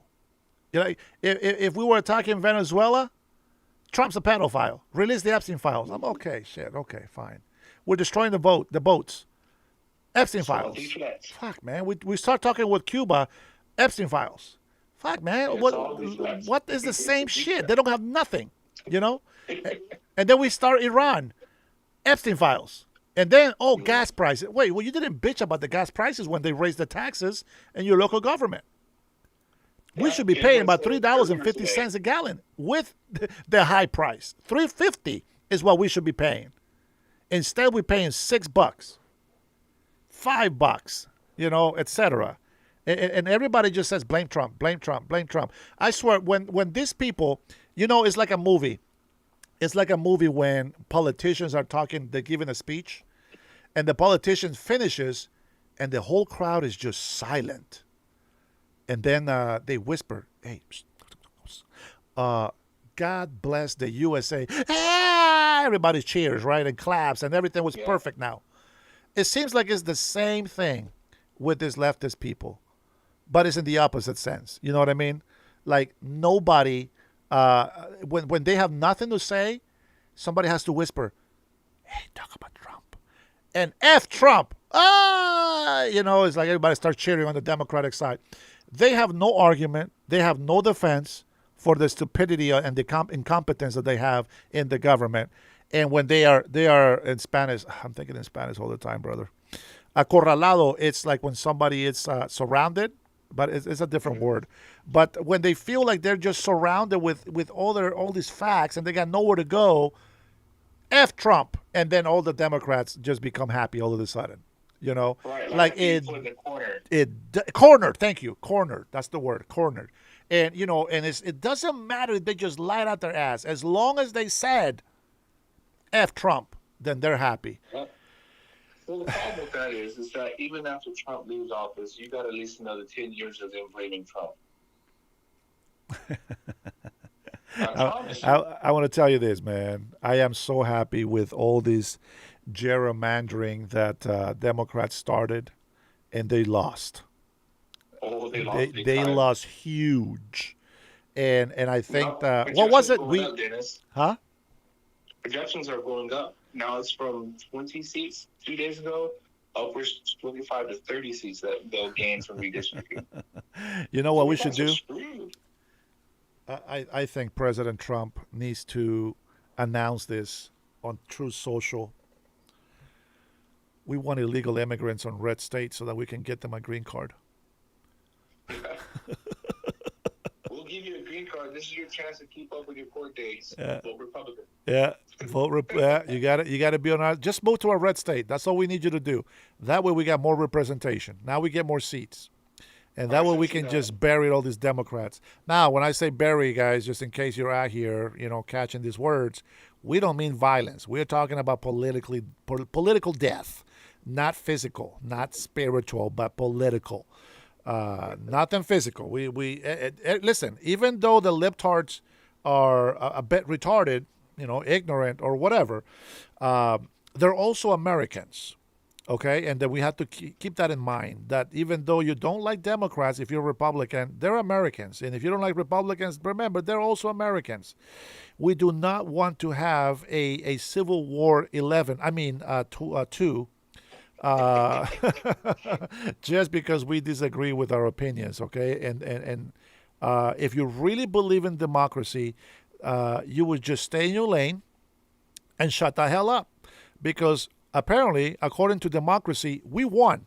And we get 4 years. And we want our 4 years. It's that simple. We put up with 4 years of Biden's digital pen administration. And I think that we deserve a chance. 4 years. Shut the hell up and do better. Show the people that you got more than just say F Trump. How about that? I think that's what I want to see. I want to see. Well, they're just not going to change, bro. I'm sorry, they just won't change.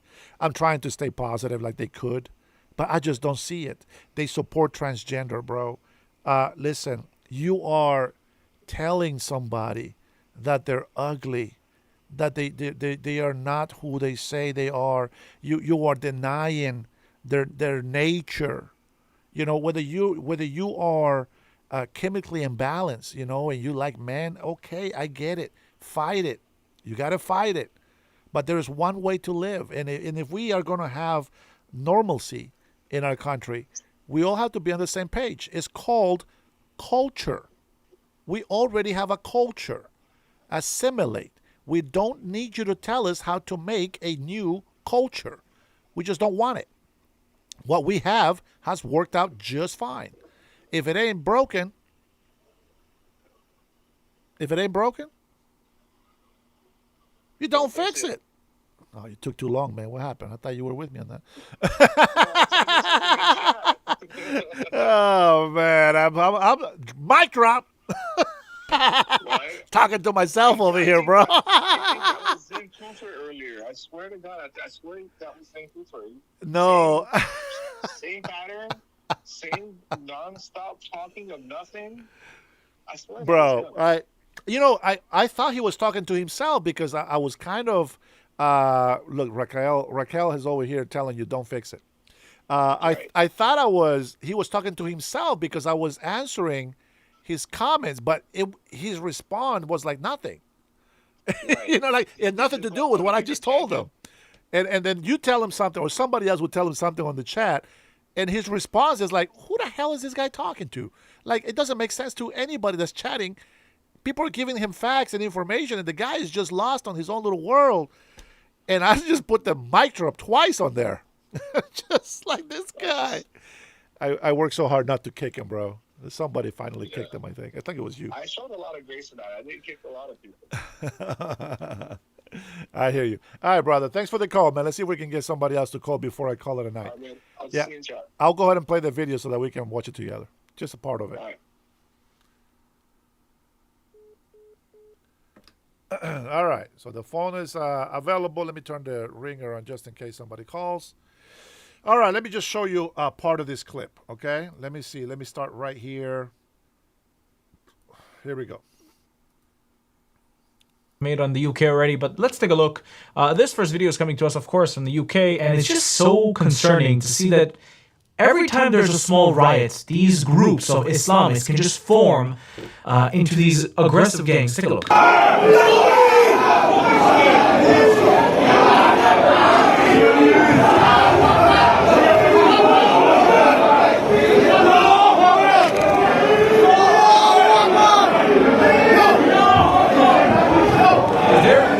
Is there a reason why they're all wearing black? Like, is there a theme? They all, like, set it up via Telegram or Snapchat? What is this? What's going on? And by the way, what do you think they would have done to me if I would have been there? We all know. This Muslim woman was caught stuffing a bunch of items under her burqa. Watch.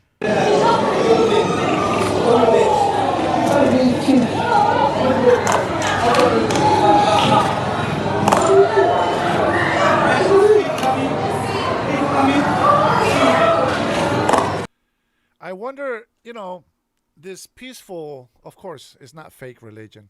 This peaceful, spiritual connection with God and all goodness And of course, law abiding, submitting to the will of God, and respecting the 10 commandments from the law of Moses. Thou shalt not steal.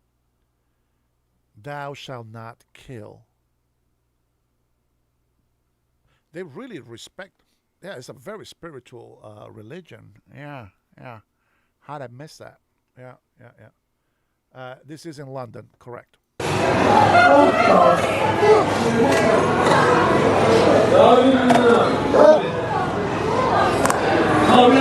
As they say, Allahu Akbar.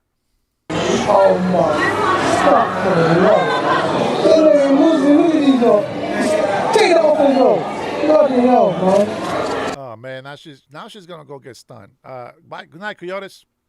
Have a good night, brother. Now she's about to get stoned because she showed her legs and her undies. That's unfortunate.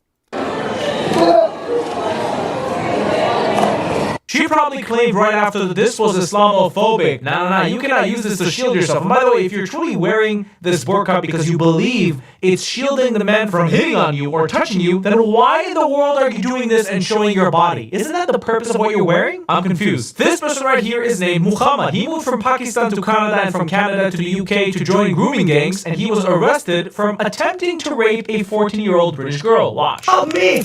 Please help me! Please help me! Please help me! No! Help me, please! Please! Please! Help me! Please help me! Oh, look at all these! She can't do it! No, we don't need it! You can't talk to children like that! I'm not doing it! I'm not doing it! You're attacking me for no reason. I'm not doing it! Why are you doing this in parents' property? I'm not doing it. Now you see how they play with the emotion. This is what I'm telling you guys. Like, I don't blame the leftist people too much, and even some right wing people. Emotions. The devil knows that we are emotional creatures. You see his face, his desperation for survivor, right? For survival. Of course he's gonna beg for help. Of course he's gonna say, I didn't do anything. I'm just saying, he's being arrested for a good reason. That he's not being arrested for no reason, but there he is yelling, please help me, help me. When somebody hears that, right, that desperate voice, people will react to it emotionally, and that is the problem. So that's why when somebody's getting arrested and they're throwing fits, I'll just be like, hey, shut up and stop resisting. If you are innocent and what you're saying, well, when you go in front of the court, that's when they will find out. And if it's a big inconvenience, I get it. But you know what? At least you were proven to be innocent, and you don't have to deal with that for the rest of your life. It's not hard, but obviously the devil knows that if he goes and does this to this girl, it's going to stain her life. Many victims of rape have to live with that stain, and it's not cool. We condemn that. These guys believe that is their right according to Sharia law, and that's crazy, guys. We gotta really protect our women. Pride is in her breast. Just as she's a virgin. I didn't. Just make it worse. Just make it worse. My God! Oh my God! You're breaking. Stop messing around. This is all body jam. It's all body jam. You're kicking me. Look, you do it. You can't push off there and say. Good. Okay. Brilliant. Right, let's see. Say to me, the police is there. I'm not going anywhere. Police is coming out. I'm not going anywhere. We don't trust you not to run. Where?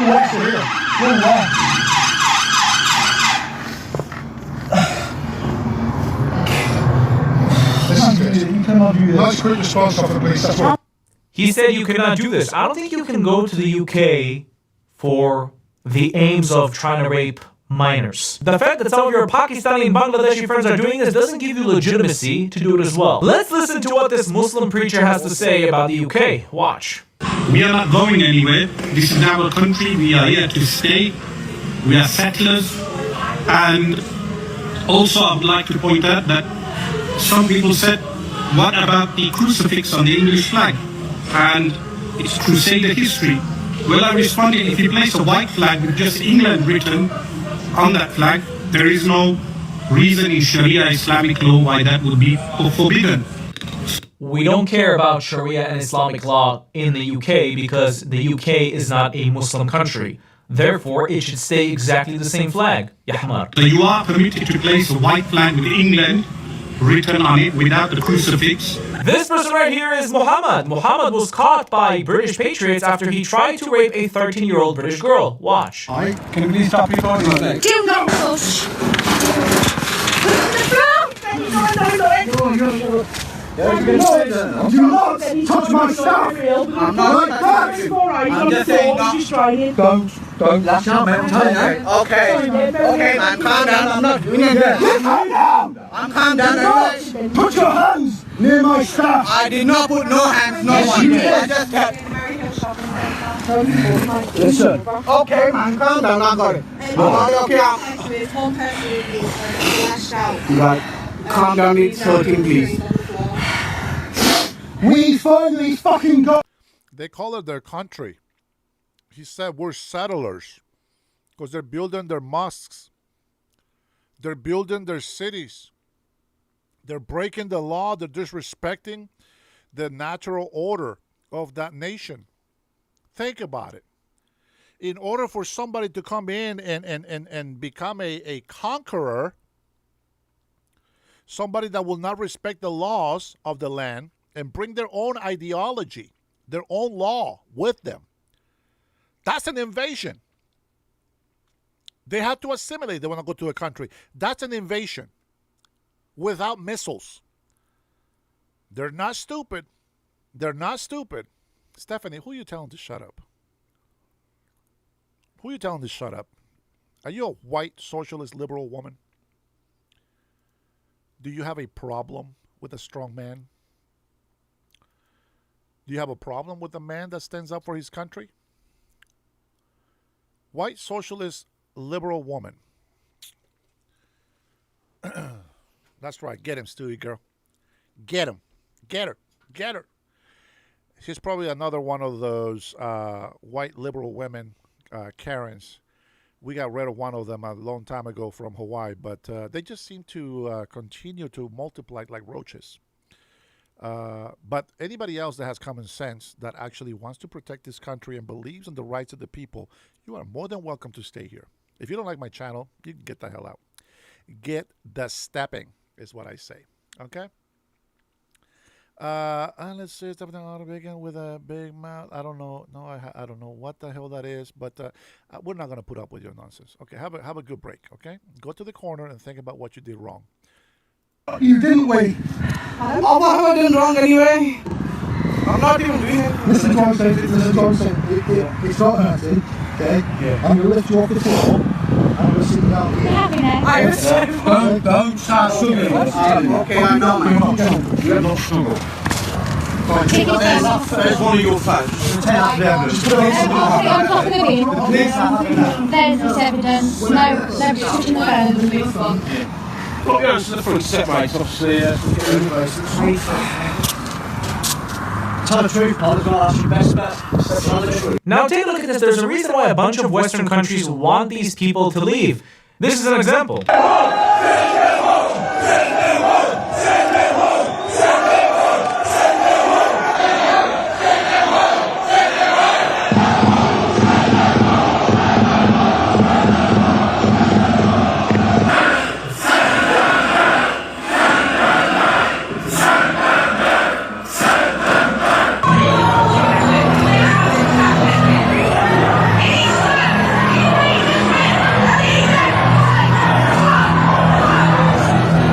By the way, these countries are not the only countries who want to send the Islamists and the Muslims back to their homelands, but it just shows It's Stoner.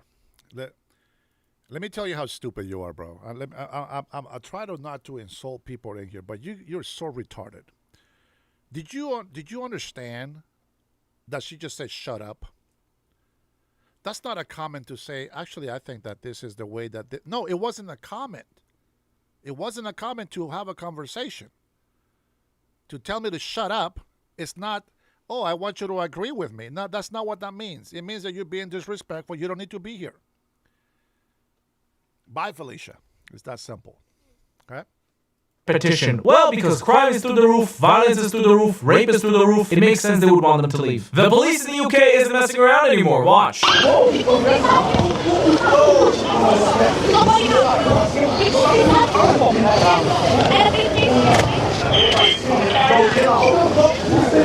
Here he goes.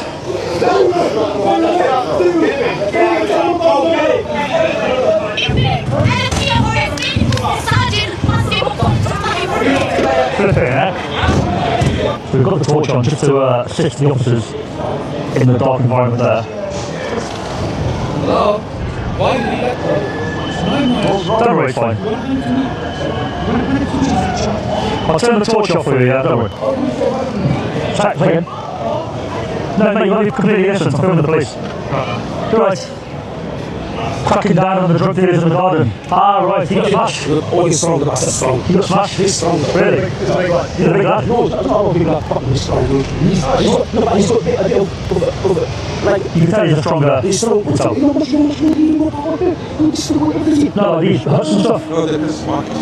Ah. It's a Christmas market. Yeah. We was the owner, guys. They all stand for the We thought that, you know, like the drug dealers in the garden, we thought the council had maybe decided to put them in here to keep them warm, you know? It's part of the Christmas market is a big project. Ah. This guy right here is a Christian preacher in the United Kingdom, and this guy is a Muslim telling him what to do. Watch. I'm just preaching right now. But here's the thing. Bless you, brother. Bless you, brother. Bless you, brother. more respectful. Why is that? You might, because, bro, I'm not going to listen. Get the mic away. You might want to be more respectful. Just think about what he's saying. He says, bless you, brother. The guy is blessing him. Why is that bothering him? Why does that bother them? They're not there to assimilate. The cross and the England flag and the Christian symbols and all this stuff, they're Christian nations. I'm so proud of Poland. I tell you that right now. Poland is a great example of a country that doesn't give two shits about being politically correct, and I think that we need to do the same thing. Respectful. You want to go for a walk? We can. No, I'm good now. I'm preaching. Yeah, exactly. God bless you, brother. Maybe more respectful. Maybe more respectful. God bless you, brother. Mama, baby more. God bless you, brother. Yeah, is it? Yeah. Is it? God bless you. See, God loves you. Oh. See, God loves you, man. Who is God loves you, brother. I have to worship God. God loves you, brother. Hey, brother. Does God love you? Jesus loves you, brother. Jesus loves me, brother. He loves you too. Jesus as well. Jesus loves you, brother. I can see it. Watch your mouth, You know what I mean? God loves you, brother. Do you see the difference in dialect? This guy is giving him love, and the other guy is giving him disrespect. God loves you, brother. He wants a relationship with you. Guys, you know what's really concerning about the situation in the UK? That these videos don't stop coming out. Every day it's a new video. They don't stop coming out. Why do we keep seeing this? Well, maybe it's because some of the Muslim community simply doesn't want to integrate within the Christian country, in which they were allowed into. Now, remember, they're only 6% of the population as we speak. What is going to be the situation once they're 20%, or 30%, or 50%? There's literally going to be nothing you can do about this. Thank you so much for watching this video. I'll see you in the next one. Bye-bye. Woo! Man, I'm telling you, and it doesn't matter, guys. You see how I showed videos of them just beating, abusing women and Muslims and for some reason, man, some people here in America, they still defend them. They still say that they're all good people. Well, after hearing the great Admiral Lyons, we can't be blinded by that anymore. You gotta understand. At some point, we have to wake up, and we have to do something. So right now, I'm being the very peaceful guy, just telling you the truth for what it is. You know, I'm giving you the truth. Islam is not a real spiritual religion. You can see that interaction right there tells you everything. And I can tell you, I would not have the patience that guy has. I just wouldn't. I'm the bad guy. I'm the bad Christian. I'm like Peter. I can't just sit there and wait for somebody to punch me in the face. I just can't do that. I've always been ready to punch somebody right back if I get a chance. So I wouldn't let somebody get that close to me in the first place. I will have to stop them before they get that close. But with that being said, let's go ahead and see what kind of haggles that our president was doing over here at the White House today. About the new Iranian proposal. Can you tell us about the new Iranian proposal, please? So they want to make a deal, but I'm not satisfied with it, so we'll see what happens. Iran wants to make a deal because they have no military left, essentially, and they want to make a deal, but I'm not satisfied. Why are you not seeking congressional approval to extend it? Because it's never been sought before. There's been many times, and nobody's ever gotten it before. They consider it totally unconstitutional. But we're always in touch with Congress. But nobody's ever sought it before. Nobody's ever asked for it before. It's never been used before. Why should we be different? Are you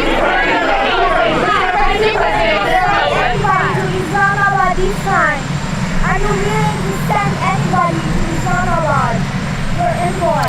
We have great respect for Pakistan and Islamabad and tremendous respect for the Prime Minister and the Field Marshal. And they're working with us. They continue to work with us. But the trip is a very long one, and we're doing everything in terms of negotiating right now, in terms of the negotiation telephonically. They've made strides, but I'm not sure if they ever get there. There's tremendous discord. They're having a tremendous problem getting along with each other in Iran. The leadership is very disjointed. It's got 2 to 3 groups, maybe 4, and it's a very disjointed leadership. And with that being said, they all want to make a deal, but they're all messed up.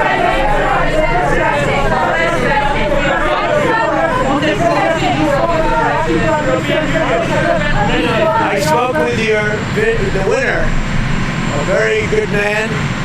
As you know, I was very strongly in favor of him in Iraq.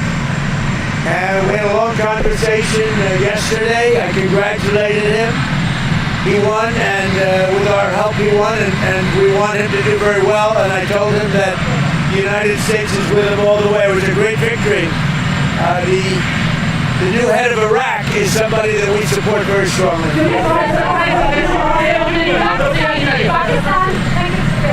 Pakistan has opened the land route trade with Iran. Did they consult you before opening it up to Iran?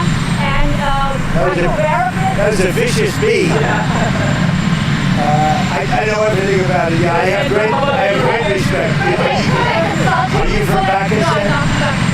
I have great respect for Pakistan and for the Field Marshal and for the Prime Minister. Yeah, I know about it.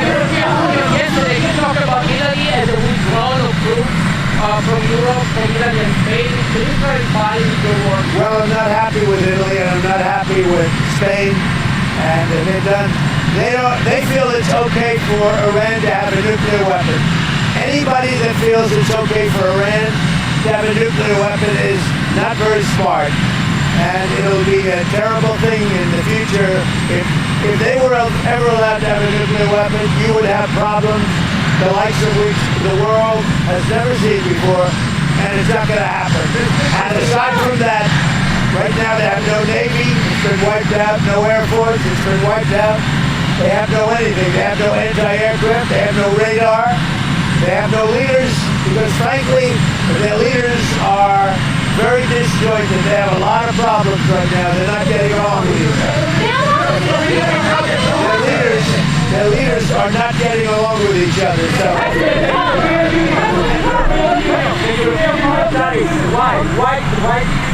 We raised the tariffs on cars coming in from the European Union because the European Union was not adhering to the trade deal we have.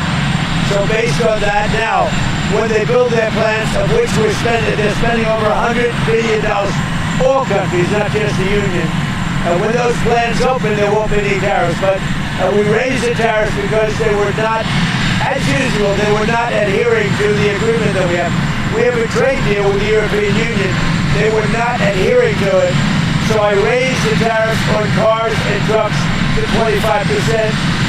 That's billions of dollars coming into the United States, and it forces them to move their factory production much faster. We have States, over $100 billion of car plants being built. It's a record. We've never had anything like it. From all countries, Japan, South Korea, by the way, Canada, Mexico, they're all building plants in the United States. But the European Union was not adhering to the deal that we made.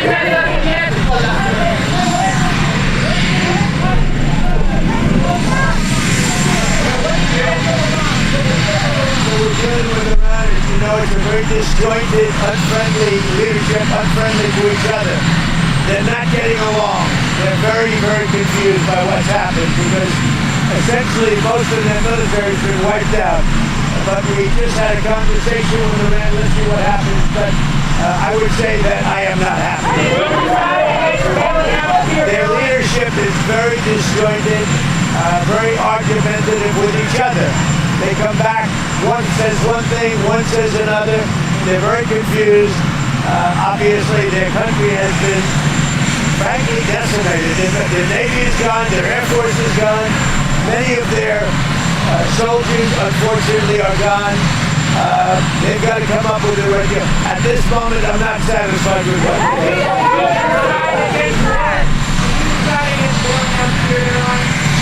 Well, I guess we're looking at it. If we can do it, we're doing it, but only if it's a good deal. Well, we're looking at it, but if we can't make a good deal, no institution's been able to do it. I said, I'd like to save the jobs, but we'll have an announcement sometime today. We gave them a final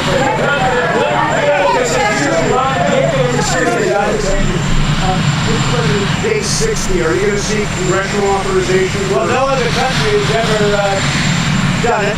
It's never been, as you know, most people consider it totally unconstitutional. Also, we had a ceasefire, so that gives you additional time. But no other country's done it. We're in the midst of a big victory. This is a victory like we haven't had since Venezuela, okay, to be honest with you. We haven't had, but, you know, we have a country that lost its way. It really lost its way. That's our country in terms of the military. Now we have a great military. We're on our way to another victory, a big victory, and I don't think that it's constitutional what they're asking for. These are not patriotic people that are asking. You know, when they say, even the losers, even the ones that say all the wrong things, admit that it's been amazing what we've done. The strait is totally shut down. It's flawless. It's totally 100% shut down. Now, we've been dealing with Iran. They want to make a deal. They're not there. They're not with it. They're sort of, they get close, and then a new group of people come in. They don't know who their leaders are. They have no idea who their leaders are. But they're very confused. And that's because of the success we've had militarily. They essentially have no military. Let me just tell you, the war powers. So many presidents, as you know, have gone and exceeded it. It's never been used. It's never been adhered to, and every other president considered it totally unconstitutional, and we agree with that.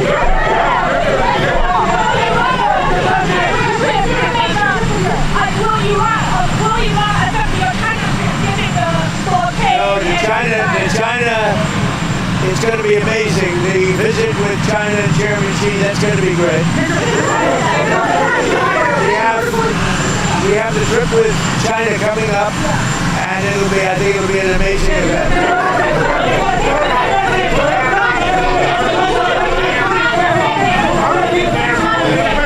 Can't get a deal on Iran. What then? What will you do? Well, right now we have negotiations going on. They're not getting there. They are very disjointed. They're extremely disjointed. They're not able to get along with each other as leaders. They don't know who the leader is. Their military has been defeated. If we left right now, it would take them 20 years to build back that country, but we're not satisfied at this point.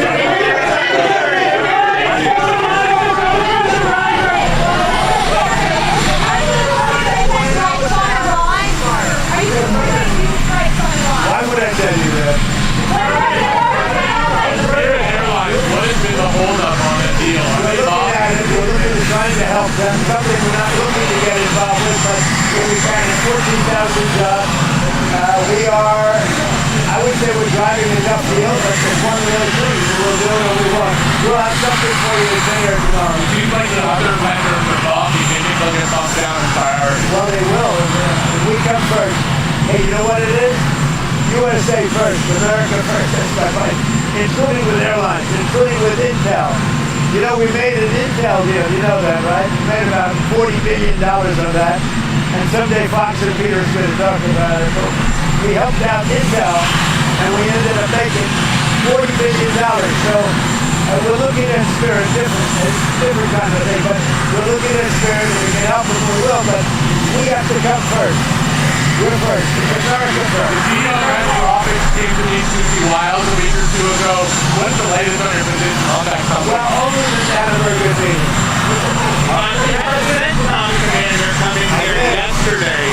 Was he briefing you on a different approach option? What kind of option? How would it look different? I mean, do we want to go and just blast the hell out of them and finish him forever, or do we want to try and make a deal? I mean, those are the options. Do you want to go blast the hell out of him? I prefer not. On a human basis, I prefer not, but that's the option. Do we want to go in there heavy and just blast them away, or do we want to do something? They're a very disjointed leadership, as you can understand. They're very disjointed. I mean,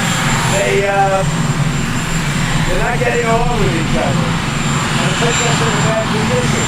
One group wants to make a certain deal, the other group wants to make a certain deal, including the hardliners. The hardliners want to make a deal too. Why wouldn't they?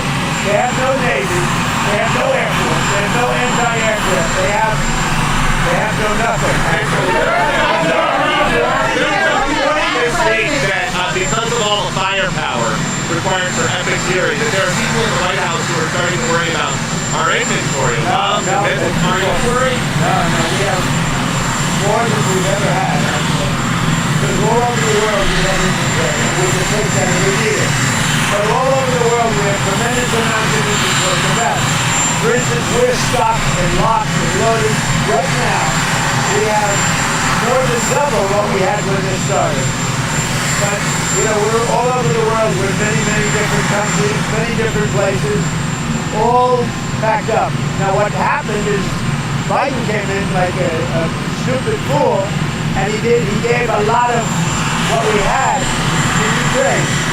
And $350 billion they spent. We don't do that. Everybody has to pay. The European Union pays us, but Biden didn't get money. He got nothing. But he gave a lot of the inventory away. Now, relatively speaking, it's not that much, but it was a lot of inventory. He gave it to Ukraine. We built it up, but we have inventory from all over the world. The G7 is in France this June. Will you go to it? Probably.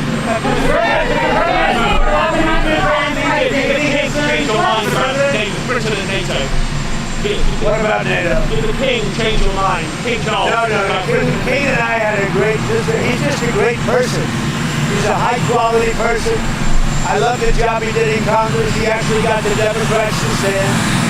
He's a wonderful person. She's a wonderful lady, a wonderful queen, and we had a good time.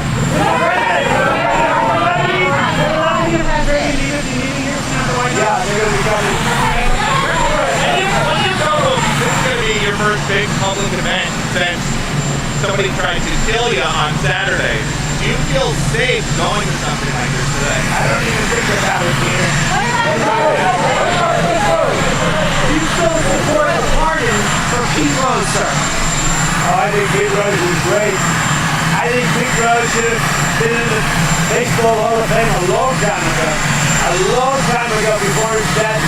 I think baseball did a great disservice by not respecting his achievements on the field. He was a great player. I knew it. He was a great player. It seems like you don't have to with your blockade, and you don't have to restart the war, or you don't have to make a deal. Is that correct? Are you happy with the blockade? The blockade has been unbelievable. Powerful, 100%. It's been actually unbelievable. If we left right now, we had a great victory, but we're not doing that. We're negotiating with them.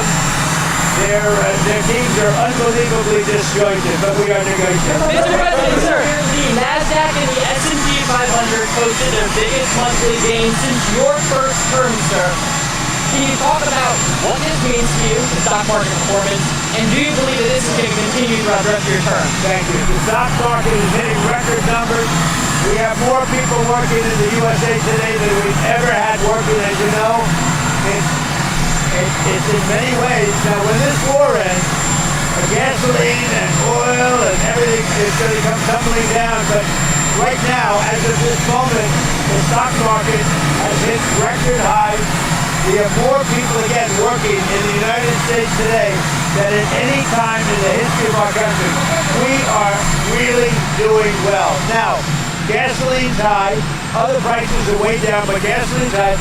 But when this is over, you'll have a world without a nuclear weapon with Iran. If you allow Iran to have a nuclear weapon, the world would be in great jeopardy. So it's not going to happen. As soon as the war ends, the gasoline prices will go up. You're going down to the villages. You're going to be talking to our seniors. You've delivered for seniors, no tax on Social Security, most favored nation. Can you talk about everything that you've done to help our senior population, sir? We have no tax on tips. We have the largest tax cuts in the history of our country also, and regulation cuts, and it's one of the reasons we're doing so well. So we have no tax on tips, no tax on Social Security for our seniors. We have no tax on overtime. And you know, something that nobody talks about, if you buy a car, if it's American made, you get a deduction on interest for income tax. And by the way, very importantly, right over there, is the greatest, you're going to have the greatest ballroom ever built. It's on time, on budget, and it's doing great. You're going to be opening the first ever UFC fight at the White House in 45 days, sir. Can you preview the event? Can you talk about the card? I have some of the greatest champions in the world. The arena, and that's why I'm building it over the next week. It's right here. It'll be about 5,000 seats. You'll have 100,000 people down by the ellipse with screens, and it's all free. It's going to be great.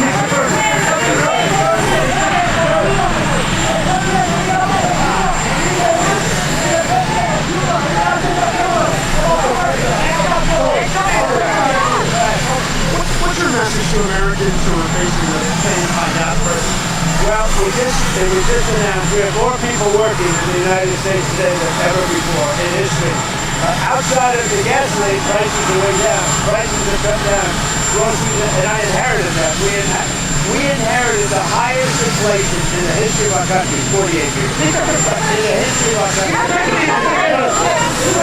And as prices are down, when the war ends, it shouldn't be too long. They want to make a deal so badly, but they're not there yet. They're not there, in my opinion. They're not there. When the war ends, gasoline prices are going to tumble because there is so much right now on the seas already loaded into tankers.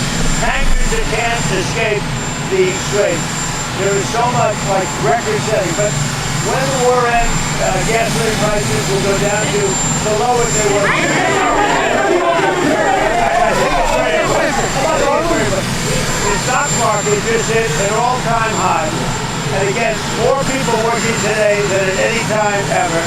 And we just got the largest tax cut in history with the no tax. Mr. President, Mr. President, you like him? Go ahead. I love you, Mr. President. Mr. President, thank you, Mr. President. Mr. President, you said you sent weapons to help Iranian demonstrators. Some sources claim these weapons are in Soleimania in Iraqi Kurdistan. Do you confirm that? And as you said, they will pay a big price? I'm not happy with the delivery of the weapons. I'm not thrilled with it. But a small amount of weapons were sent, and we'll see who has them.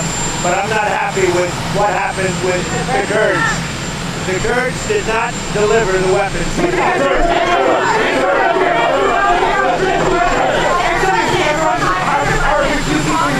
oil production, Exxon and Chevron, what do you say about that?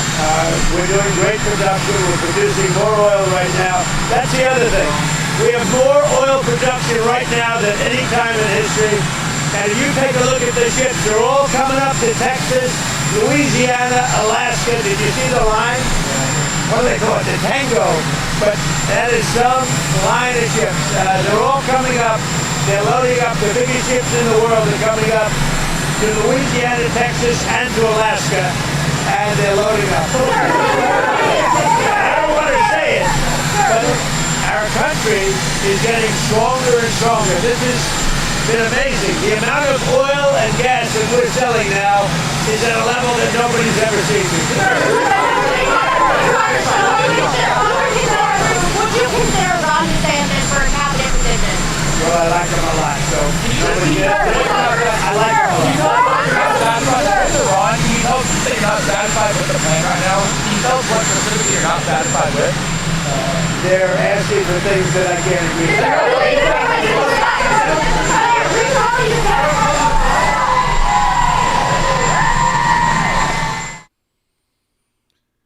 Well, I tell you what, I do like DeSantis. That would be actually pretty cool if we saw DeSantis in the cabinet.